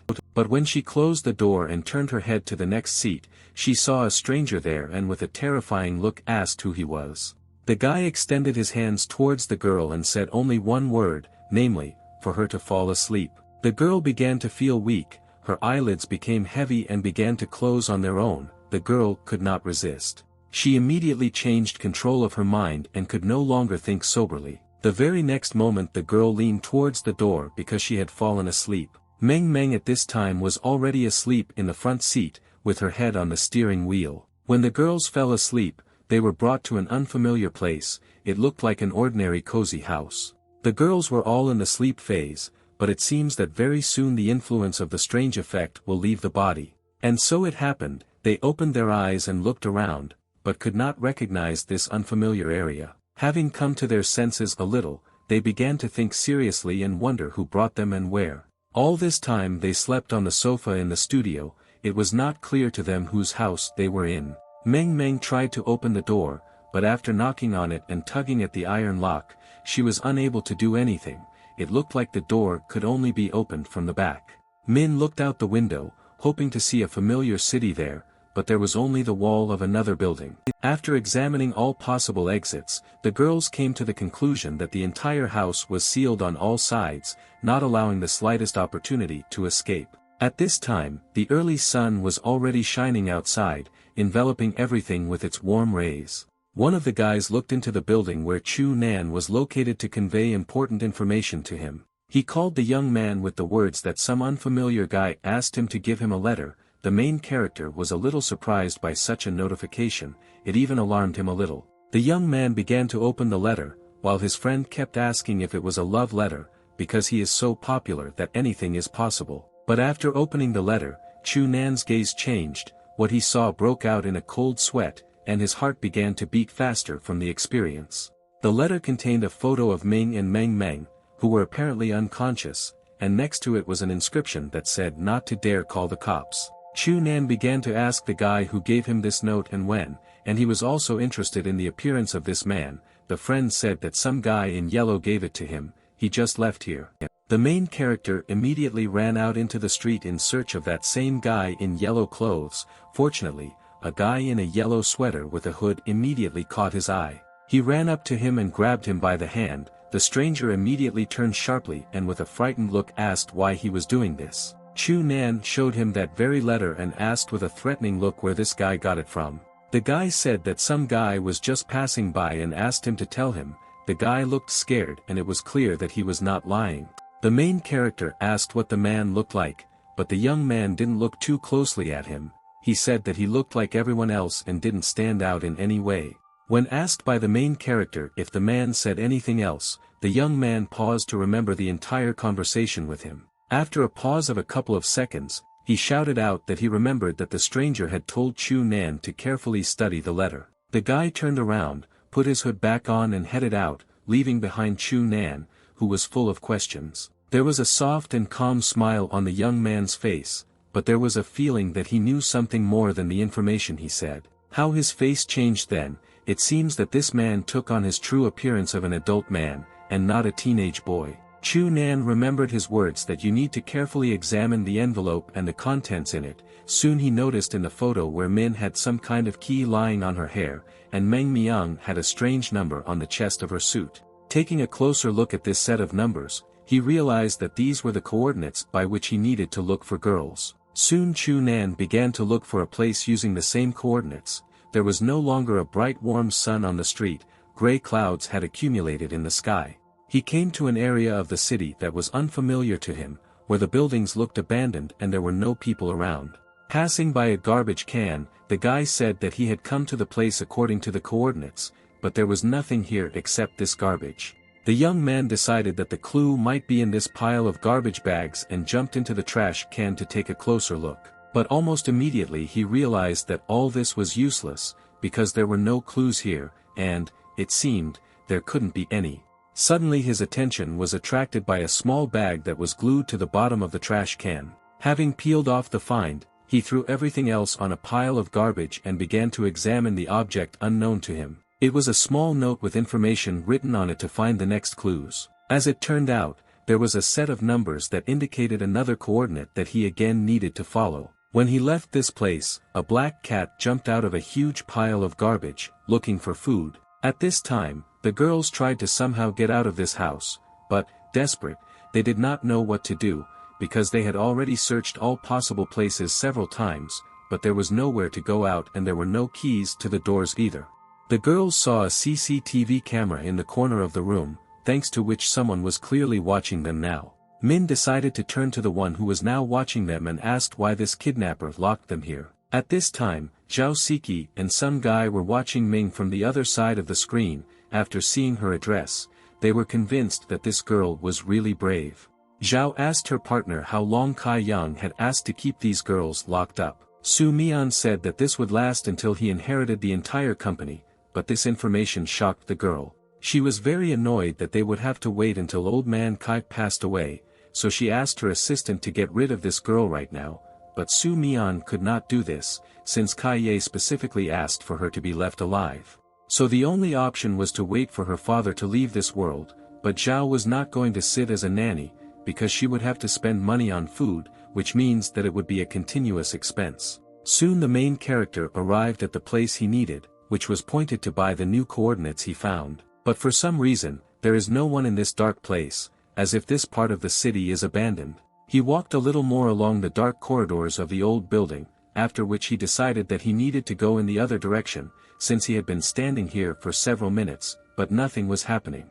How then he was attracted by some silhouette in the distant corridor, which ran at high speed. As soon as the young man looked up to find out what this strange phenomenon was, his gaze immediately became shocking and aimed at one point. As it turned out, standing in front of him was one of the girls the guy was looking for, but to his great surprise, she was not alone. Some stranger was holding her by the throat so that she wouldn't break free and run away. It was Min. Her eyes, filled with fear as if for themselves, said that she was simply screaming for help, since the man standing behind her was holding a sharp knife at her throat, not allowing her to make even the slightest sound.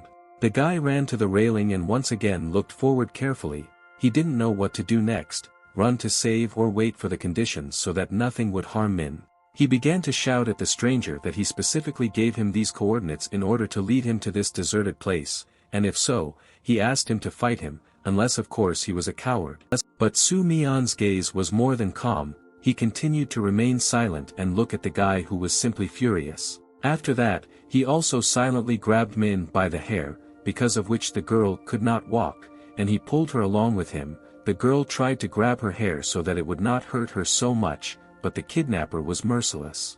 She continued to scream that she was in pain and called Chu Nan for help so that he could somehow help her. Chu Nan gritted his teeth from such a sight, where Ming was deliberately hurt, despite her screams, from the anger that was seething in his body and mixed with the desire to take revenge on this person.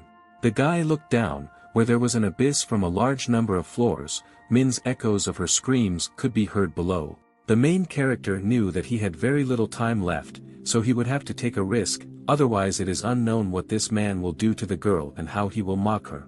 He began to slowly move away from the railing, behind which he had to go down dozens of floors to get to the bottom.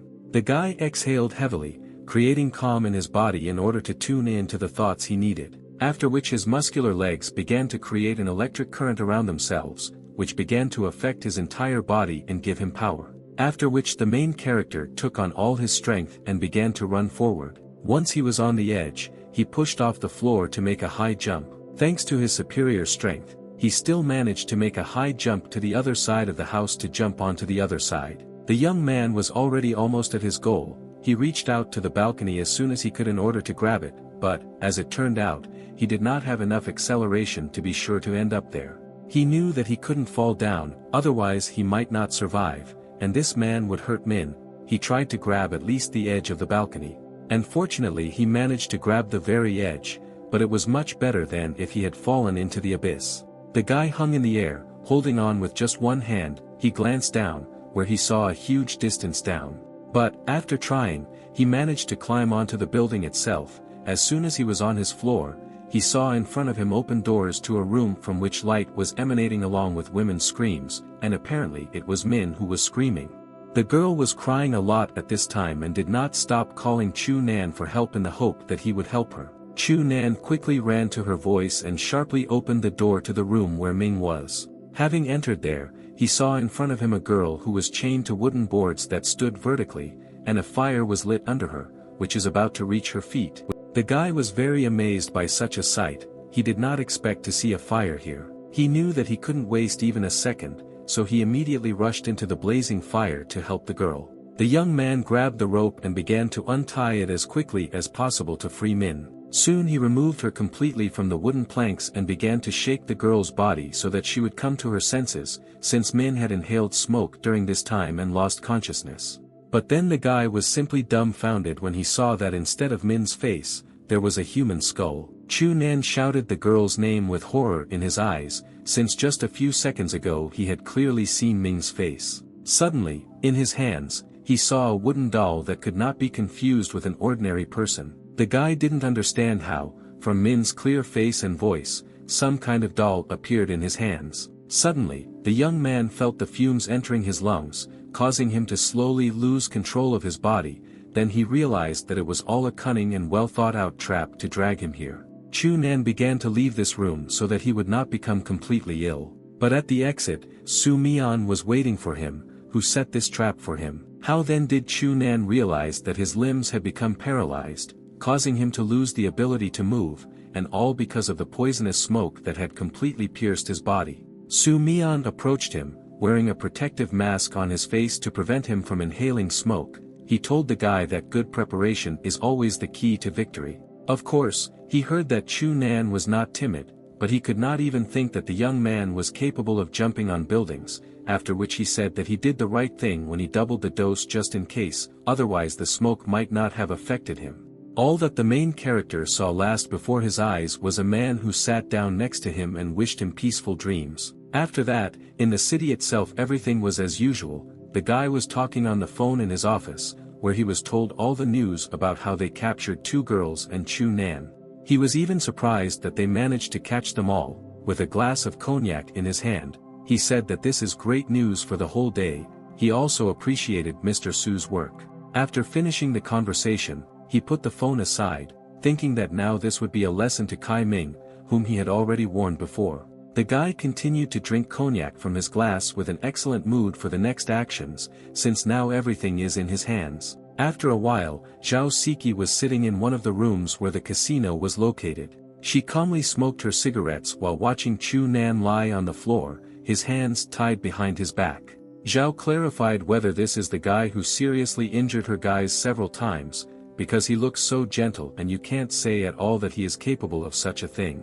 But when the girl took a closer look at the protagonist's face, she immediately realized that she had already seen him in a casino before, and she decided that in this case they were connected by fate itself. She silently continued to examine the young man, while slightly wiping off the bright red lipstick from her lips. Interesting thoughts arose in her head, after which Zhao got up from her seat and walked around the room a little. She told her assistant that she quite liked this guy, which is why she ordered the guys to wash him and send him to her room.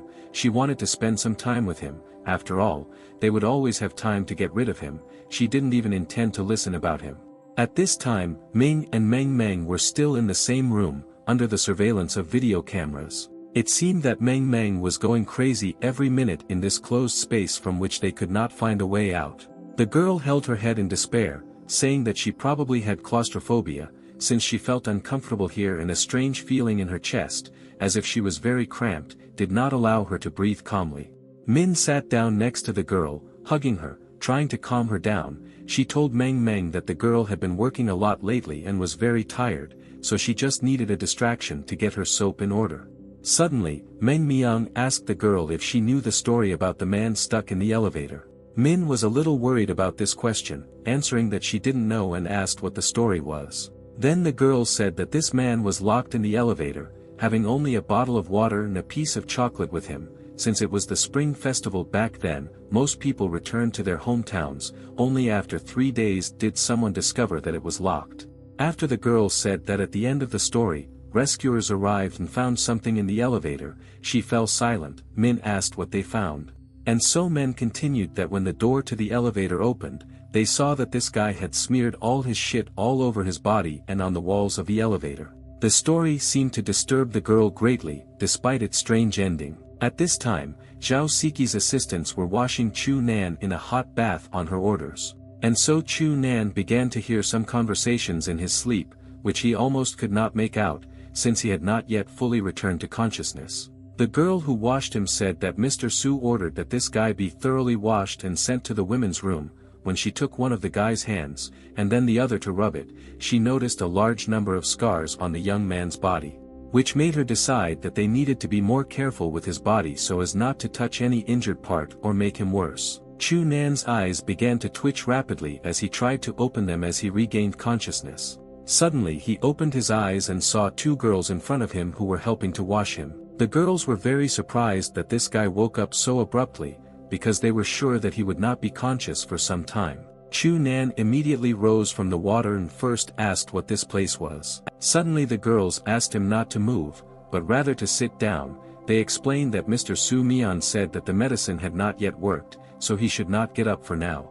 They sat the young man back and asked him to be obedient and not move so that they could wash him thoroughly, but the young man did not understand why they should wash him at all. To this question, one of the girls said that today he would sleep with their boss, and if they didn't clean him up, the bosses would punish him. This task was assigned by the boss, which means it must be completed well. Chu Nan was amazed at this answer. He started asking questions about who he should sleep with and who this boss was, but the girls silently continued to do their work. The girl was serious and carefully did everything that was needed, and also wanted to do everything carefully, without touching the sore spots. The second girl asked him to be his good boyfriend and not move, thereby not interfering with their work. When they started moving closer to his intimate area, the guy immediately started screaming and asking them not to touch there. His screams could be heard right outside the door, where he asked not to touch his private parts, but the girls were not going to stop. They only promised that they would be careful. At this time, Min was thinking about who could kidnap her. With this question, the name Kai Yang just came to her mind. She knew that this was the only person who could do such a thing. She was sure that her father would immediately start looking for Kai Yang as soon as he learned of her disappearance. Just then she felt the touch of Meng Meng, who put a dirty hand on her shoulder. She slowly turned her head and saw the girl's face behind her, which was also smeared with something. She asked Min if she was hungry. The girl, immediately seeing her appearance, jumped to the other side of the room, as terrifying thoughts began to come into her head about the fact that it could be on her face. It was clear from Min's face that she was incredibly frightened by her friend's behavior. But then Min asked if she wanted the chocolate cake she was holding in her hands. Min asked where she got it from, because when they looked around the room, they didn't find any food there. Meng Meng pointed to the machine that was in the room and said that she took this cake from that secret compartment. She also recalled that Meng looked very thoughtful, so she decided that she needed to have a snack. With these words, Min exhaled with great relief, since her worries and obsessive thoughts were in vain. She started eating the cake wondering what had come over her and came to the conclusion that it was because of the kidnapping, after which she became too sensitive, so she needed to stabilize her mind. But Min really did not behave adequately at that time, and while Min was not looking, as she was immersed in her thoughts, she smeared the walls with her chocolate cake. At this time, the action was taking place in the casino and Chu Nan was already ready for the night with Zhao Siki. At first he was handcuffed so that he could not escape, and since the young man was weak, he did not have the strength to resist. After they bought him, they put the guy in bed, removing all his clothes. Suddenly, Zhao herself entered the room in a night dress. She took off her coat and approached the guy. Zhao hovered over him, carefully examining his face. She really liked the young man for his appearance, and she was once again convinced that Chu Nan was indeed very good. But suddenly their silence is interrupted by a man's voice, which suddenly burst into the room. It was Zhao Su who asked with a worried voice what she had done to Ming that she had caught. The girl looked at him irritably and asked why he came to her like that and interrupted everything for her. The guy asked Zhao to let Ming go, since she is his future wife and he cannot take her and lose her like that. The girl was very angry because, in her opinion, Zhao Su interrupted her over such trifles. She asked why this Min surrendered to him, because there are a huge number of girls around, and then, she doesn't care about him.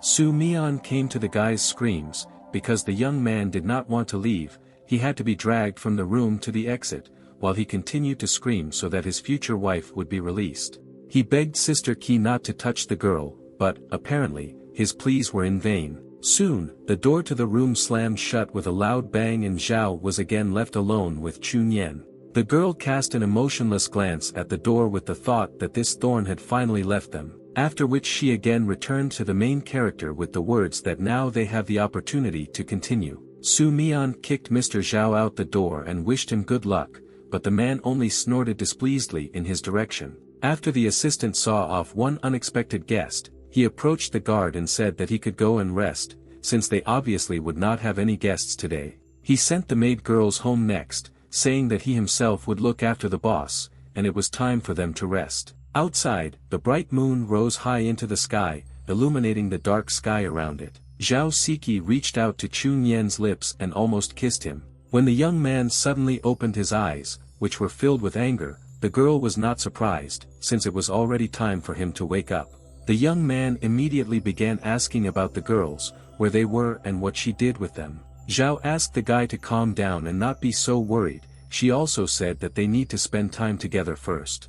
The girl ran her gentle hands over the guy's torso, barely touching him. She said that maybe she would give him a chance to live for a few days if he would be quiet. But then the young man grabbed her hand, which was on his naked body. The main character got up from the bed and pushed the girl aside. Zhao did not expect that she would begin to behave so abruptly. While the guy was holding her by force so that she would not interfere with him, the girl asked how he managed to remove the handcuffs.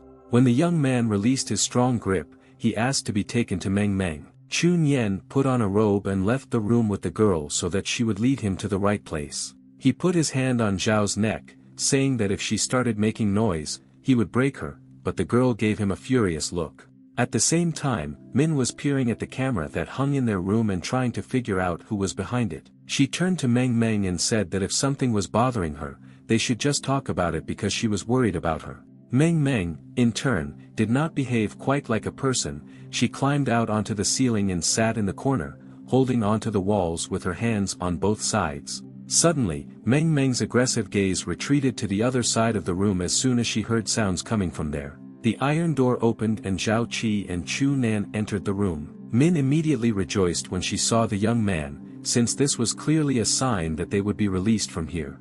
They made eye contact, but Zhao, who was standing next to her, was not happy that she had to open the door. When the door opened, it was the joyful man who was sitting on the ceiling who shouted out. When the guys looked up, they were very surprised to see her there. The girl immediately jumped to the floor and ran out the open door as quickly as she could. She immediately ran along the corridor. Wherever she could see, Chu Nan looked out of the room and asked her to wait for them, but the girl could not be stopped. She was too tired of sitting in this room to stay here for even a second. The main character asked what happened here if she behaved like this. Zhao said indignantly that she had already brought the guy to them, which means he should let her go, since she had done her job. But the main character replied that it was not time yet, because they still needed to get out of here, which would again happen with her help. Then the girl decided that he still liked her and suggested that he return to bed and finish what he started. But that wasn't the point at all. It's just that if it weren't for Chu Nan's training, she would have done what she planned long ago. When Min heard about the bed, she fearfully asked the young man what they were doing with him. After her question, Zhao hugged the guy's neck and asked with a sly smile if she was jealous. Zhao also recalled that it's probably not at all pleasant to find out that her man smells like another woman. Ming stood with her head held high and continued to listen to Zhao continue to compliment Chu Nan and talk about how they have the same tastes in guys. Here the main character began to assure the girl that he really had nothing with her, but Zhao only used his words, adding that she would have said the same thing if she had found herself in a similar situation. Min turned around and said that she didn't care what he had been doing all this time and she didn't demand explanations from him. The girl left the room and headed towards the exit. Chu Nan ran after her to stop Ming, while he shouted that she should not go so fast, and this girl was their hostage, so she should be in front, but Ming was only silent in response. She couldn't understand why a storm of emotions was boiling inside her, because she and the young man were just friends. It was deep night outside, the sky was covered with dark clouds that did not let the light of bright stars through. The guys went outside and began discussing an exit plan. As it turns out, there is a secret exit here through which they will get through. At this time, Su Mian was watching them with a calm gaze through the living room window. In the distance a dark forest was visible, in which nothing could be heard except night insects. The main character tied Zhao to a tree, who indignantly asked if he really tied her in order to wait for her to lose strength near this tree. The young man asked her not to exaggerate, because she was not far from her villa and the maid would find her tomorrow. How unexpectedly they heard the screams of Meng Meng, who at that time was running along the road with an overflowing sense of freedom. Meng Meng could not get enough of the fact that she finally got out of that place and could breathe deeply. Chu Nan and Ming immediately ran after the girl, shouting for her to wait for them, but Ming didn't seem to hear them. The next day, when the maids removed their boss from the tree, the girls' loud, dissatisfied conversations could be heard in the hall. The maids begged her forgiveness for not finding her sooner and blaming themselves for it. Zhao asked to stop chatting because it was all pointless, and then asked to bring their ointment, since almost the girl's entire body itched from numerous mosquito bites. She continued to be indignant and wonder how this guy dared to leave her alone all night and leave. But what angered the girl more was not the fact that she was now covered in bites, but the fact that no one had ever done this to her, which means he doesn't have the right to do this. Zhao promised to take revenge on the young man for his action. On the same day, another meeting took place in the company building, at which important issues were discussed. Early in the morning, all the important workers gathered in one of the offices, and the head was about to start the meeting. But suddenly the door to the office opened sharply, thereby interrupting their meeting. The guy with an aggressive look looked towards the door asking who dared to interrupt their meeting. Much to Kai Ming's surprise, 3 silhouettes appeared in the corridor. When Ming saw Kai Ming at the table as the head, emotions of aggression began to boil within her. The guy could not find words when he saw the girl in front of him, because he was sure that she was still under lock and key. For the sake of decency, the girl apologized for her abrupt appearance, but she urgently needed to discuss something with Tsai Ming. Kai Ming silently gave her an indignant look, as he did not expect Ming to appear at all. But when he didn't answer, Min said that with his permission she would speak in front of everyone, which didn't stop her at all. The guy knew that this option would be even worse and, apparently, this girl would not get away from him, so he ordered all the workers to leave the office and go to their workplaces. Those present obediently began to leave their boss's office. When everyone finally left, Tsai Ming approached Ming asking why she was here, but the girl asked him a counter-question. Did he really not understand her presence here? Chu Nan told Kai Ming that he wanted to get rid of them, but he got involved with the wrong people, and as long as he is here, no one will dare to harm Ming and Meng Meng. Kai Ming pretended that he did not understand what he was talking about. He also asked Ming to keep this subordinate in line. Then Meng Meng came up to him, grabbed him by the throat, and with a squeak of anger said that they had agreed with Zhao Siki and soon she would provide them with evidence of the abduction and very soon everyone would know about it. Hearing this, the guy couldn't believe that she really broke their agreement and betrayed the guy. After all, he gave her so much money. Meng Meng also informed that if Zhao changes her mind and does not do as they ask, then Chu Nan will quickly deal with her. The young man at that time even became embarrassed, since he was given a compliment in this way. And when everyone knows about it, even if Kai Ming doesn't go to jail, he still won't inherit the company because of his new rotten reputation. The guy understood that Min was right and asked that she wanted no one to find out. To this question, the girl replied that she wanted him to completely renounce all rights and responsibilities in the company from the next day, and then report this to the main office and never contact this company again. After hearing this, Kai Ming could hardly contain his emotions, since aggression is very difficult to control. Myung gave him the middle finger and told him that he would have to go back to his small town. Suddenly, the guy couldn't control himself and rushed towards Ming to grab her, but fortunately, Chun Yen was next to her, who easily stopped the guy. After Kai Ming tried to hit the girl, Chun Yen punched him in the face to teach him a lesson. Despite the fact that Tsai Ming was weaker and fell to the floor from such a strong blow, he continued to defy the guy and asked how he dared to beat him, while calling him a dog. The main character cast a sharp glance at him and said that it was time for him to pack his things and go to all fours, and if he was having a hard time, he would be happy to help him. The guy looked at him with hatred. He understood that in this case he would not be able to answer him and he would have to do as they said. Soon, Kai Ming came to the director's office to pack all his things. Meng Meng was sitting there, telling him to pack his things more carefully, because she didn't want anything related to him to remain here. The guy was only silently angry at her dissatisfaction.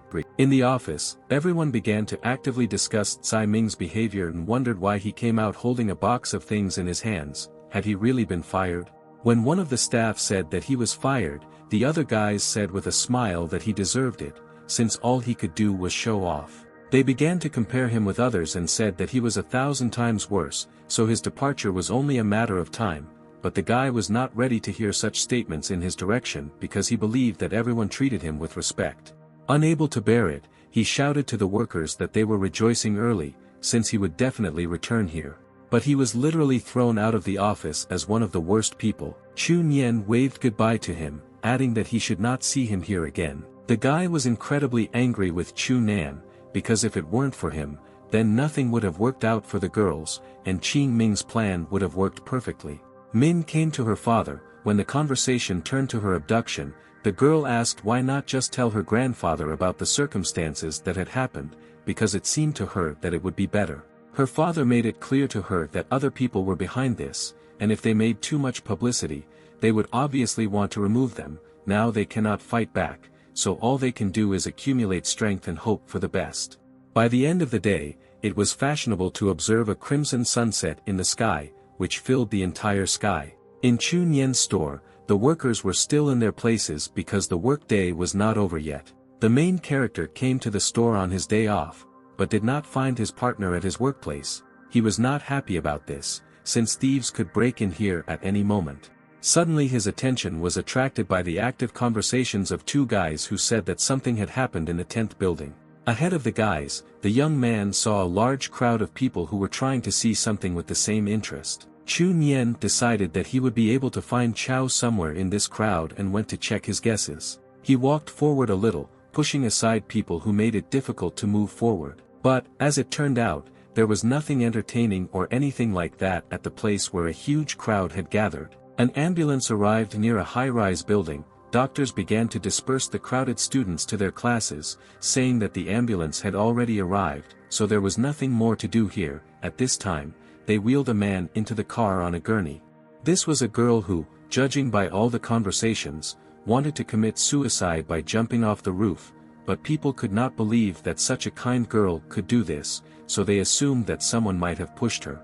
Suddenly, a student from the crowd said that a day ago she saw Tao Coco quarreling with this girl, hinting that she might be involved in her death. The girl said that Tao Coco always took others, but no one could have thought that she would cross the line so much. The guys continued to support the idea that Coco was at fault here, and very much so. They also argued that Coco should be in this girl's place. How then? The loud voices were interrupted by the sudden question of some girl, who, loudly as she could, with a joyful voice, asked if someone had died. Everyone immediately turned to look at her, and the conversations that had never stopped suddenly died down. The girl asked with surprise why everyone was shying away from her. Was everyone really so shocked by her toughness? When the girl saw Chu Nian in front of her, she assumed that he had also come to see.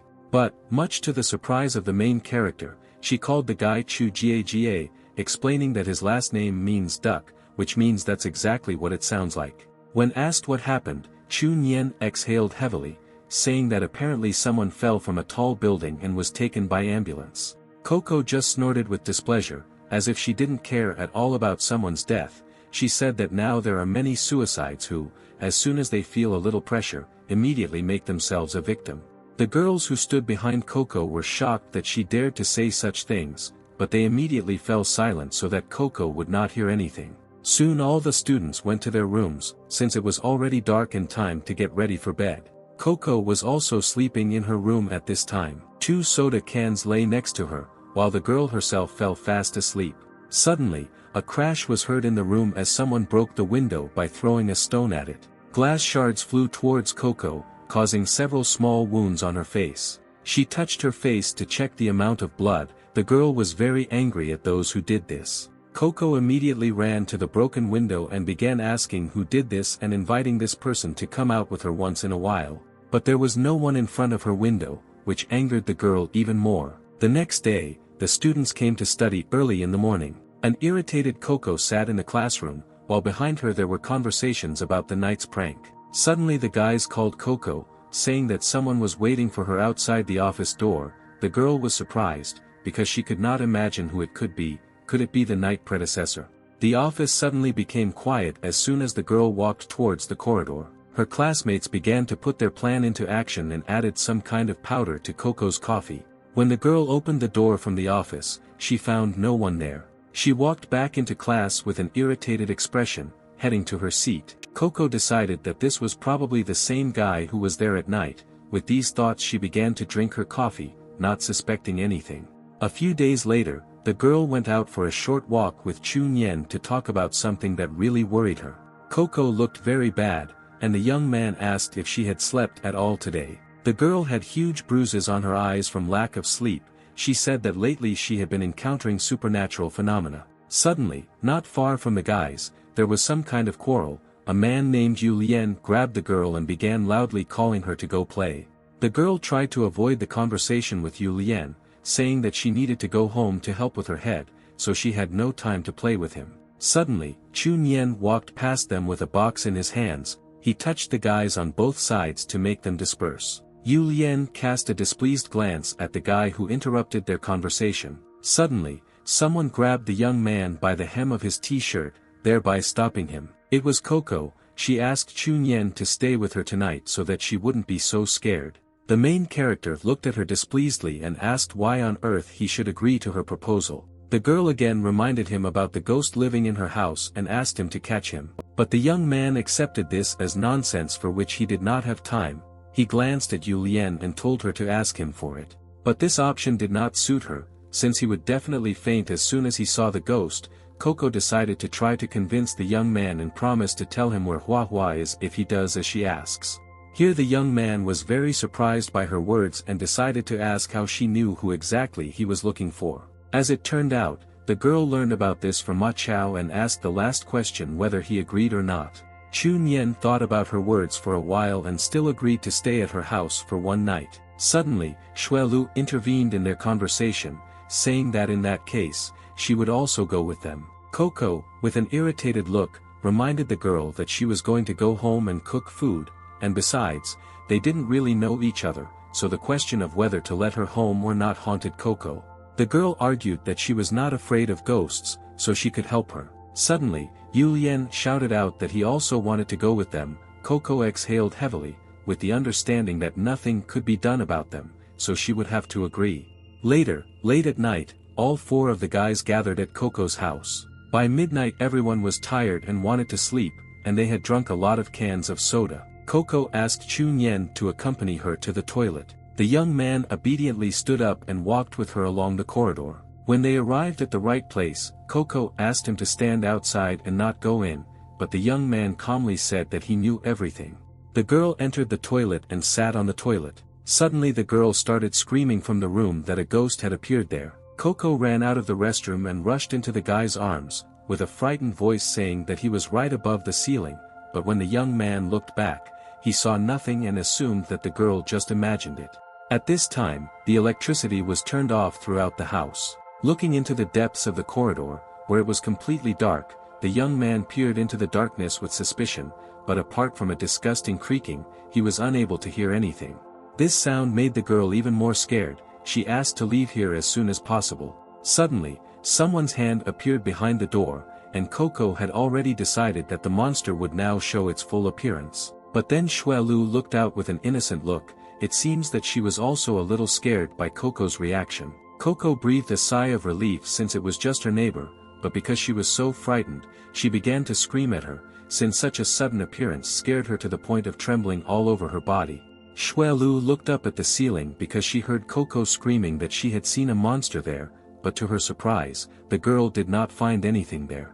Coco began to reach out to Chun Yen, even more insisting that she really saw a monster there right above the ceiling, and asked the young man to quickly grab it. But the main character was at a loss. because he did not understand how he could catch something that was not there. When Xuelu saw that Coco was just reaching out to the guy, she said that it was time to stop giving them, because there was no ghost, and she came up with all this in order to take advantage of Chu Nan. Hearing the accusations against her, Coco looked at the girl with a furious look and asked her to repeat what she said again, after which the girl lightly kissed the boy on the cheek to prove the opposite to Xuelu. And she did this so that the girl would be convinced that if she wanted to use it, she would do it at any time and she would not have to lie about some monster. Xuelu was furious at the girl's behavior, but Coco, out of spite, kissed the young man several more times. The girl tried with all her might to restrain her aggression towards Coco, but she couldn't just leave it like that either. She came closer to Chu Nan, almost right next to her, and leaned down to kiss the guy and prove to Coco that she was no worse than her.